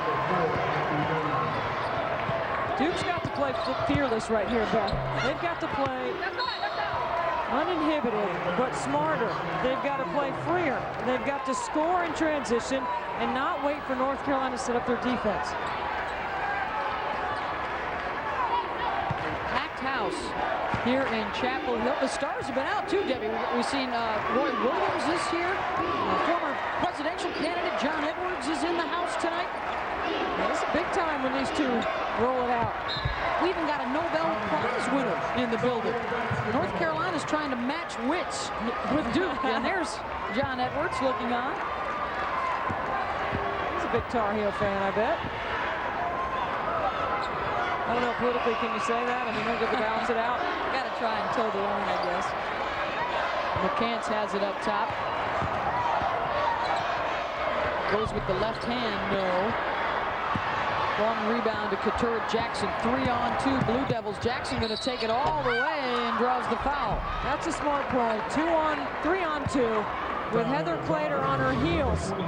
And you attack the middle of the floor. That's DeGraffenreid reaching in.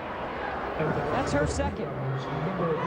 So Couture Jackson, who's been in the starting lineup the last 6 games, ever since the first meeting between these two clubs. She was bothered by injuries throughout the first couple of years she was at Duke and has really worked her way into a starting job this season. In the last 3 games, she's averaged 10 points. And she did not score in the first half either.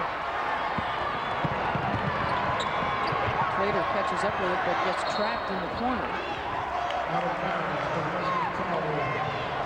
Duke's going to try and get back into this one with its stifling defense. Last 9, they've forced 23 turnovers and had nearly 14 steals a game. They only had 7 steals in the first half. North Carolina turned it over too, though. They turned it over 14 times.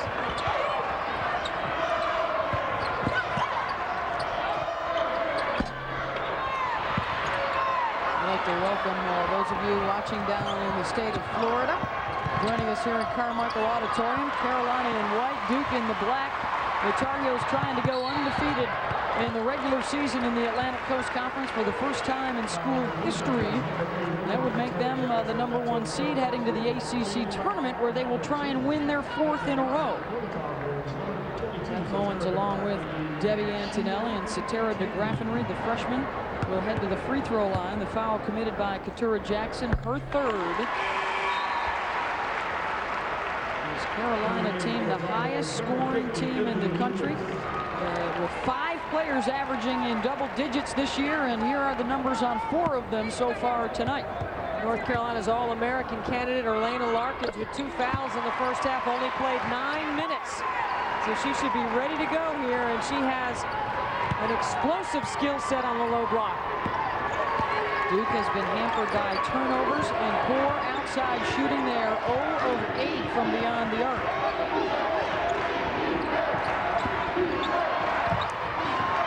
Jasmine Thomas able to grab it. Later the pass to Cheek. Joy Cheek gets the lay-in. 6'1" junior out of Charlotte, North Carolina. Cheek playing with those couple of fouls she picked up in the first half. Able to find Larkins. She goes opposite to Pringle. She is such a good passer out of the post. She is the best passer out of the post. Such a good reader, and that's why North Carolina goes through the post offensively. 3 assists for your 6'1" center. But you can't even call her that with all the different skills that she brings. And Black has it blocked by Pringle. And then the push is called on Black. What a defensive play by one of the contenders, if not the leading candidate for ACC Defensive Player of the Year. But the step through by DeGraffenreid, and Duke doesn't look committed. Too much standing around, and all Pringle does is basket cut into the vision of Larkins, who does a great job reading the angles off the double. There is not another post player that can stretch a trap like Erlana Larkins. Monisha Smith did not maintain her ball U-man defense and lost sight of Pringle. Snuck behind her. Played a tough pass, ends up with Larkins, and Weiner with the steal. Abby Weiner leads this team in steals. Yeah, some fast hands in the ACC. These two teams, along with Georgia Tech, 3 of the top 5 in the country in picks this year. Even when you think you've got a great look to the hoop, North Carolina can recover so quickly with their help side defense. It's that quickness on the backside. Duke shows some zone. Yeah, they've been playing a lot of zone in this game, Beth. Pringle over in the corner, and the foul is going to be called on Karim Gay, her first. Look at Gay, looks like she's got an open lane, and then Pringle comes in and swats it, and Erlana Larkins gets the break going. Pringle joined the 1,000 point club this year. She is now 15 blocks away from becoming the all-time leader at North Carolina. Past Dawn Royster. Knocked out of bounds to the Blue Devils. 45-29. Tar Heels in front in Chapel Hill. What's this documentary? Man, right here, this is my business. Buying, selling, whatever, you know. Slow. Business is off, man. Sales are down. Seems like half my customers, they don't even need me anymore, you know? I mean, they're getting high for free out of the medicine cabinets. How am I supposed to compete with that? Got kids? Well, next time something goes south with your kids, don't look at me, man. Ain't my problem. I didn't do it. Teens don't need a drug dealer to get high. Wish I did. Safeguard your prescriptions. Safeguard your teens. Today, I plan on not freaking out about my wireless bill. I plan on saying whatever when my daughter talks for hours. Yeah, I plan on being totally down with calling Denver in the middle of the afternoon, huh? Hollering at my boys, kicking it with three-way calling. I plan on grabbing my celly and getting my... Dad! Oh, sorry. Okay. America's most reliable network introduces a plan with truly unlimited calling. Talk as much as you want with anyone in the U.S. on any network, even landlines, for one flat rate. That's reliability unlimited. Verizon Wireless. Quiet on the set, take 73. Hello out there in TV land. Save your false laughter. Very popular. Whoa, get your foot off the fogger.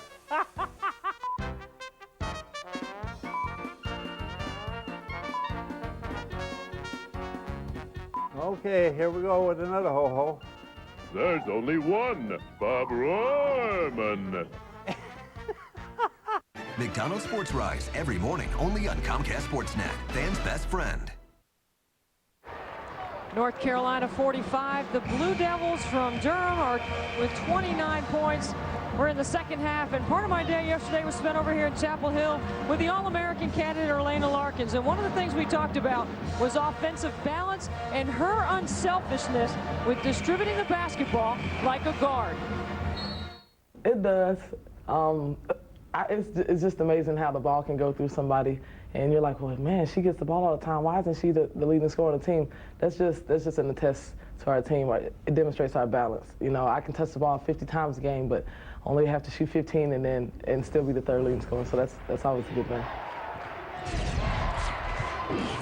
And they have proven to be so much better, Debbie, when Larkins gets a touch every time up the floor. I don't think there's any question that they are better on the offensive end than they were last year. You know, and that's hard to say when you lose Ivory Latta, who has her jersey honored and hanging in the rafters here for being the all-time leading scorer. Yet when Larkins gets the proper number of touches and they play through the post, I think they are a better, balanced, unselfish offensive team. 5 players averaging in double digits, 4 players with over 75 assists this year. They are the 5th best passing team in the nation. You know, when you score it as much as they do, you got to share it a little bit because they have 4 players in double figures that start, and then Breland comes off the bench and averages in double figures. McCants no. Breland with the putback. Larkins, 3 chances for the Tar Heels.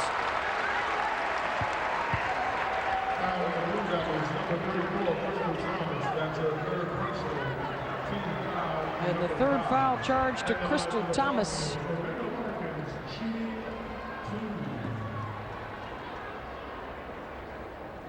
So 3 offensive rebounds on that trip. They had only had 4 the entire game before that as Larkins hits on the free throw.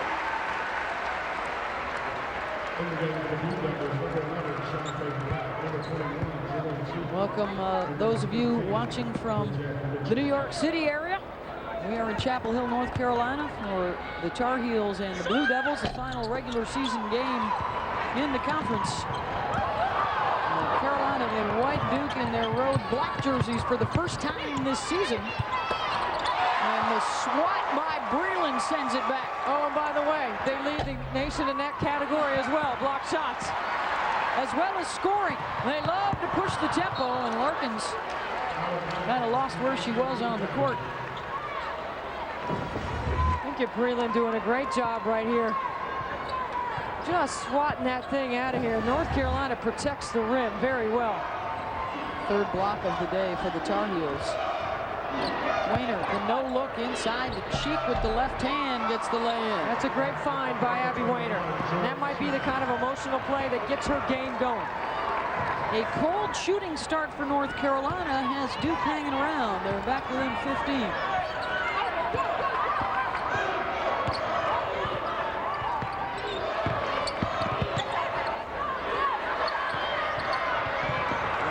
Couldn't hang on. Duke with numbers. Jasmine Thomas. And Grafenried got a piece of it. What a play. 2-on-1. She defensive fakes at Thomas and recovers into the passing lane. It's perfect. It's exactly the kind of drill you start October 15 when your team gets together. 2-on-1 and how to defend it. And she broke it up right there. So now Duke to the half-court set. And then you allow North Carolina to set up your half-court defense now. Thomas, the look inside the cheek.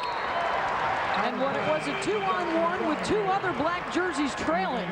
DeGraffenried breaks it up, and they come up empty on that trip up the floor. Now coming up next in HD, it's Clemson and Maryland on the men's side. When I spoke to Joanne McCauley on Friday by telephone, I asked her the difference philosophically about beating North Carolina's pressure or attacking it. She said, we want to attack the pressure. But they really haven't made good decisions in doing that, Beth, and it has resulted in turnovers and extra possessions for North Carolina, the top scoring team in the country. Lucas held up by Mitchell. That will be the first on Bridgette. That's the 6th team foul on Duke, just 1 for Carolina here in the second half.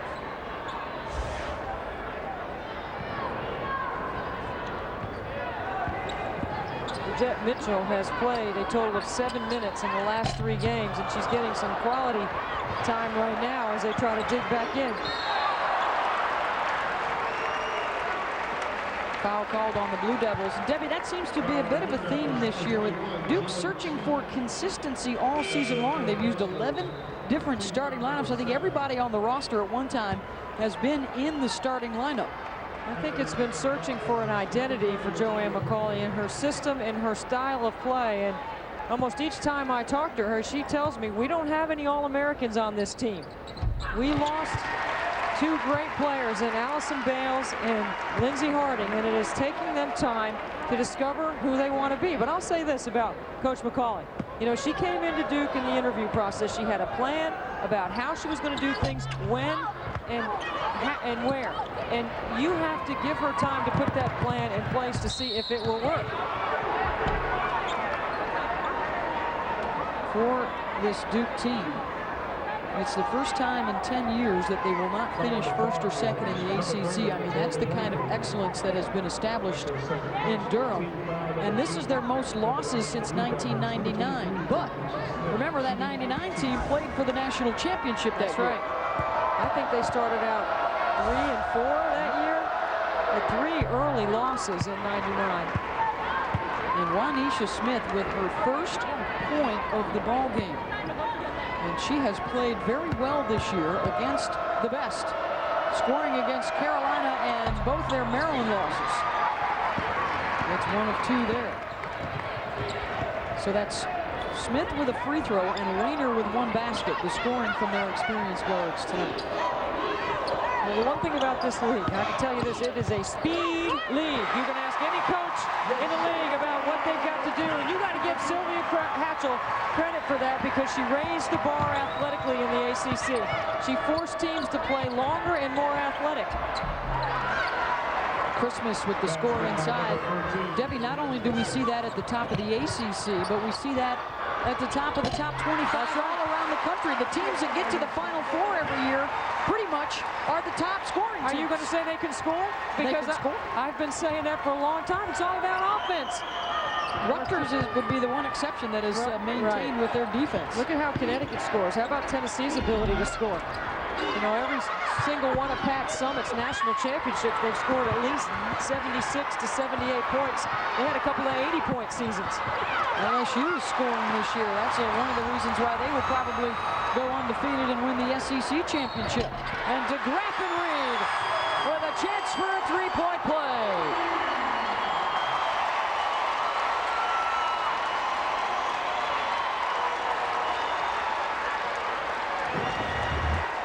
Latoya Pringle, the strength to muscle through right here, the hustle to stay after it.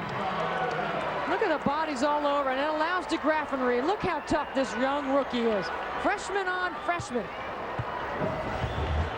We're going to see that matchup a lot right there. Jasmine Thomas over the shoulder of Satara de Graffenried. Probably watching the ACC Rookie of the Year right there, finishing up the three-point play. Boston College has those 2 good big girls, Carolyn Swords and Stephanie Murphy. They have had fantastic years for Kathy Inglis. Good enough to maybe get them into the postseason. Shantae Black. Nice dish to Karim Gay with the backdoor cut. See, now the floor opens up when the ball's in the middle. North Carolina can't trap there. Your high-low game is available.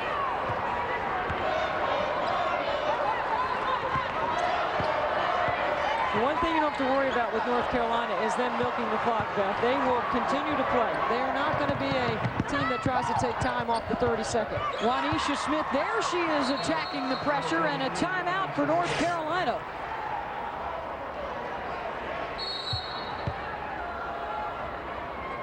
(54-38) Tar Heels with still 11.5 minutes to go in Chapel Hill as we close out the regular season in the ACC and get set for the ACC tournament starting on Thursday. So he's going away with Avis. Again. He'll probably get the Where To GPS so he can find all his precious fancy coffees and driving ranges on his business trip. Fine. That's the way he wants it? Fine. Forget about him. You don't need him. Did he just look back? I think he looked back. Where To GPS can find anything from a driving range to a latte. Just one more reason Avis is your other car. How far will we actually go to show that all gasolines are not the same? As far as it takes. In this case, 5,000 miles. We're not getting out. So we've proven Shell gasoline stops gunky buildup on critical engine parts that low-quality discount gasoline can leave behind. Where's the next rest stop? Hold it. Do you have... No. Go fish?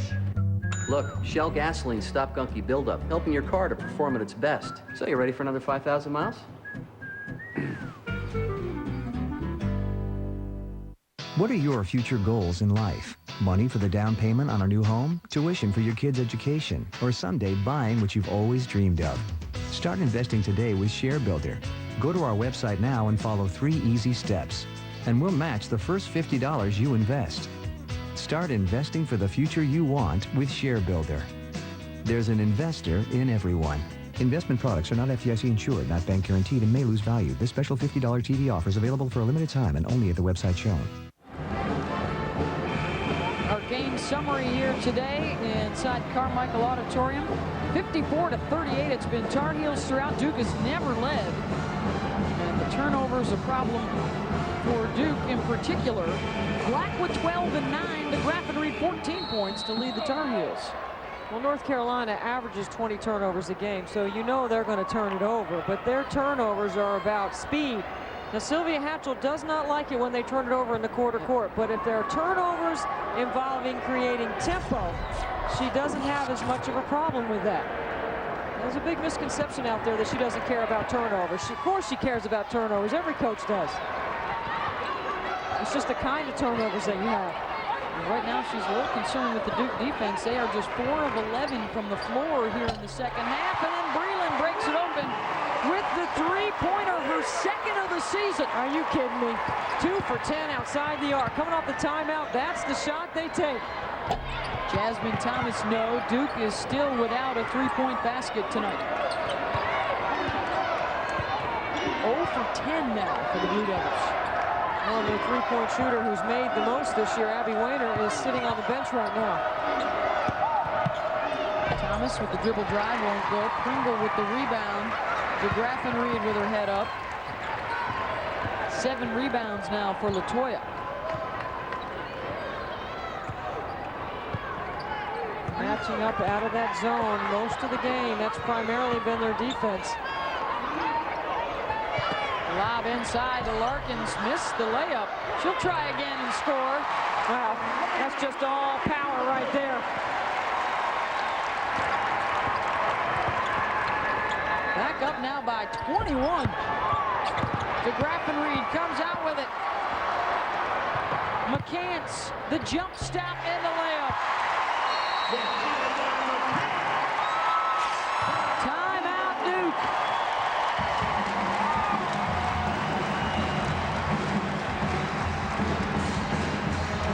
With Camille Little looking on, enjoying the action in Carmichael. With over 10 minutes to go, the Tar Heels are rolling. This yellow one is for my postpartum depression. This one, sciatica, whatever that is. I got these after my hysterectomy, or my prostatectomy, or stomectomy. And this guy is for the pain from my last hip replacement. And this orange one is medical. For teens, getting drugs can be as easy as opening your medicine cabinet. Stay twice through April 6th and earn twice the rewards. AAA members earn 3 times. Twice is nice. 3 times is nicer. Visit bestwestern.com.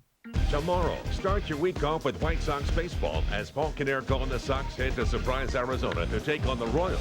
White Sox Royals in widescreen format tomorrow at 2 with an encore presentation at 7 on Comcast Sportsnet. Fans' best friend. Why are energy drinks bad? 12 spoons of sugar? That's bad. 200 calories? Bad. Guarana? Tisk, tisk. Good for a short jittery burst, then a debilitating crash. So don't drink energy drinks. Drink 5-Hour Energy. It's not a drink, more like a sip.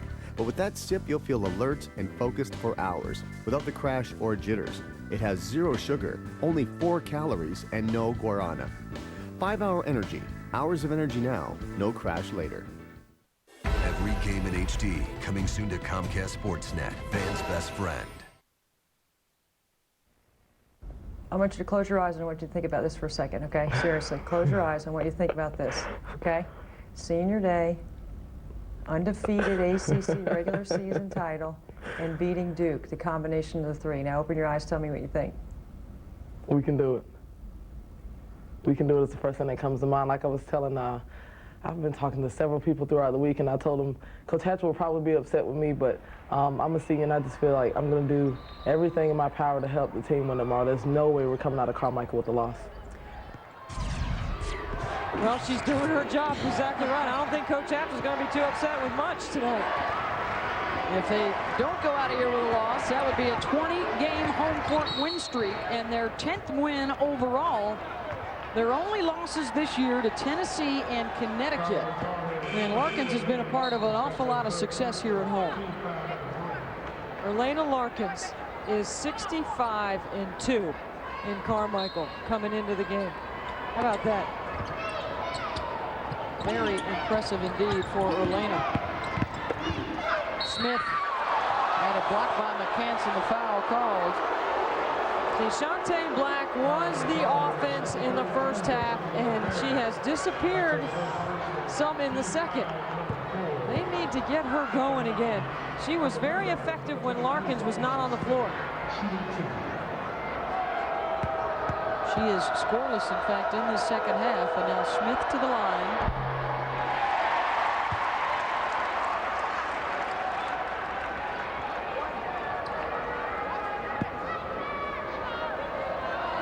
Been one of those kind of days for Duke. Got down early and have not been able to figure out a way to get back in it.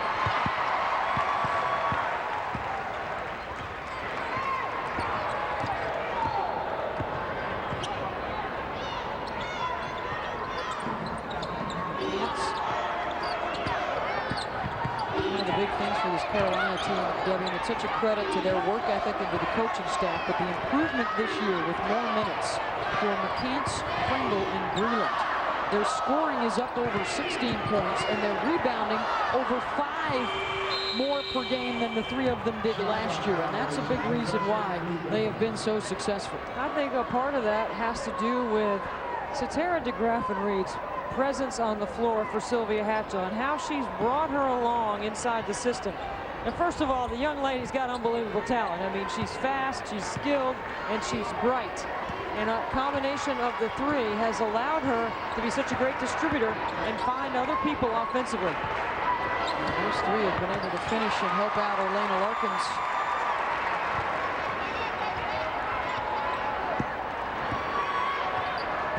Jared Jackson still working defensively to try and follow up the fast break. Larkins won't go. Jackson will push. Looking for Weiner on the break. Took it in too deep, so we'll step back out beyond the arc, and the fadeaway won't go. Jackson, no, cheek, another opportunity, and Pringle's got it, and then is fouled by Smith.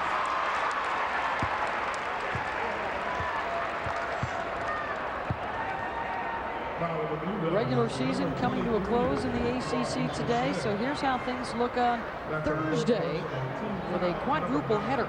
Georgia Tech and Miami split during the regular season. NC State just hammered Clemson by 30 this week. And Virginia Tech with a win to move to the 10 seed against Boston College.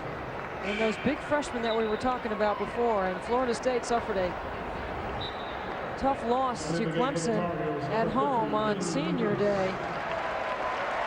Second shot. Yeah, those teams, some of those teams right there that we just talked about have got to make a good showing in the ACC tournament. What do we think of, Debbie? Carolina, Maryland, Duke, Virginia, Georgia Tech in? Yes. So there's 5, and then there's a group, Florida State, BC, and NC State, that could get up to 8 from the league, depending on how they finish out. I think a strong showing by those 3 would certainly help their opportunity. I think this is going to be a year in the NCAA tournament where we have a record number of teams that get into the tournament and at-large bids with less than 20 wins.